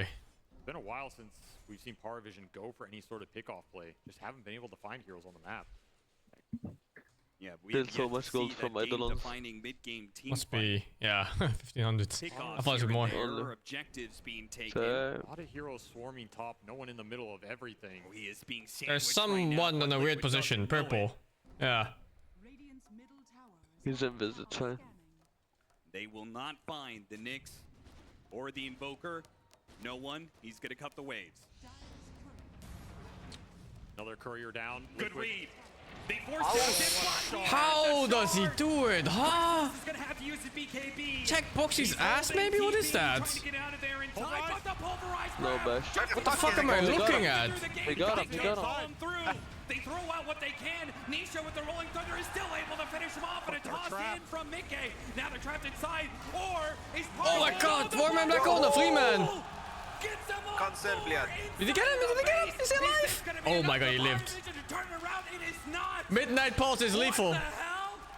How are Liquid still able to fight through all of this? Saberlight's still lingering around, wants to help Nisha on the second life. Doesn't Nisha win this? I feel like Nisha, he might just go for that kill. Saberlight back in. Oh, smash. Why is that so weird? It's like out of sync. Did you see that? Yeah. He's fucking. He robbed them. Oh, dude!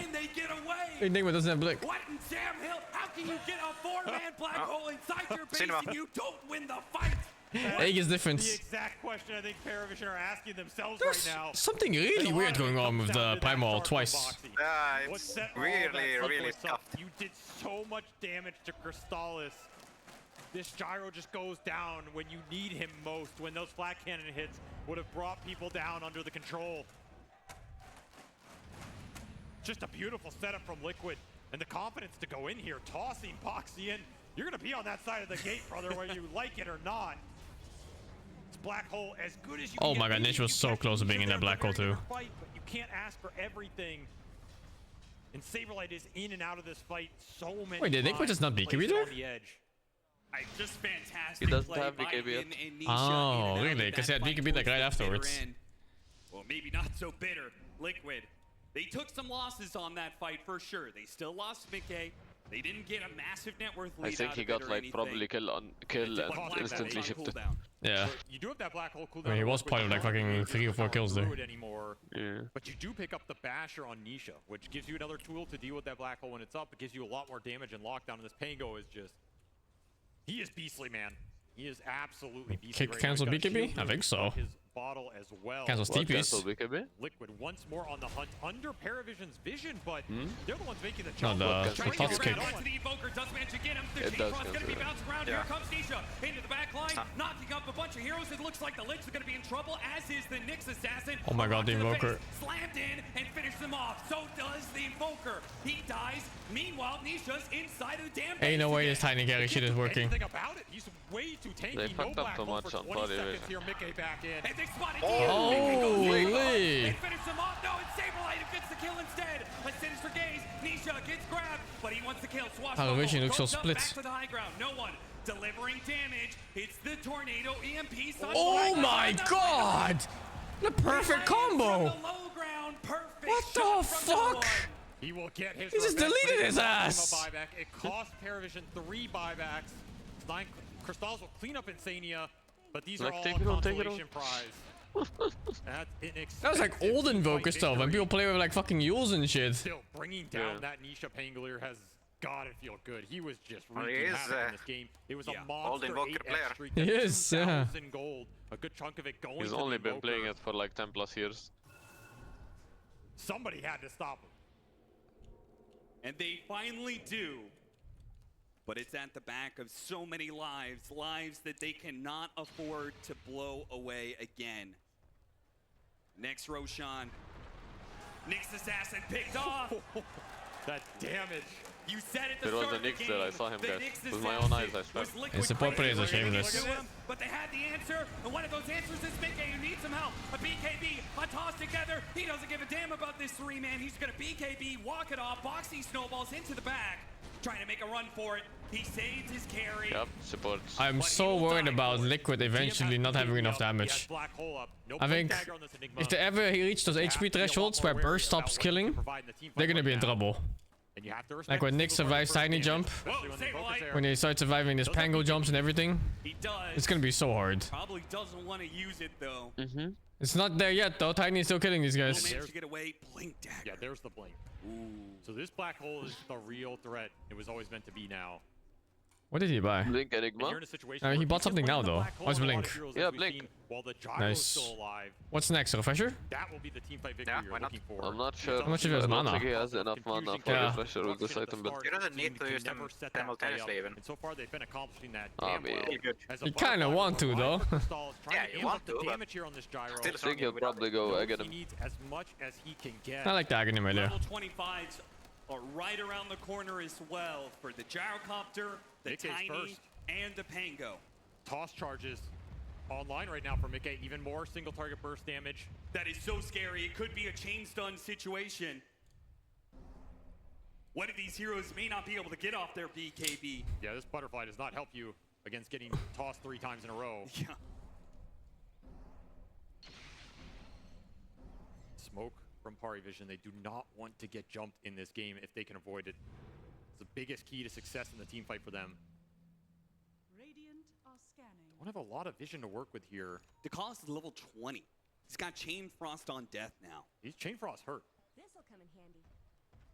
They absolutely hurt. They don't have an obs for this fight, so it's just Yo. The backstabbing. They're getting a nice backstab here on Liquid. Insane is gonna feed. First here, drops the sentry, gets some vision. Glimmer Cave trying to get away. Jacalis goes in with the dust. Meanwhile, Nisha's rolling into these heroes. They will. Oh, that's a good lich initiate. They have to activate the BKB. The black hole goes out. It's only gonna grab the primal beast. One animal inside there.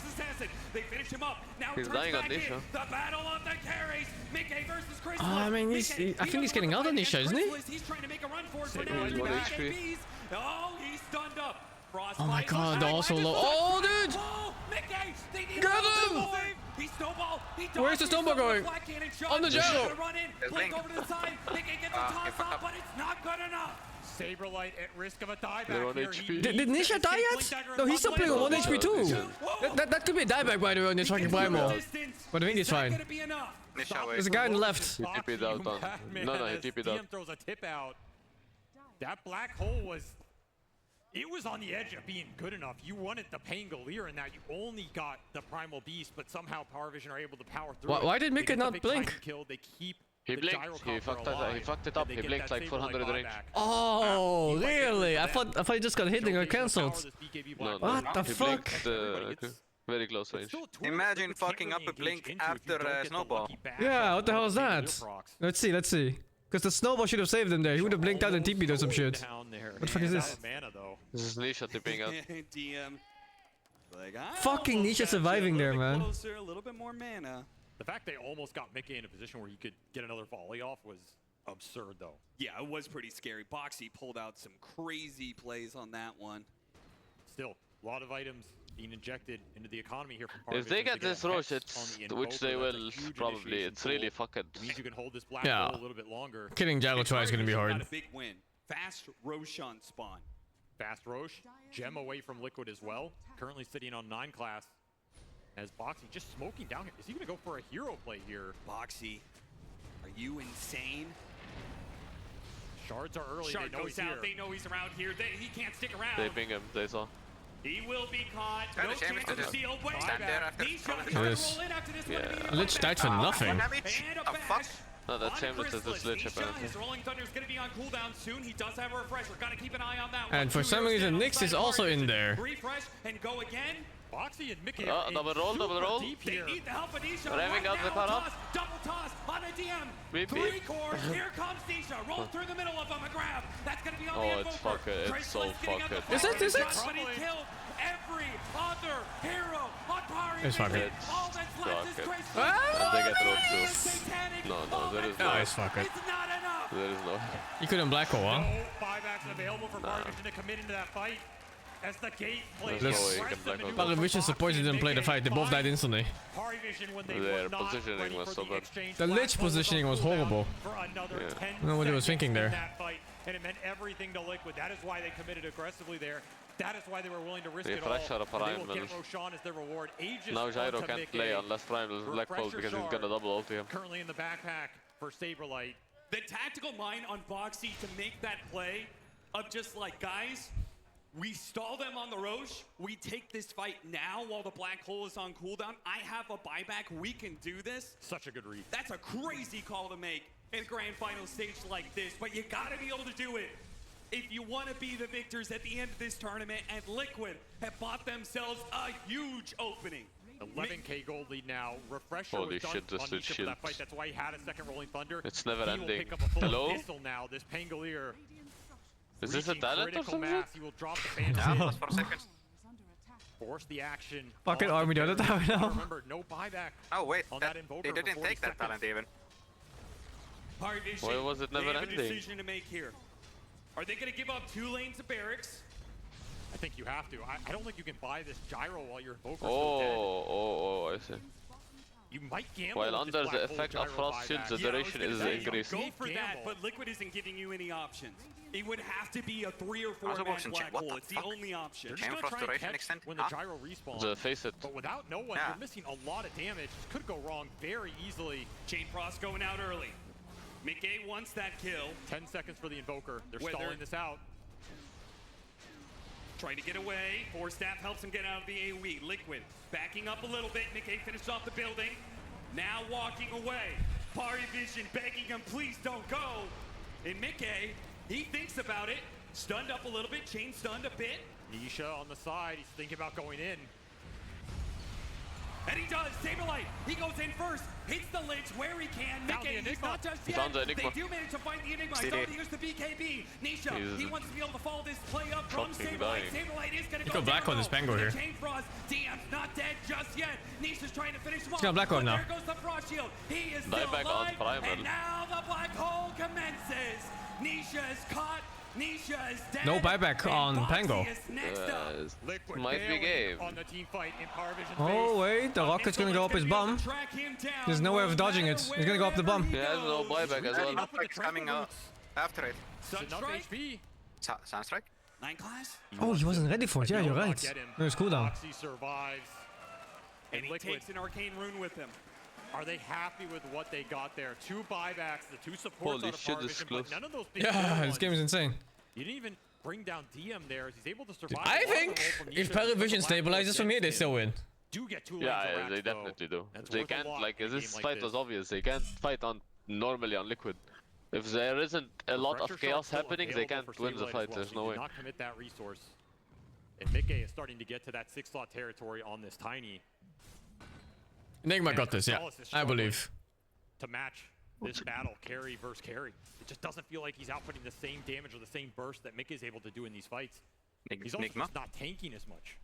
The amount of attention that this Tiny is bringing from the Parivision lineup, it's insane. Just so much HP to get through. He has 5,000 HP with a butterfly, all the extra armor.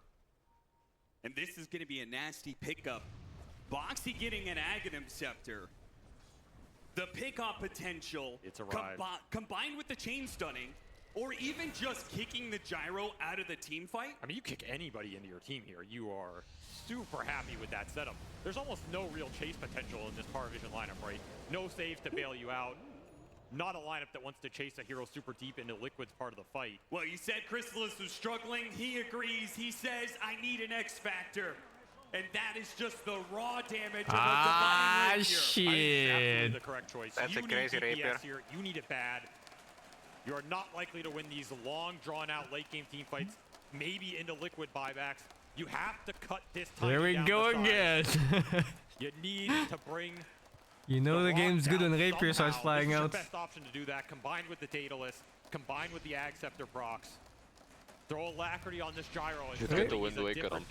Rapier should have like a consumable upgrade like Aghanim, man. Like for 2,000, you get to eat it, and it goes away if you die. No, you know what actually needs a consumable? They're hoping Liquid Boots of Travel. Some sort of that too. In the mid lane as it pushes in. The Boots of Travel should be consumable in very late game. Go with this smoke? Have to see something. Can't really just go in blind. You also just don't want to show this Divine Rapier. Do not want to give that kind of information to Liquid. They would probably focus this gyro down a lot more if they knew that, whereas a lot of their attention has been on the Enigma, trying to take the black hole out of the fight. Radiant are scanning. Teams dodge each other on the map. Liquid will retake the bottom half as Parivision go top, and it's a smoke from Liquid now. He needs a silver edge on Tiny or some shit to kite. There's no standing your ground here. They're going to push into it. They get the scan on the high ground. They would love to see a hero and just be able to kick him out of the base right now. I mean, someone's got to show up. Oh, the Boxy gets the vision. Oh, the smoke breaks. The task passive was showing. He knows something has happened. Saberlight's going to run to the rest of the heroes. He gets Spike Carapace on the flank, and now he's Agent Saber! Stand the fuck down! The quickest reaction. He draws first and draws a big kill out of that Liquid squad. They're just gonna back up here, try and reset, go to their vision. 9 class continuing. Still chasing Nisha. The rest of the team is trying to connect to this. Gotta remember, they don't have that gem anymore. The Invoker is almost here. What they do have the gem? Nisha, he's so damn slow. But they won't go up to the high ground. They're not gonna go for it. Good read by Liquid, just getting the hell out of there. That fight did not go their way, particularly with Boxy blinking in. You missed that initial go with that sentry plant. You have to play around the strength of this Tusk right now. I can't believe he has a regular blink. My qualifier starting, I have to go. Saberlight's fine. The fact that he has you, an good luck. overwhelming blink, he blinks, instantly stuns himself on Spike Carapace. Too rich for Just his own absurd. good. Still remember that Primal still has the shard. So this is double BKB, double pulverized Primal Beast. Yep. Huge threat if he can get in there and start the fight. For his side, as Liquid are the ones now stuck in base. Parivision will regain a lot of map control here. I mean, you saw it. He had the idea. He was blinking straight to the gyrocopter, and he was 100%. going to grab him, slam him, refresh, grab him again, and then by the end of that, surely the rest of the team is able to follow through. That's I'm like fucking sweating just watching this game, dude. Holy. And that Divine The did fuck? some serious damage to the Primal Beast in an isolated situation like that. Yeah, You have Liquid to respect the damage here. may change Yeah, this game is super some intense. of their read for the next team fight. Parivision, it was a big risk. They invested it into this Divine Rapier. And if An they could actual get good Roshan grand as final. well, Yeah. they will be at a pretty damn good position. And that Roshan, I mean, I'm looking at the buyback situation right now. It's 5 buybacks available for Liquid, whereas Parivision are still missing 3. The Gyro's very close on gold, but of course, if he dies with Divine, it doesn't really matter. yeah, Liquid, Massive life advantage. they won't have the TP advantage though. That's to the favor of Parivision, so Smoke's gonna break here. He's on a ward. Boxy managed to get the blink away. 9 class couldn't get it. Oh, but he gets the spike carapace on Mickey. Tries to toss back the Nyx assassin into the rest of the team. Meanwhile, Side Device catches Saberlight, but this time he gets off the BKB. This time he'll get away. Nisha rolling around, hitting some heroes, but the Rolling Thunder is now expired. A jump in, an immediate grab. Oh, what Oh, I was about to say. I was like, why didn't he just black hole that bitch right there? Boxy. But Mickey might still go He in with the buyback repositioned being for used. it. The extra What's the lives. Divine? Liquid tossed up in the air. 1, 2, not The enough. bursting Mickey, stopped. The now bursting one. stopped. Buybacks coming in from Liquid. Oh, the They're trying graph to looks so bad when the bursting stops. Parivision, they smoke up. They Well, they got the saw better of Nisha. Liquid in this engagement. Did And he they not see have Sunstrike Nisha. behind They it? saw him on the ward on the dire. If he dies here, it's Not over. the ward you expect to be there. If they can stop They his wanna go blink, for this. They hit him with the balances. Now the Sin is Oh, engaged. Here comes the Oh, dude. Okay, that could be game. That could be game. That fucking random ass ward in the cliff. Saw him walk from mid to the jungle, and then they stalked him. That's insane. It did its job. What ward? And now It's expired now, but you see a sentry like just left of the team right now. There was a ward at that fucking cliff, like that cliff right there. The most basic cliff in the game had a ward. On the gyrocopter. Refresher. Oh, how ridiculous! Enigma. Full duration ward in that cliff. Able to hold on to buyback gold here too. The rewards of winning that fight every time. Gem is Nisha's still been on killing top there, of DM in this game, but it's not enough damage on his own. Are they gonna go throne Avery? There's no Pango. They're pinging for the base. They know. There's an opportunity here. They've got a full Absolutely is minute. a window. A full minute where it's a 4 versus 5. I mean, if you're gonna go though, you just refresh the black hole right now, right? Start this refresher timer. You're still 70 seconds off. Maybe they just want to be able to even up. Like they'll just take the mid lane and then back up No. onto Roche. If you are going base here, you are making a throne play because Roche is up right now. Gotta grab onto the The kickback. Okay, he's gonna be stuck inside the black hole. The snowball. It tries to save him, but it's not good enough. And Crystallis Yes, will buyback. take them both out. That's Big not. toss, almost finished up a couple of heroes, but it's all not good enough. 2 heroes dead. Don't kill that melee Rex. If you want to drone, don't kill that melee Rex. Drone call's been made. Yeah, don't fucking touch that shit. For 700. Glyph comes out, but you're still 30 seconds. Now on you make the clock. choice. Do you Roche or do you drone? Clear. 2 dead. 90 seconds on the clock for the Tusk. No buyback. Oh, the available. melee Rex is dying. He goes for the Nyx assassin. Doesn't get him. DM. Now he's trying to get into the middle of all this. He throws down the Midnight Pulse. Meanwhile, it's Crystallis taking out the tier 4. Meatball. Oh my. Liquid, they don't have it. Oh my gosh. Parivision are pushing it. The clip goes off. What a fucking choice to go throne here over Roshan. I think almost every single team in the world would have gone Roshan there. With the Divine Rapier. And they went for the fucking throne. Holy dude. Why not kill melee Rex? Killing melee Rex, the first one gives you glyph back, so you gotta ignore it. It's not the tier 3 that gives it. Jumps in from Boxy. They managed to dodge so many of these blink kickback attempts, and then they're able to find Nisha on the buyback cross-map ward that was timing out. Focus him down, re-smoke up to that part of the fight, Just a huge find to blow this game open, and then the balls to make the throne call when Roche is up and on the map, and you have a Divine Gyro who would love that Aegis. No. We are just going to end it right here, right now, and go into a game 4 with a lead. You don't have the buybacks. You don't have the time.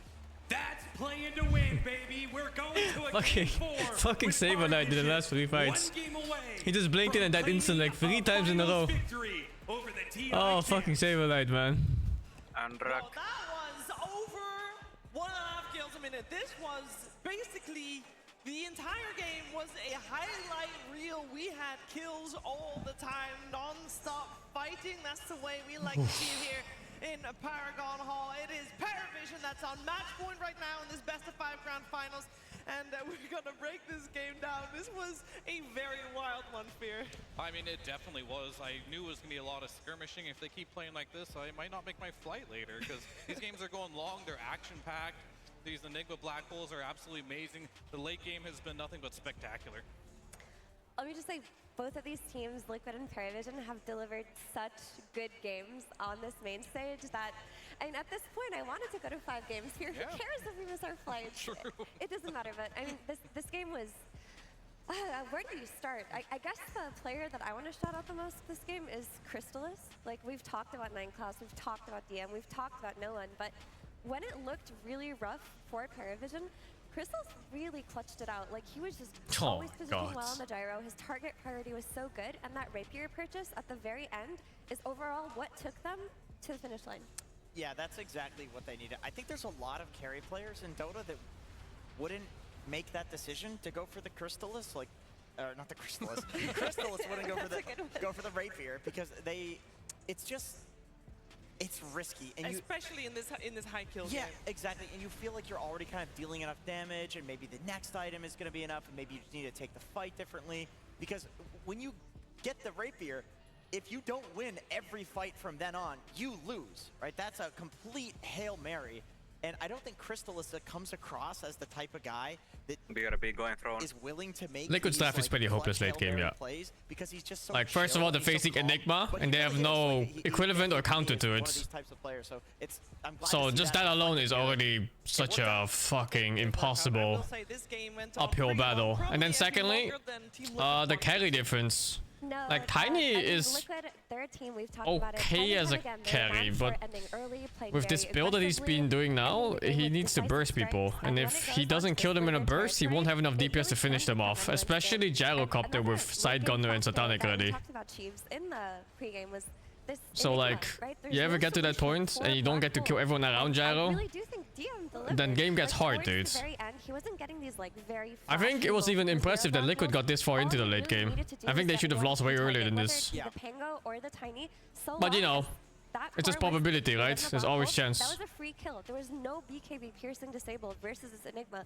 And even before that, Snake's a problem too? I mean, it was like, he was a problem, sure, but nowhere near as big as the carry matchup and the Enigma.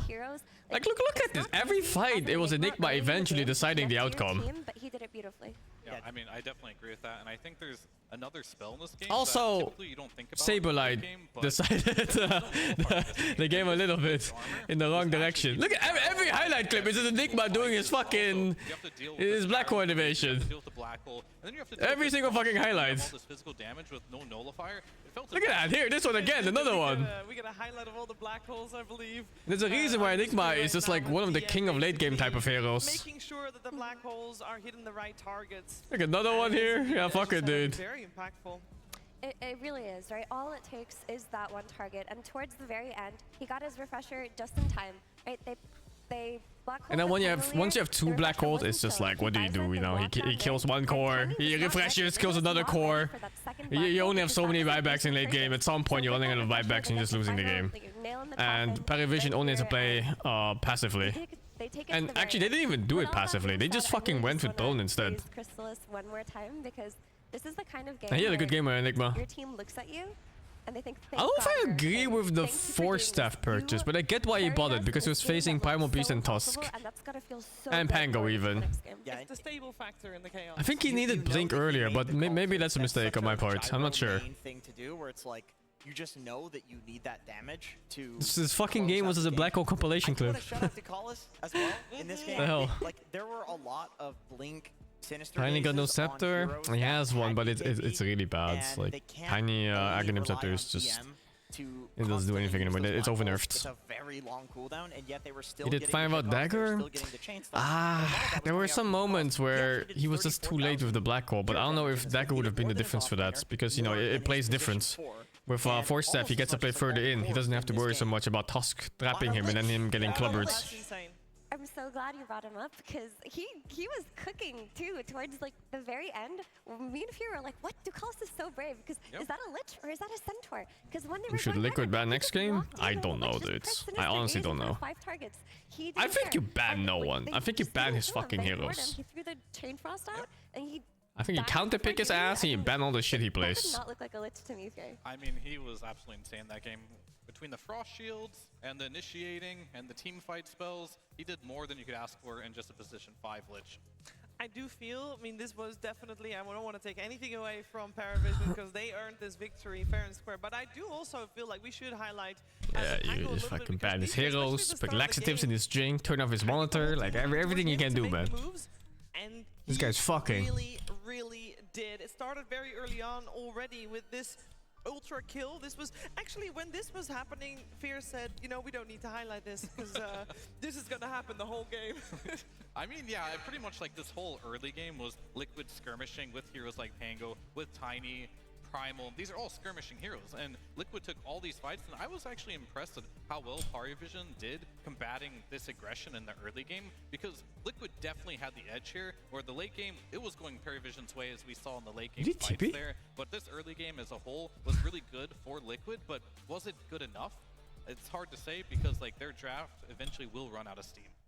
Yeah, and it did run out of steam. Now for a long time when it did go well, it went well in part due to it's the Watcher. This is so annoying, the Watcher hitbox. Liquid Fear. Yeah, I think the late game was definitely Parivision's, but the early game super was bugged. Liquid's, and Insania had some really good wards. In this particular instance, they make these rotations down to the bottom lane towards their own vision, and this allows them to get picks all across the map here. But this clip in particular is actually them just killing the Nyx assassin here, and then Boxy goes in and gets him there as well, but top lane is where the action really happened there. They managed to pick off the gyrocopter, and then yet again, you'll see this vision going bottom lane. They see that the Enigma's down there. We have Saberlight going on to the Invoker, but on the other side of the map, by the way. The chain stun, that was nuts. But this is what they need to do in these fights right here. You have to kill DM first. And they were doing a really good job of that in the early game, but once you buy the BKBs on all your heroes, it comes a lot more difficult, and same here. You get vision, you go in, you maybe go a little bit too deep here, but all these early game plays did lead to Liquid having that advantage in the early game, and that was thanks to Insania's vision. Yeah, that is 44 wars plays. Can I just say? I mean, this was quite the intense These game are for that one. I guess awful sets. What's the point? You could feel don't empower support for what they're supposed to do. Pressure that the time and the time limit of their draft created. That's crazy. That's like almost 1 per minute. It's a 55-minute game. This guy's. That's a lot of warding. That's a lot. But yeah. I mean, this is how Liquid plays. Blitz has talked about this in interviews many times. They're completely fine with playing a draft that has a very small window of opportunity to, I don't want to say end the game, but at least like take an advantage where then you can like choke out the game. They're fine with that. So I don't think that like sure they felt the pressure, but I don't think that that's anything abnormal for Liquid. It's more so that they're playing against a team that handled it extremely well. Well, it's only 9 PM in Bangkok. Was able to make that clutch decision in the late game. How many hours ahead is that? And then a team that could play around it. Yeah, I wonder 6 hours ahead. This gyrocopter was first pick 2 games in a row now for Parivision. How did he get away with actually not so bad farming as well as he did? Why wasn't he in the skirmishes? Or was he in the skirmishes? He just got the right kills at the right time. I mean, he was skirmishing. A lot of the game was back and forth where they were trading kills on both sides, right? Like we saw how many black holes came through, but there was a lot of AoE damage also coming through from the Invoker, from the Gyro. So it's not like they were just running at the Gyro over and over. There were windows where Liquid were very dominant, but windows where Parivision were also fighting back. And I think that's the coolest thing about them is they've really shown us grit this tournament. Like, the Parivision that we saw a couple of months ago, they were winning through stomping through their Chen, right? They would just play early, win early. Sometimes we see them in the late game where they carry, but mostly this isn't the way they've been winning. But this tournament, they've been holding on to the very end, making comeback kills, winning games they shouldn't be winning, and just coming up with these like really huge plays on the main stage. Yeah, they have had some huge plays, and this squad has not had a LAN like this, has not been on a stage like this, with a crowd like this, and also with a lot of the crowd cheering for Team Liquid. Might be a little bit of an extra spicy portion for them, but I feel, Jenkins, they don't seem phased at all by any of the, you know, the shiny lights, basically. No, they don't, and I think this is a very good thing for the team. There was a conversation, I don't remember who I had it with, but people talk about who are like the true, it was Blitz actually, who are like the true tier 1 teams in Dota. And he put Parivision up there, so he knew what he was talking about clearly. This was before the event. And I actually was disagreeing, because I was like, okay, they're too new. Like, sure, if you're talking short term, they're tier 1, but if you're talking, you know, tier 1 of tier 1, there's like Gaimin, there's Liquid, there's teams that have consistently over years done extremely well. And I think part of becoming like truly tier 1 is being able to win in multiple different types of ways, where you're not just one archetype of team. You can win from those comebacks, you can win from stomping, you can win from being good at laning. Parivision is finally showing that they are that type of team. They are truly tier 1. Yeah, I mean, I definitely agree. I think they're winning in a lot of different cool ways. And I think if it was any other team, I'd be very critical of Liquid. And I think you mentioned it really well. They dealt with Liquid's pressure, right? This is what they do to every other team. Most teams crumble to it at some point. But Parivision, they didn't. And for Liquid, I would be like, okay, you draft more late game. But they've proven they don't need to do that to win games. So Parivision is showing that they can play the late game, they can play that mid game. Maybe they bled maybe too many kills in that mid game. However, they still stemmed it at some point and were able to bring it back and ultimately win the game. Yeah. Yeah, and Dota, at the end of the day, like, really is a psychological game. We've seen the best teams crumble under pressure, like one throw into a choke in the next game. Like teams that you would expect to win, you know, like BetBoom earlier, everybody talks about their talent. This team is notorious for like maybe not having the best mental fortitude, and they've gotten better at it, but they still succumb to it at the very end. Parivision is showing us from their inception, from like the youth of this team, because this is a new team, they have that mental fortitude. They said in an interview, DM said, we play till the very end. That's just how we are. Even if we're gonna lose, we're playing it to the end because you don't know what happens. And in Dota, like what you really need to be able to do is just like dig your heels in the ground and wait for your moments, because nobody plays perfectly. No, and that game that we just had where basically Liquid throws themselves at Parivision constantly, and Parivision is able to still execute their game plan that they have, it kind of puts Liquid back to the drawing board, because where did they go from here, Jenkins? They basically threw everything in the kitchen sink at Parivision, and they did not crumble, as we said. Yeah, that is true, because this is the circumstances in which Liquid will normally thrive. Yeah. But you know, once again, when you're talking tier 1 caliber teams, they are able to go back to the drawing board. I imagine that in the next game, the draft will be entirely different. So you cannot just run it back as Parivision. Even when you see Liquid doing the same openings, which we did see them do, like the Rubik Earthshaker, these heroes, both of them were played in entirely different roles. So if you think that you're going to get a run it back, they're running the same archetype of heroes, you're getting tricked. Yeah. It's a trick. Don't fall for it. I mean, I think Parivision has the advantage here, because I feel like Liquid, they tried something, it didn't work. They went into the next game, they adjusted. That also didn't work. And I think from here on out, Liquid is kind of on the back foot. Not only do they lose more games, they're out, of course, but like strategically, they're trying to adapt their strategies to Parivision, and nothing is working right now. Yeah. If I were Liquid, I would give them Magnus. Like really, I think Parivision play differently when they have Magnus than what we saw in the last 2 games. I think DM on Summons Heroes really is where he thrives. Like this is what his specialty has been with this team. This is what they're used to playing around. And Liquid already gave them Magnus and they beat it. If I were Liquid, I would honestly just try to do that for Game 4. They wanted to for Game 3, but it was Parivision that ended up banning the Magnus, even though they had first pick. So they didn't want it. They wanted to have something different. They wanted to have. Come on, show me draft. I need next game. Should Liquid secure some late game? I don't know, man. It's hard to say what Liquid should do.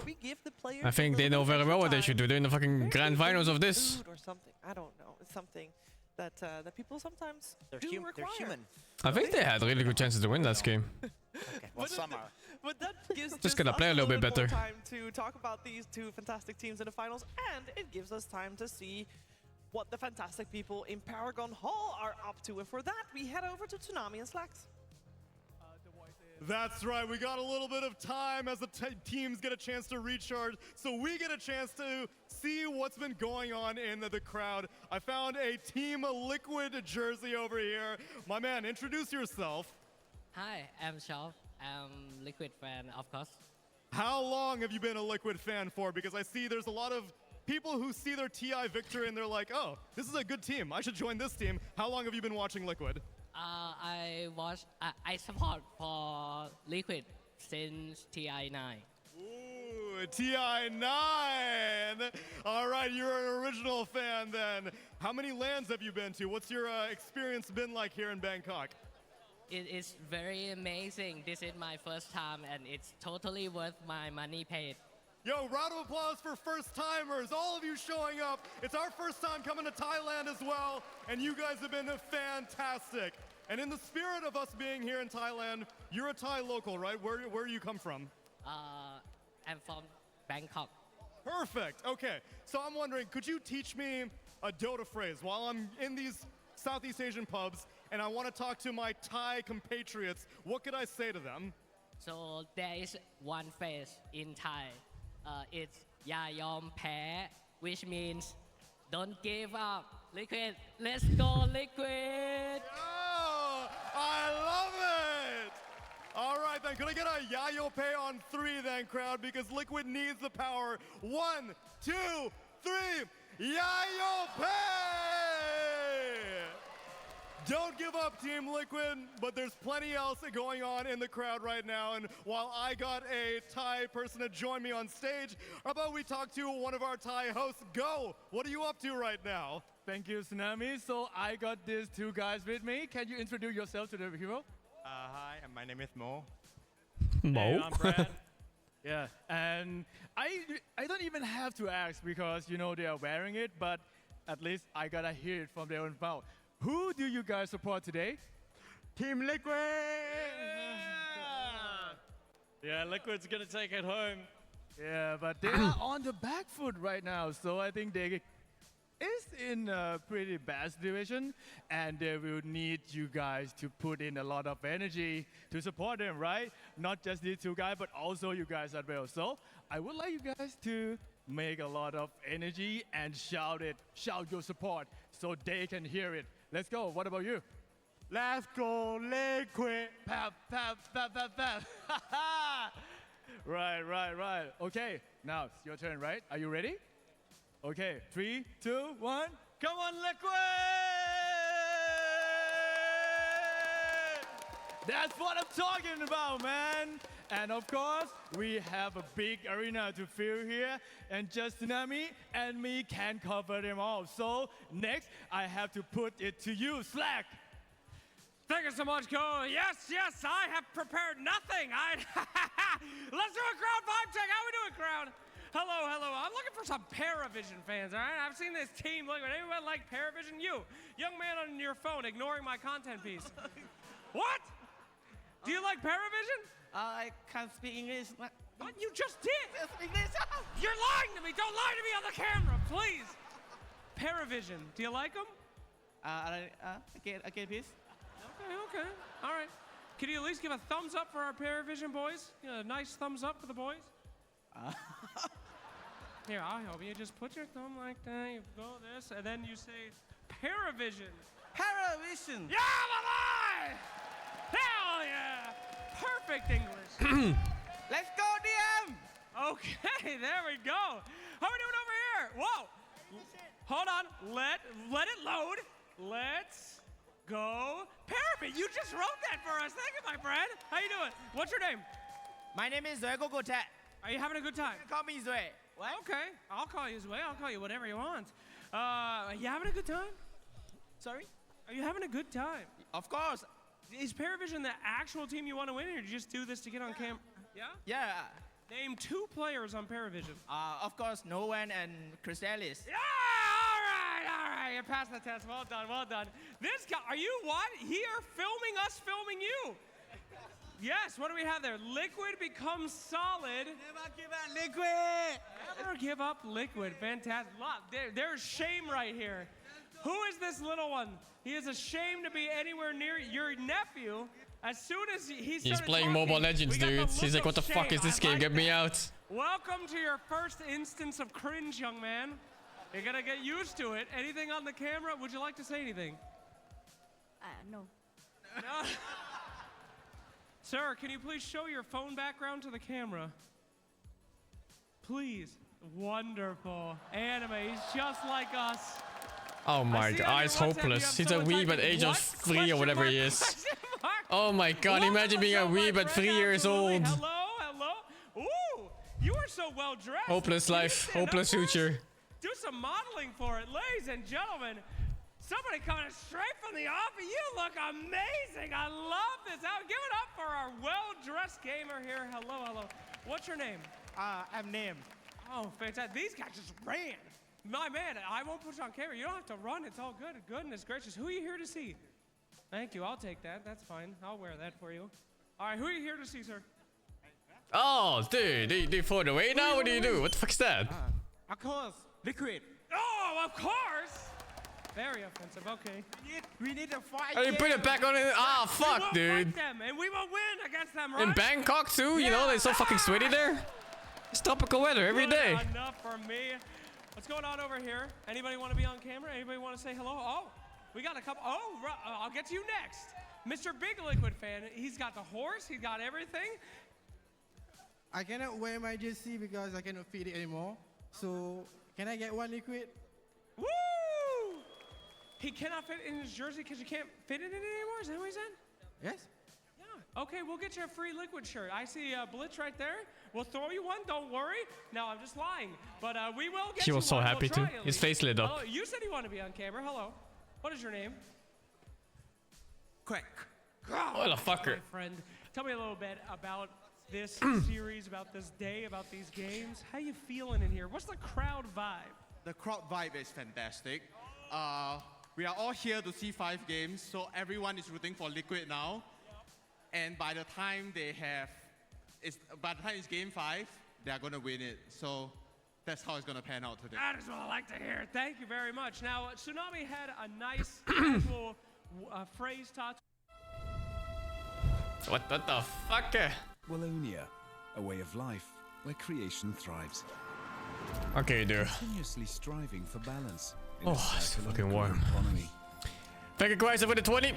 Thank you for the 20 as well. Hasselbot end of year? Nah, I think I'm skipping it. CK, thank you for the 23. What do you call a moose with no name? Anonymous. Wallonia, the land of sustainable. Madina Lake, thank you for the 83. Tan 89, thank you for the 10 subgifts. Dankmeister, thank you for the 105 months. And the Showtime TV, thank you for the 60. Net wanneer je pakje onderweg is. Pas dan de datum of plaats van levering aan in de MyBpost app. Wat er ook gebeurt, wij bezorgen zonder zorgen. That's such a bad pun.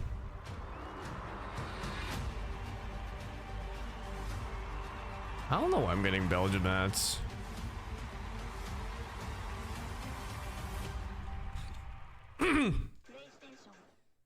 Een quest begint met een magisch moment. I didn't even know quest was a Dutch word.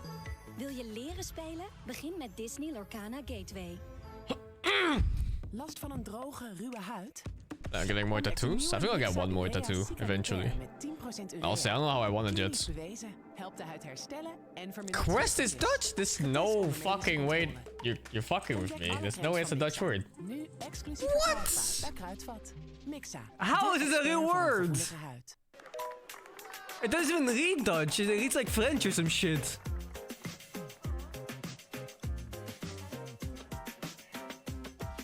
Unlimited van Odido. Want soms heb je meer. It is fucking French. I knew it. Het kan ook zo.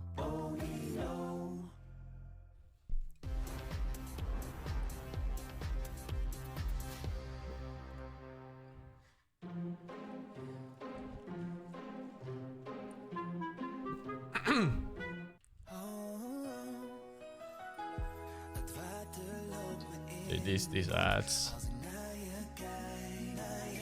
Zo, die zijn cheesy. De nieuwe McCrispy en Maestro. Met Swiss cheese. Dutch ads, it is so cursed, man.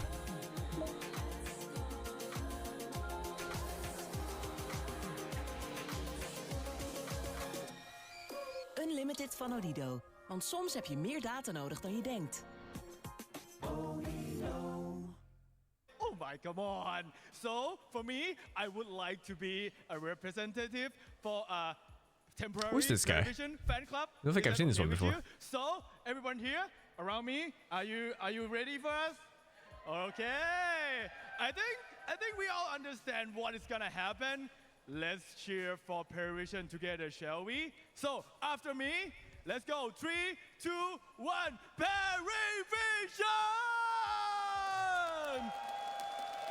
Dude, come on! They are doing so good and they are up 2-1, so I know we all won 5 games, right? But they are doing well and they are playing good Dota, so at least we gotta give them props for that. And let's go to Slack after this because I think there's a lot of person who have something to say about that. Thank you so much, Go. Yes. Well, you guys already had a cheer for Team Liquid. You had a cheer for Parivision. And I don't want to lose because it makes me feel sad. So how about to close this thing out, we just get a nice ESL 1 Bangkok cheer to see if we can get 5 games. Ladies and gentlemen, can we get as loud as we can the entire arena? 1, 2, 3, let's go! All right, well, our teams will be heading back soon, so we will go right back into the action soon. Let's go ahead and throw it to our panel. Why are these segments so long? I think they have an extra long break after 3 games. That's why. Some Dota. It's just been part of my life for 20 years, and I don't think that's gonna likely change so. anytime soon. Where we are in the history of this game and where it's come from and how much has been accomplished, I think compared to basically any other esport, it's the best. So I'm grateful for Dota 2 as a game because Dota as a culture supersedes where we come from. What does supersede mean? And I love that. Supersedes. There's a place.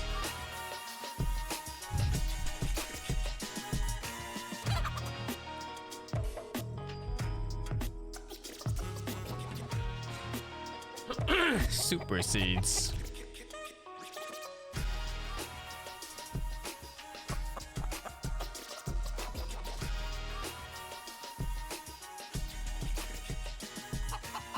I'm not sure if I understand this sentence.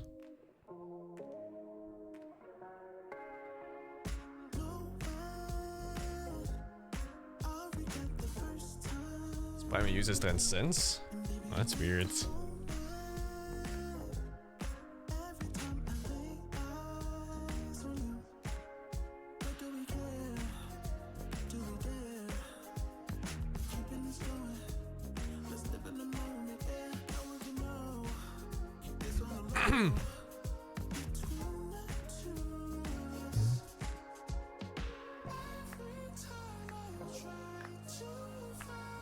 He's saying being a Dota player is an identity trait that comes before anything else.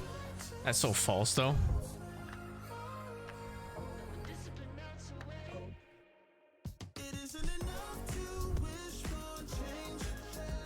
I think Dota is so fucking nationality based, it's insane.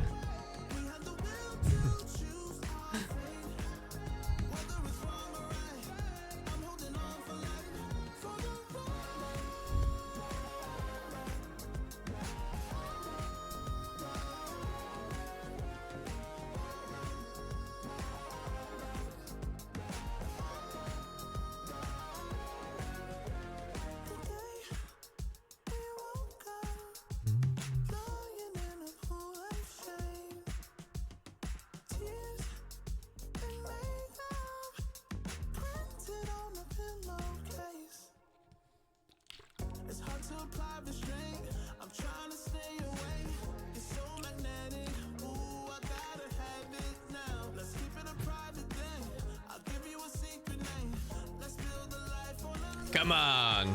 I want to see draft. I want to see the draft adjustment for liquids. Don't think they're gonna pick Tiny Carry again. I don't know what the idea was even of Tiny Carry. So I think that was a solution for Enigma maybe. Like offlane Enigma, they go like Tiny Carry to kill the Eidolons.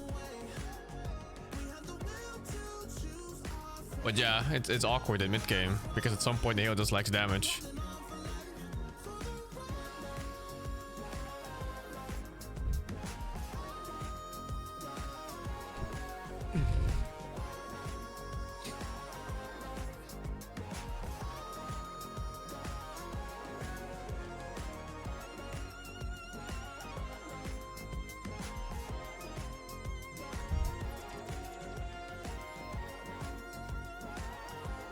I see Ricky. I don't think that's happening. I'm sure Ricky's like unpicking this whole thing. I don't remember the last time I've seen a Ricky in Dota.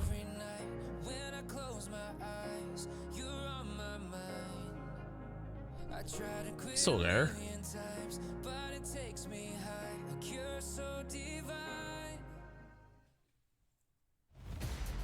And there was a Juggernaut game. Bedboom played Juggernaut one game with Magnus. It had free farm for like 35 minutes, it won its lane, and it still did nothing for the whole game afterwards. The grand finals will continue shortly between Parivision and Team Liquid, and now Parivision is one come on, draft! away from being crowned the champion here for ESL 1 Bangkok. Pick punch! I agree with this guy right there. It's looking rough for Team Liquid, but I will say they have been on the brink of elimination. Every single game they played, I feel, Jake, it's literally been almost every single game they played since they started playing well. Yeah, this is not their first time dealing with this right now. I think it would be hubris for anybody to assume that Liquid will not come back swinging as hard as they can. I think they'll be fine. I think Blitz will have a little talking to with his little pep talk with his boys. You know, he had one of the other two Meepo pick win. Oh, he had a long. Well, yeah, Meepo pick win. Sure, maybe Jabs has his analysis, or KP has also his analysis. I don't know what the hell they all do, but you know that at 35 minutes, that's plenty of time for William to do one of his speeches. I'm sure they'll be fine. I'm sure we're gonna get a game 5. I've got some analysis too on this one as well. All right. Game 1 versus. I think this break is longer than previous. Yeah. Like I said, I think they just have a longer break after 3 games, so that people can rest up. Game 1 versus Bedboom team. They lost. They won the series. Game 1 versus Parivision. They won. Ooh, all one out. Now what? No, and then they lost 2 games. Yes. But by the time they normally win those 2 games. But by the time it was 1-1, it's a best of 3, no? So then they lost game 1. Here they are again. Okay. I have a stat. Liquid has won every series that they've played in playoffs. That is true. True. I have a stat as well. This stat is actually brought to you by the US Air Force. It's our wisdom rune, and it is about Team Liquid, and it is about, well, they say it's Thickwid. Huh? Am I taking this one? No, go for it. I love that. Huh? Everyone was jumping at it, but I guess I'll do it. What now? Yep, look at this right here. HP at minute 40, they pick strength heroes, right? We've seen a lot of Nisha playing Earth Spirit, Shaker mid, Primal Beast, even in the carry role, we've got Nisha playing heroes like Tiny, right? So God, I love when the US Air Force brings me Dota stats. Heroes, and I think this is what this is trying to represent. Yeah, it's working out for them, right? But I feel like we've been in a strength hero meta for a while now, like a tanky hero meta. It's been a long time, but this means that, because everybody else is picking tanky cores as well, but this means that Liquid are also picking tanky supports with a lot of HP. Yeah. And I think that's what we see contributing to this wisdom rune. But I also wanted to say, like, Liquid played a lot of really long games today. Like, they had a 3-game series versus That us. is true. And I was looking at the clock. It's 9:30 p.m. When do you think they woke up to start playing today? I have seen at least one player at my breakfast time, which was around 9:45. So they were awake already then. 12 hours almost. It's been a really long day for them, and that's just what happens when you come through the lower bracket. Like, you have to run a marathon sometimes, and we actually forget that because we've seen so many 3-0 grand finals over the last couple of years that these grand finals tend to go to all 5 games sometimes. Yep. We haven't seen it in a while. It looks like we might be seeing it now, but if you're also playing versus a very competitive team in the lower bracket, you very likely were pushed to the brink in that, and they're doing it again here. So how good are they at running marathons? Yeah. That being said, their last 2 series in Paragon Hall went around midnight because they were playing the longest series and they were always playing the last series of the day. And I believe yesterday they played the first series of the day and the last series of the day. or actually that was on Friday. Either way, they have had the marathon before. I hope, and I think, Fear, they should be okay. Adrenaline carries you through, no? Yeah, definitely. I mean, if it is like a grand finals day specifically as well, it's not like any other day. You are playing to potentially wrap up the tournament, so no matter how much you're playing in that particular day, at least for me, it's like the fatigue doesn't kick in until after the tournament. And then sure, you get a little bit tired and it becomes more real. But for now, these players are not really thinking about. They're just thinking about the next game. They're thinking about heroes, and I don't know about that. Well. Nisha kind of looks like he wants to sleep. Peak of the most played heroes of ESL 1 Bangkok. It's a list that I feel like in this best of 5 might not be the most relevant, but if we look at these heroes, I actually want to retract that because it does look incredibly relevant still. Jenkins, it feels like the meta has come full circle. Yeah, we're not necessarily seeing all of these heroes picked, but a lot of them are getting banned. The most important thing to note about the top row of heroes, I would say, are that there are 3 repositioning heroes there, and I think in terms of fighting and the way people like ball around the map, and there are these strength heroes, they're very hard to kill, people are getting aura items to save them. There's no coincidence that playing these repositioning heroes where you can drag somebody out of the fight and then burst Holy them. shit, I was thinking of like watching the replay of the previous series today, but it's been 5 hours for 3 games. Yeah, we saw it banned, I think, in one of the games in our finals so far. But also the stat doesn't tell the full story. Like, these are the most picked heroes. Guess I'll do it like tomorrow, these are the heroes amongst the meta heroes that get let through the most often too. Because like a lot of heroes have been much more contested. For example, Alchemist and DK, like literally contested in every game. And I would consider them, you know, the most Any picked, adjustments? They don't make it Looks through. the same. Yeah, they would be the most contested ones as we are in the draft for game number 4 with Parivision on match point. They're on Radiant second pick. That is their most preferred position. So let's see what they got for us. We already have a couple of bans out. They are the ones to ban on the Magnus. It is once again Monkey first pick, they banned the fucking Gyro finally. I think they identified the Gyro. Let's Crystallis play the game properly. Dragonite still banned, so is Chen, and so is Alchemist. And the new hero is joining us. It's Gyrocopter, because Crystallis 2 games in a row had a fantastic performance, and that was the answer that Parivision had for the Monkey King in the previous game. This time around, though, not available. You know what else you can cook up on Crystallis? You can't forget about this hero, but he does have a Razor in his pocket for that second phase. No, it can't be the game you give it to him. No, not on match point. Not this one. We've seen it. I think Liquid has still been banning it in the last phase of the games, just as a precaution. But I wouldn't be surprised to see it picked up second phase for sure. Well, it will be picked up, unless it gets banned right now. There are 2 bans. Never mind. No, I was gonna show the Magnus stats. stats. And the ban's already done. Nyx Assassin Invoker. And Parivision gets picked out of phase. So. And this is the swap up, right? Because you have to ban this Gyro to protect your Monkey King, because that's what they responded to last time. You let the Beastmaster through that you've been consistently dealing with by banning it or taking it for yourself one game. And like I said, DM on his summons heroes, owning this series. I will also say a 35-minute break, and the teams are speed running. Look at the bans here. Look at these 4 bans here. Several times. This was the previous draft. These 4 bans right here. The fact that it goes so fast. Okay, it's not the Hawkeye guys. It's these 3 here. Are not surprised by what the whole fucking draft is gone. Guys are professionals. They ran every scenario while eating and taking a nap at the same time, so they'll be completely refreshed for this one. But I will say for Liquid as a whole right now, I'm not really inspired with what they came up with during the break, because I personally think this Crystal Maiden hero is a bit of a bait. Sure, versus Beastmaster, I get it. You can use your Frostbite to kill the boars, the Helm Dom at some point later on, but we keep talking about these late games and the scale. Batrider Lasso comes to mind. High impact support. Games that I've seen. Good against Batrider too. Whoa! The fuck is a sniper pick out of nowhere? Sniper. It's gonna scale like crazy. Ducala's Clockwork has great skill potential. I wonder how they do it. I usually don't like sniper mid, especially if you have another right clicker from carry. This is the last card. But we'll see, I guess. Like their draft right now is immobile as fuck. They rely on supports to make any plays and any movement on the map. Because you know Beast is not moving until he takes a tier 1 top and he farms the whole jungle and runs mid maybe. And Sniper is basically never moving. You like counter gang with a TP or something, but he'll never do something on its own. Yeah, typically that is. So what you you're do. just And hoping you that could also Clock have and the Beta option do to, everything for if you wanna play in for terms of scale, go for the initiate arena and just map try to, like, pick rotations. a very high range hero. The issue with that is the Clockwork and the lasso later on and the roar. There are a lot of tools to deal with there.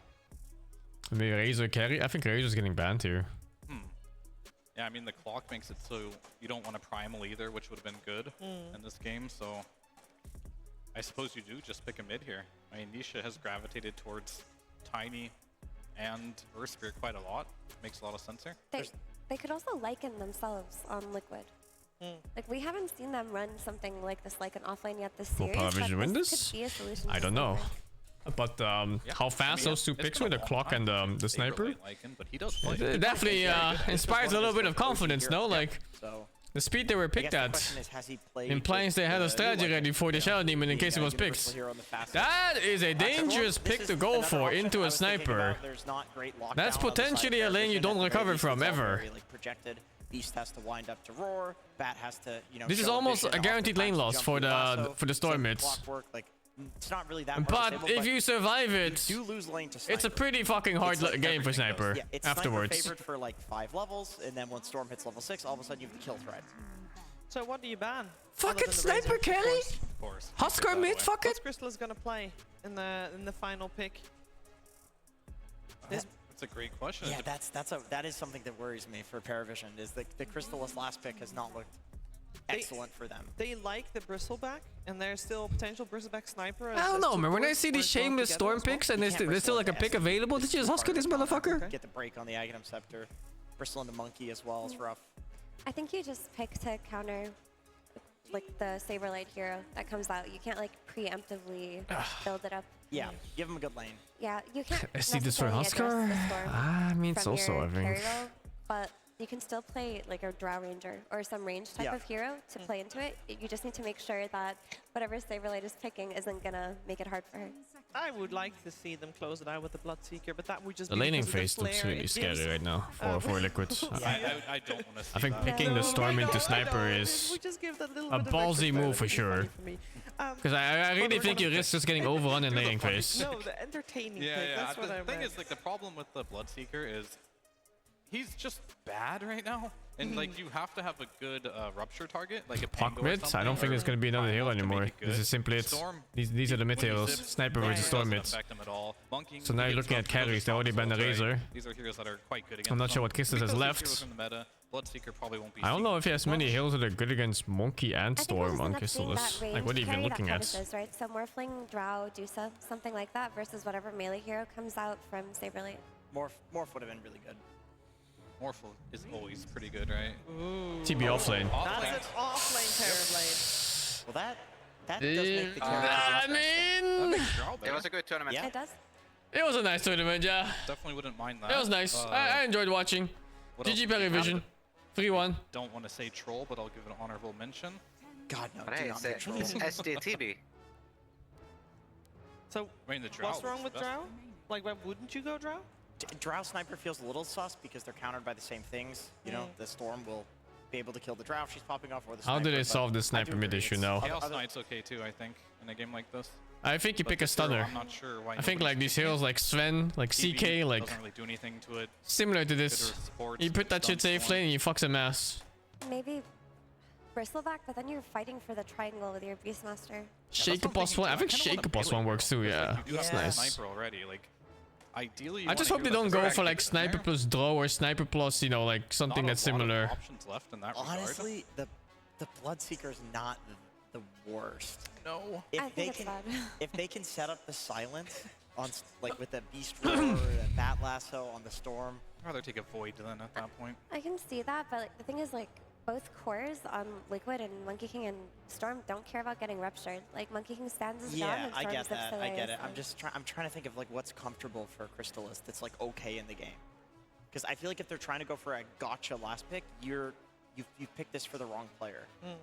What draft do I like more? They had all their I like bonus Liquid's time draft more right at now. the start of this one. Yeah, he's played But only Spectre assuming before. Storm doesn't get shit on Spectre in lane. doesn't And I don't know necessarily about that. hate laning. He might just get versus destroyed. How does Slark do against TV in lane?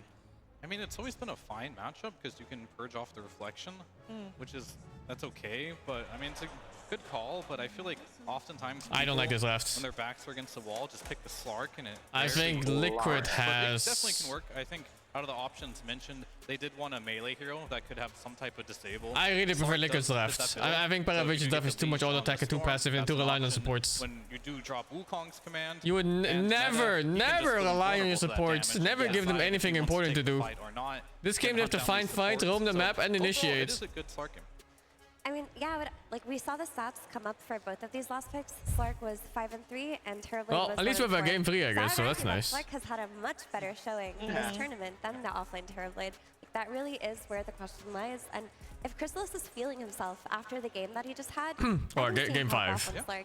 The issue with Slark, though, is you're worried about that period of the game where your team gets run over, but I do think that can be counteracted by the Beastmaster tempo. TB offlane. So I like it. They're cooking here. Yeah, but also Sniper I like Slark. the Slark too. Like I liked the Slark when I saw the 2 supports, the SD How will and the they make CM, both because I lose? feel like Slark will munch on those heroes. Is it even out? The TB Slark lane, I'm just not entirely sure how this one matches up. Well, we're gonna find out one way or the other. I don't think BM even goes Aghanim in this game. I think he goes for Dominator. Have the chance to become the champion here in Paragon Hall for ESL 1 Bangkok, or maybe Liquid will force it to a 5th game. We're finding out together with Cap and SVG. Parivision have 2 chances to take the grand finals over Liquid. Well, let's see.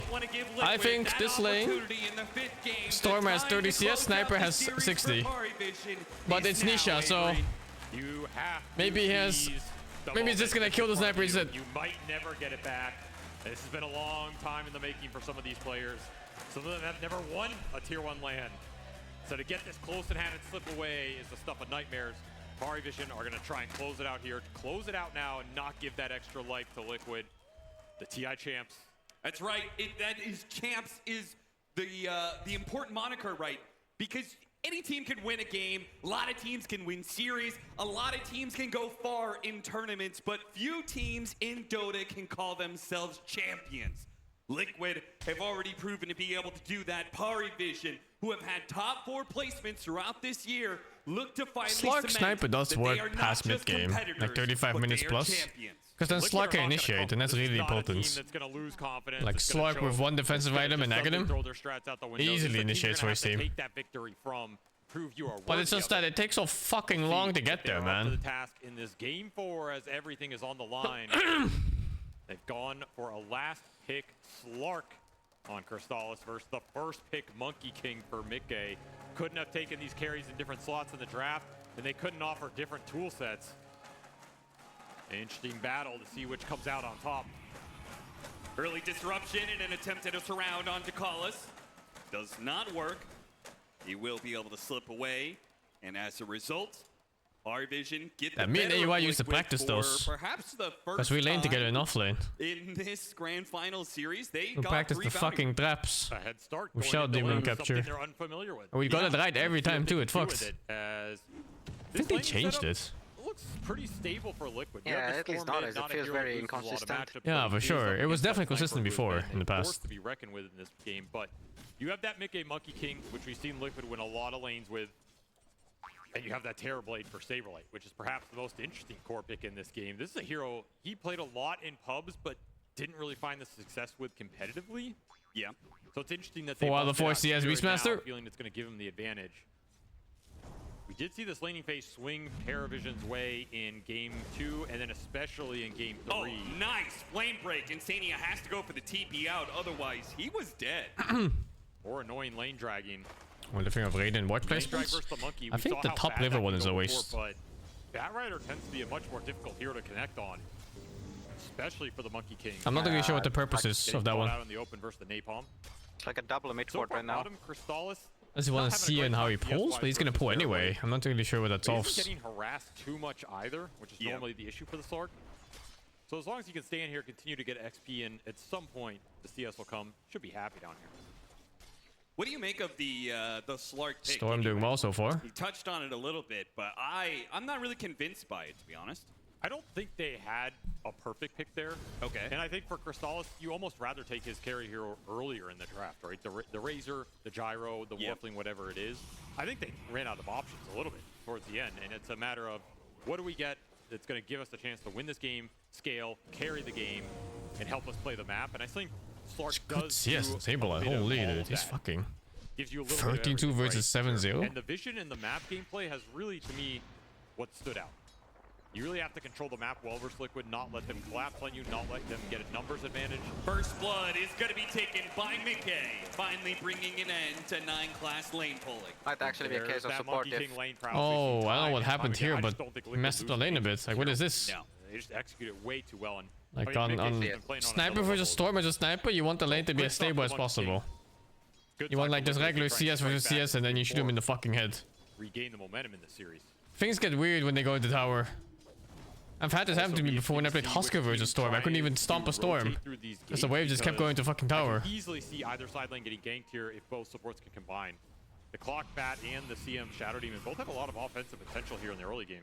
Yeah, I mean, if I had to bet money on it, I would say it's probably going to be Mickey who makes the first step through the gate. Also possible. He's been, you know, long been one of the most active carries in utilizing the gates, and in particular, you don't really catch up in jungle or Storm. Likes to be able to do that, but we'll see. It's a lot less farm than just farming lane. Lanes go. And Saberlight caught inside the cogs. Disruption will dodge a bit of this damage from the battery assault, but is still hit by the pounce, locked in place. Saberlight takes a lot of damage, but so does Chrysalis. Yeah, poison stacks going in, and Boxy did get Lotus off the Lotus pool, so he's gonna get his mana back here in a little bit. Is a salve for Crystallis. Blew it out ahead of time. You don't even get zone at level 3 on Storm. It's like level 4 or 5, but it's really bad. A hefty amount. We're seeing a gap open up mid though. This is like now. Now it gets really bad. The level 3 shot now fucks too. The XP advantage that no one's gonna be able to create because he should win this lane. He is winning this lane. Yeah, almost doubling up the CS from Nisha. Bunch of extra denies as well. He's opening up a significant gap. Nisha is struggling to sustain his HP and mana on this lane. No, he walks the other way. It's a tough one. I mean, Storm survives this lane, and he definitely has the better matchup in the mid game in terms of gap closing the Sniper, but... Oh, he TP'd on Storm. Yo, that's dangerous. You could never get to that point. Yeah, we just saw he was zoned out. No one forced him to TP. Because jungler is fine. Jungling is never as efficient as farming lane. Does get the boots, though. It's two reasons. One is they simply give less gold XP. The second is you have to spend a lot of resources for jungling compared to laning. Brings Nisha very low. It's no TP on Storm right now. You're looking at a solo kill right there. Is out of shrapnel charges for now, so a little respite, but not much. This lane is brutal right now. Yeah. And you have to consider the rotations that could come through too. We're already going to see 9-class go into that bounty, and he's going to deny it up from the Storm, really limit the regen on the map. Oh, they got a scan on him. They know he's farming up this camp right now. They would or love to get stacking it anyway. It's a triple stack. I think you want the level 6 on the Sniper to really make this a reliable play. He's so close to it. He does have one shrapnel charges. Nisha's going to be in trouble he's here. Dead. Surrounded. Oh my god, he's dead. Two heroes, 9-class on one side, no one on the this other. is so hard to look at because there's a chance that they just never come back from these kind of things. They snowball from laning phase. Huge window to get a big punish on him. 9-class finds the bounty rune, finds the kill, and it's going to prompt Liquid to think there's maybe wards behind this tower too. Nothing there. Just the Batrider scouting it out and setting it play up. Looks like even Nisha is just a human, just a mortal. Away from 6. Still a lot of threat on this mid lane. Catapult laying into the tier 1 tower. Liquid have to respond here. Have to help Nisha stand his ground as 9-class. He'll have his revenge when he wakes up. The harassment. Yeah, they do not want to let Nisha get that level 6, but 9-class might be pushing a little bit too hard. Jakal's going to cut in, try and help get the kill on Nisha. No. They've got him locked down, and here comes the he just TP'd in, dude.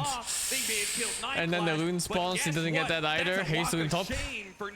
Is it a potential rotation? Yeah, he's looking too, but I don't think so. Wait, no, there is. There's a monkey. Or? Oh, the monkey's fucking the lane. Holy, dude. It's level 6 versus level 4? Straight back in, sees this juicy hard camp stack. Oh, yeah. No, this is too greedy. There's no way, no. There's no way. You don't get away with this. He needs a second fucking shot now for this. A little awkward, but even if he steals half of this away from the Storm, that's a big victory. It looks like there's no way. Skip around and get the full camp. This greedy fuck. That's just nice right there. Oh my god. He is just not finding anything in this early, and this Storm is... He got away with it. 2K net worth behind. And this is the thing, right? When your mid falls behind, he becomes another support. Look at that net worth. Storm is support number 3. He might just be able to sneak a wisdom. Shadow Demon is catching up soon. Liquid. All that attention going into mid lane. You forgot about the side lane objectives box. He's going to TP down. Going to come in too late. Dakalis has the cogs to be able to push him away. And takes the wisdom rune away they from them. stole both. I mean, they stole one and took their own. But even if they do, I mean, you're Saberlight's got to get in front of him. He does not manage my to off lane is a TB. Disruption. They're going to get in front of him now. No, it's fine. They got him. And he will die. But the damage is done. The experience has been taken away. Mickey, they need to be able to find somewhere else a win. But he can't quite finish off DM. No one turns around via assassination. He fucked up the timing. Nice rotation from No One, continuing his dominance on the map right now. And Liquid. You see, we're jungling Storm. Like, sure, it's nice on the Storm, but you're always zero fucking mana. That means you can't contest runes, you can't make ganks, you can't make any plays. They want to avoid this sniper as much as playing possible. recovery mode is painful on Storm. Forcing the issue. And No One, he is absolutely set up for success right now. 3-0 start for the sniper mid, absolute free farm. Decimated his counterpart in the Storm, which was one of Liquid's big answers to this hero. Yep. You only hit lane cubes when you Storm. At least like until fucking level 9 or 10, 11. Yeah, because when you have like a few mana items. Right? Exactly. We've seen these snipers very easily get up to like 2,000. Stacking camps is not even that great for Storm because he's too weak at that point of the game to farm them. Like right now, to farm these items up. If you fight stacks, you lose stacks. They're trying to bring the supports in from the side of Liquid, but Parivision, they've already matched this. Dakalis was hoping to be able to sneak maybe a cogs push or something. I mean, they're just here for the tower. Yeah. They're just protecting No One more than looking for the now kill. Nisha is entirely reliant on his team. He needs his team to make some good plays. He gets like 1 or 2 kills here and there. And then hopefully it becomes useful. Or the game slows down and Sniper doesn't get to play his laning phase advantage. Whichever. Ideally, this is the tower you take, you get wards out, and you continue to take farm away from Nisha on these hard camps. Yeah. Don't want to overextend. They chose his lane, yeah. I mean, I said it like right away. Like, you pick a Storm into a fucking Sniper, that's hard. That's just something... And no Storm player wants to play into that shit. It's bullshit. Very tough map state to play into right now.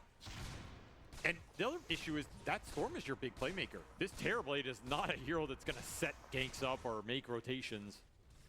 He kind of just farms, does his thing, builds auras, gives you some teamfight presence. That's it. Nisha playing in the enemy jungle to be able to find stacks uninterrupted. Might have just spotted that that ward was laid down. But Dakalis, he's not going to be caught by the 3-man of Liquid here. The other side lane, Mickey and Insania prepare for the pressure coming in from DM. Yeah, he's pushing this tower. Holy, the instant TP when the fucking flame break came out. Right now, they're ready to make the move. Liquid with the counterplay. Nightclass puts himself in front. He's going to be disrupted.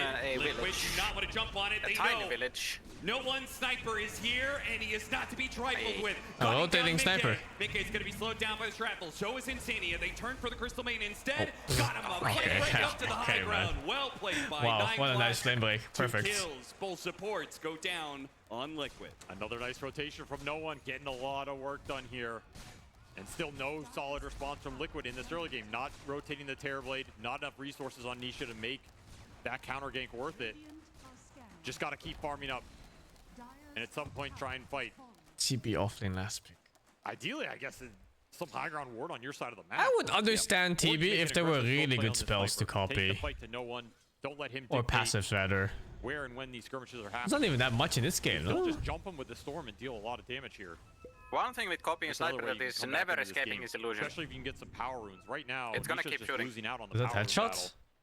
They're getting picked up by no. Parivision supports and so work done with it. Sniper cheesy pick it is. Sniper is a cheese lane winner. At 11 minutes, Parivision. You should play real heroes like Huskar. Lead like this so early against Liquid in this series. It's a very different situation. Liquid are the ones who are going to have to claw themselves out of a hole right now. We do see this a lot with Sniper, though. We have to note, this is a hero that, if he gets that mid matchup, if you gank for him, he builds that lead, it's a little inflated, right? Because he can easily die in that mid game, and the second he dies 2 or 3 times, some of that game can fall apart. And Liquid have done it plenty of times where they've shown... Too short, man, too short. What? No, it wasn't. That was not even too short, it was not even aiming. Nothing else to say about that one. Stalis pops the ult. Bad aim, man, too short. Know what was waiting for him behind there, but honestly, Liquid did not have much. Yeah, without I think he pressed the sort of off spell and then he walked more the distance so he could reach the point he clicked. Cores, The problem being that neither Mickey nor Nisha are having a great game right now. So it's on Saberlight. Who's going to make those plays then? Terrorblade? Question mark? Low down by the Demonic Purge. 9 class surrounded by 2 heroes, and here comes Nisha to collect in his kill. This is the way to the comeback. These random mass kills. Aggressive tip too. The man is not deterred right now. That's a good sign if you're a Liquid fan, despite the rough start. It's not going to take too many more kills to get him back in this game either. It's not like he's that far behind. You start to build those galvanized stacks. That's another road to recovery here. I think my tattoo artist, the shop they worked in got, it was weird. Like the owner or something disappeared with a lot of money or some shit. But it was a studio in Hong Kong called Tattoo Temple. I don't know what happened to it. Some really shitty shit happened eventually. It's like some 5 or 6 years after I had my tattoo. At least you get the helm creep. Nice little gold pickup. Man, this is your Terrorblade smoke move. Need the monkey to help you connect on this play. Ducalis will sentry that obs. He knows it's there. But I think that was independent of the artist I had. It was more like just the owner. From Liquid, but he cannot stop it. Can't get away in time. Liquid and their 4-man up to the top lane finally nets a kill, but it's not the one they were looking for. It's still space, right? Space for the Storm to recover. The monkey and the Storm are not getting ganked right now. No one has had to just retreat to his side of the jungle, his side of the map. Yeah. Which isn't an ideal situation for that snowball effect you wanted off this sniper. Still very far ahead. He's just going straight Mjolnir. A lot Game doesn't look that bad for Liquids. Only the Storm network looks bad now. The jump, but so far, Liquid haven't really been in a position to make that happen. And you are going to have a fast blink on this Bat Rider, the other part of the early game that went well for Parivision here. Yeah. As another Still smoke. looking for this kill on DM. Liquid have invested 2 different smokes to try and catch this man, but he just refuses to be caught. And an early Orchid is going to catch out fucking Nisha god. instead. Who has the Orchids? DM finally does get found. Fucking Slark has Orchids. Like Storm's game wasn't bad enough. The boards are still going to go to work. They still finish him off. 2 dead and a 3rd with the catch. Maybe a 4th as well. Boxy takes Why doesn't headshot bash? Headshot should bash. Should be mini bash. 1 for 3 should stun. is Stop the TPs. overall kill score for Parivision's favor. Yeah, used to, yeah. You get both Wisdom Runes here on the side of Liquid as they are eventually going to pick up their own on their side. That's why they were there in the first place. It was an objective-based move, but yeah, that mid-kill, the bigger prize. Orchid reveal from I remember in Hon it was even more tough that Illusions could bash with their headshot. Who the fuck was sniper in Hon? Beastwood? Fucking Flint Beastwood, what a name. Some nice bonus It's like a fucking orc with guns or some shit. A lot of pressure on the map. Fucking Flint Beastwood. To jump in, and this Storm is already behind. His game is already tough. Now he has to worry about a Slark locking him down. It's a lot of pressure in the fight. Yeah, what does he build in this game in order to deal with it, right? Because he can't go BKB, there's a potential of being roared up. You build this Yules, but if you come down, if you stop the Orchid, but then you just come down into being pounced, right? That's not going to be good for you either. Feels like there is no one solution to all of this. He needs Linken's BKB and a Yules. You can rely on some of the saves. Sunder and Disruption can bail you out of a leash situation. But they have to be in position. You have to have a good formation to make that happen. Oh, this might not be a good jump for Mickey. He's jumping right to an Orchid, but not just that. It's Tiger will be proud. waiting in the wings. You don't think Tiger is looking at it right now? That's my boy. And Crystallis, he is ramping up the map pressure. That's my boy right there. Got active really early with this Orchid purchase, and it's paying dividends. Creating a lot of space on the map. The Liquid vision is just dwindling. They're getting dewarded massively. They don't have a single obs right now. Oh. Ducalis all over the vision game. Yeah, look at him go, man. And Crystal is going to join it. Next. Orchid Oh, what an active Slark. I mean, this makes so much sense. You've been active Slark with a sniper. He even had his power rune taken away by Ducalis. Parivision are giving him absolutely nothing. This support duo is doing so much work on the map right now. Slark is just reaping the reward. A hero that uses the night vision so well. Did he? You're just left trying to run this Terrorblade in with a pipe and the shard? Hope something happens. Yes, shard. That's early. They're too smart for that. Yeah, that's the thing with the offlane TV, right? They didn't even give it a new sound. It was a Thunder sound, no? Dictate every single fight right now. No, that is a different sound. Is it? They can easily go into Roche as well. Helm of the Overlord already done for DM. Oh, pretty sure. Found that Granite Golem early, so that Roche is available if you want to commit for it. You can also just keep running the map. You can also just keep farming up. You have a Bat Rider here who can soak up some of those side lanes, continue to scale really well. No real hard save on the side of Liquid to deal with the lasso like they normally would have as in an Oracle. You just have that disruption, but that doesn't really just stop the displacement. How do you lane a sniper or storm the sniper? You don't. Matchup is impossible. Can we go back survive. to Battle Fury, by the way? Why Battle Fury Monkey King for this game? Storm is not a good jungler. That's what people think. I mean, normally we see Mickey play really fast with this hero. He was one of the first He is way too fucking mana intensive to be a good jungler. Make the gate rotations, look for the early kills. So this Like is Storm jungling from like level 4 or 5, it just means you have 0 mana to do anything at the whole fucking game, the first like 10 minutes. A move from Liquid combining all the cores. Trying to get punished, and they will manage to get Night Plasma, but now Mickey stuck inside the cogs with the Shrapnel going away. They do have a Thunder save from Saberlight. Now the TB save Hog. Yeah, but Nisha is in the shitter right now. He's gonna die, right? He's gonna die.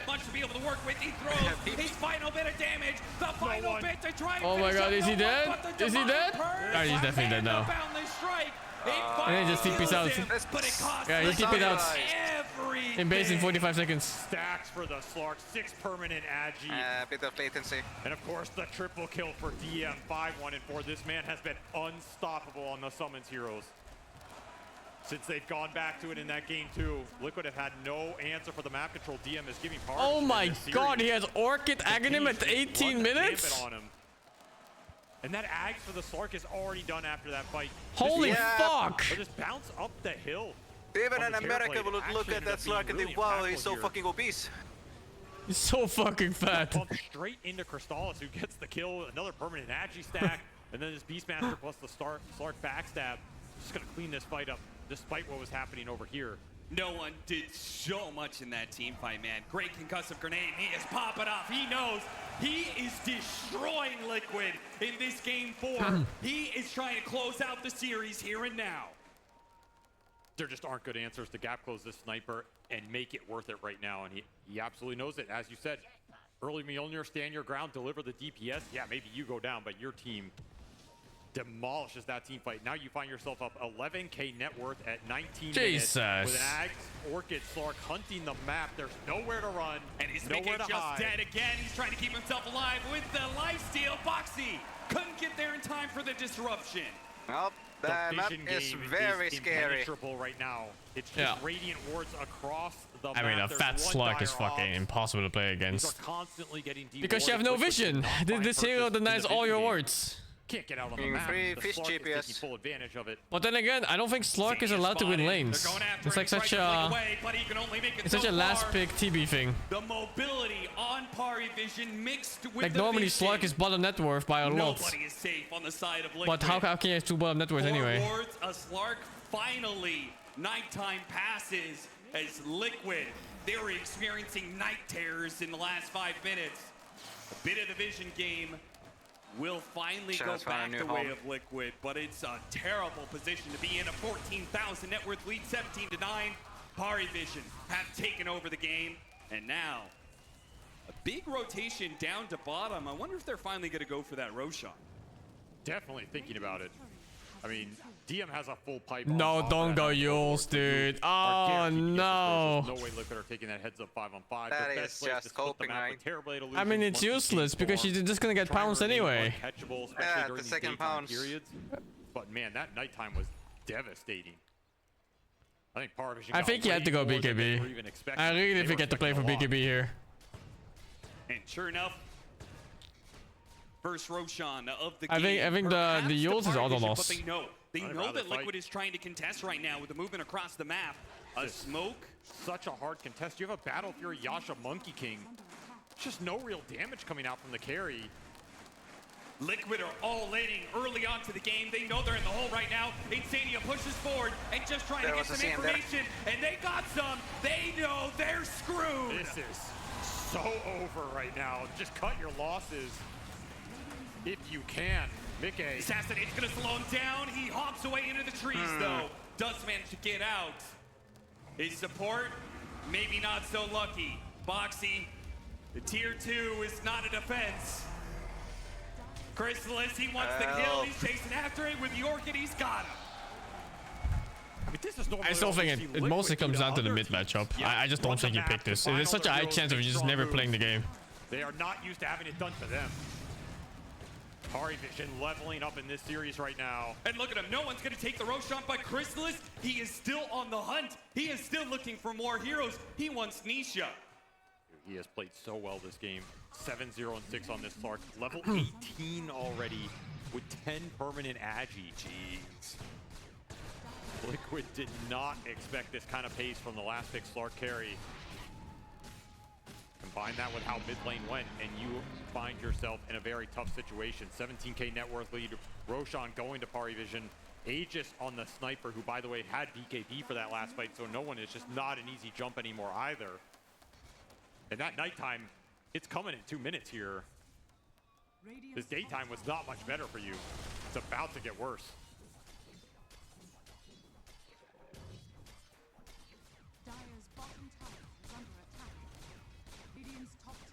Chipping away at the tier 2s, nothing Liquid can do about it. All they can do is try and farm their way out of the hole that they've been put in. But no one, Parivision as a whole, has just been giving them no room to breathe whatsoever. They've knocked Liquid down, and now they just keep on putting pressure on them. And look at the map. They're committing only 2 heroes to this push. Crystallis is taking Outpost right now. Ducalis is showing bottom on an illusion. And 9 Class is sitting on a cliff in their triangle. Absolutely fearless. Liquid, are they going to do anything to stop this? It seems like no. A full lane of barracks at 23 minutes. They just cannot put up with the pressure that this Aegis puts them on.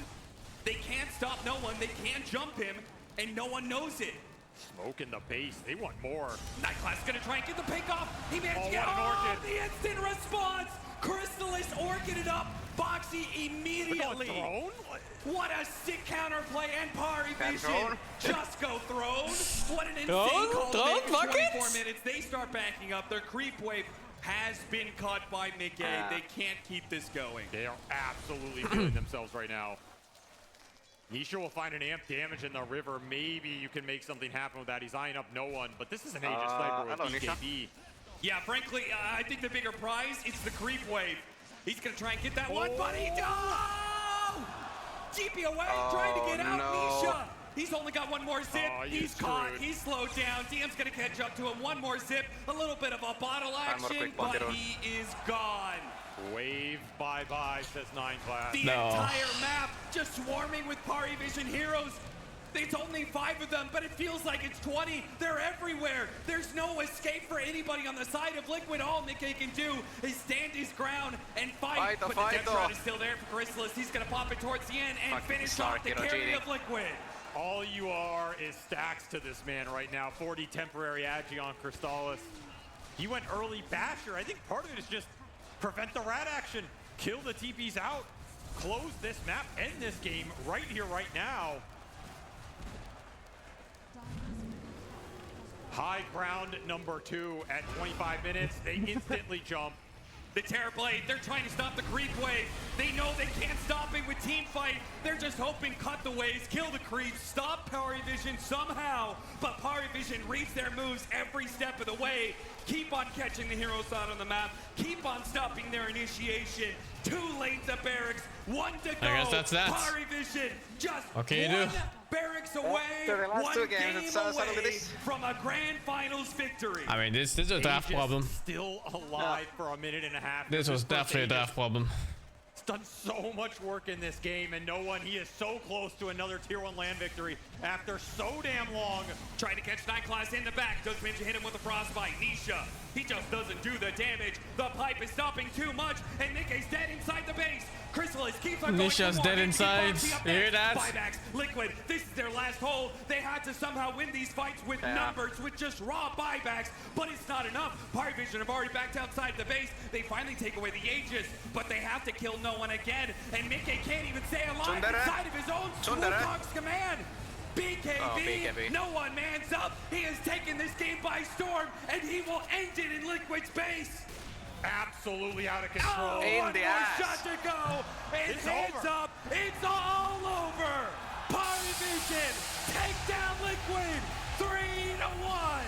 The first game did not deter them at all. The fact they're playing against technically, now you actually have time to watch the did not semifinal if you want. deter them at all. I think I'll do it tomorrow. A team that many people might not have expected to go this far, let alone claim the title. A monumental victory for this young squad. And a return to the top for some of these historic players. That's right. It's an accumulation of so many storylines. Eastern Europe back on top. No one back to form, back to being the best mid in the world. And Crystallis, a chance to right past wrongs, a grand finals that he can finally claim championship to. The thing that impressed me the most about this last game is they just flipped the script entirely. Storm into sniper, TB last the pick. pace, the tempo that Liquid were able to set against all of their opponents. It looked like in some of those games, particularly the laning phase, Liquid are just going to run away from it. But this team does not tilt. They do not go away. They continually rat the map. They play for their timings. And in this fourth game, they completely took it to Liquid, took a page out of their book and just ran it down mid. 25-minute victory. First Aegis for 3 lanes. See you later. Bangkok, Thailand, Southeast Asia, give it up for your champions, the ESL 1 Bangkok champions, Parivision! Bangkok.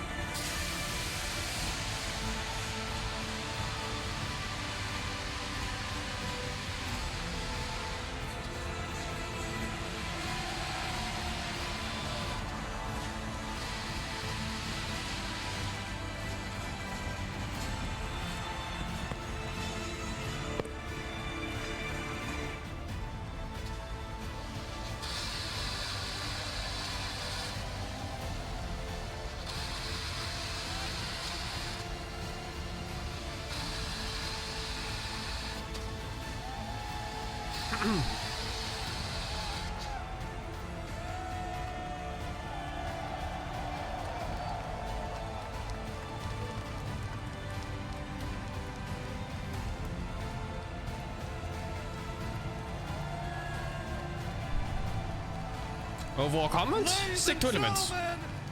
This one of the better tournaments I've seen all year. Bangkok 2024 champions, Parivision!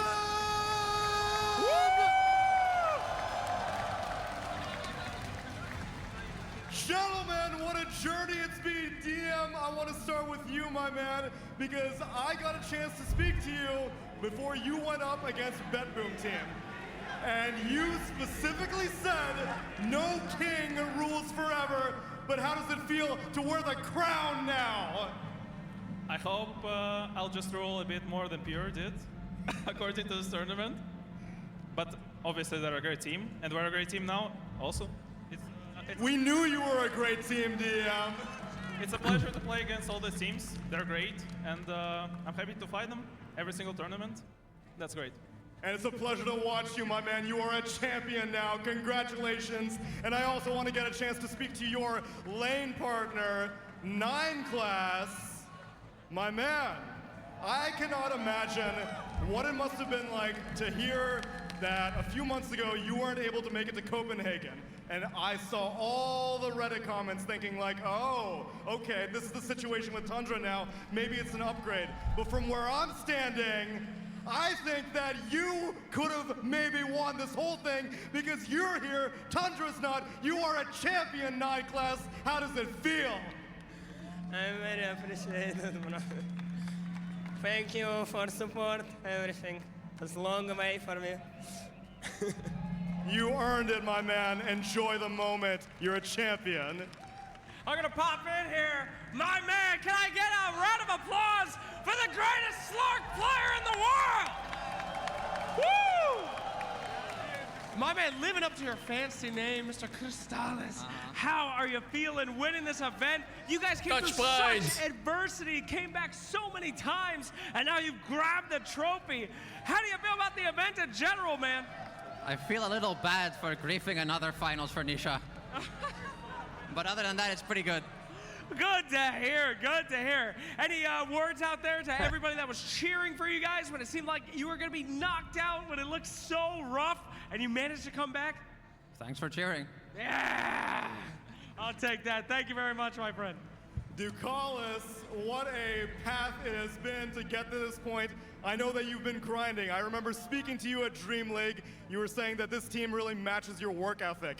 And now all of this work has finally paid off. How does it feel to be able to see and reap the benefits of all of your efforts? I think it's best emotion you can get, that you work, and after your work you're getting succeeded in it. Yeah, I think all these hours that I was playing Dota was for this moment, and all my pubs for last year, it was a really hard grind. And I want to say thanks to all our fans, and especially my fans, because especially his. Because it's very important for every pro player to see that someone is watching you, someone is cheering, and thank you guys.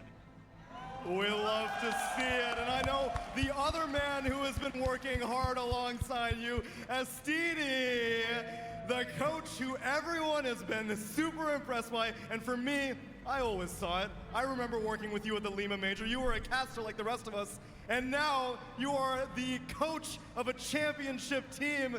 You've also been putting up the work. How does it feel to see the results?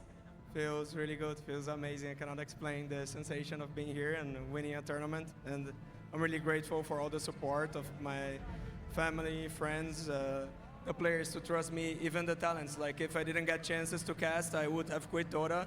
And you know, the crazy man with some crazy ideas gets to win a tournament. It's unbelievable. You have anything to say specifically for all the Brazilian hey, fans who I know what about the mid player? All the teams that you're hey, on. Yo. Bora caralho. Bora caralho. I love to hear it. Absolutely, and finally, it's time to change your name, buddy. You are someone yet again. You're a champion yet again.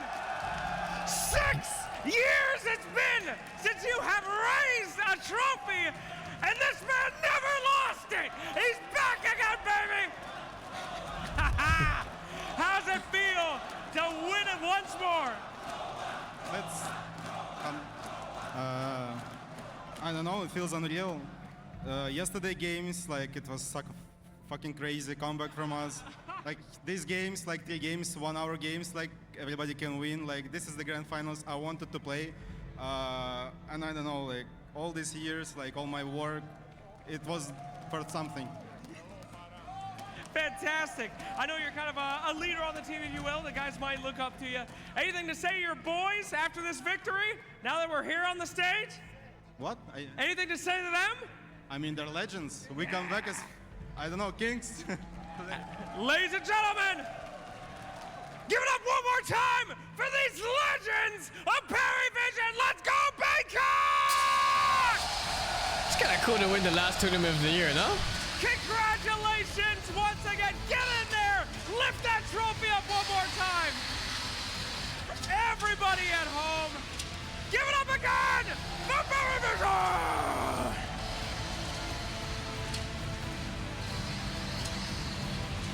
All right, I think they can.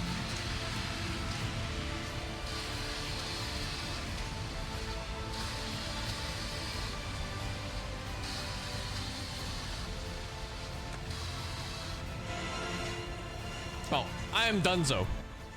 Thank you, Lupus, for the 70. Vincent, thank you, the 14. Started across me, thank you, the 3. The sniper immortal is kind of pay to lose. Yeah, you can see where the bullets come from. Only win, thank you, the 7. Want some pass for Christmas? I think I'm just gonna stream. 9 for Yoshi, thank you, the 18. One Jeep, thank you, the 52. Zircon, thank you, the 26. Dunzo. Thank you for watching. I wish all of you a nice evening further. See you guys tomorrow morning.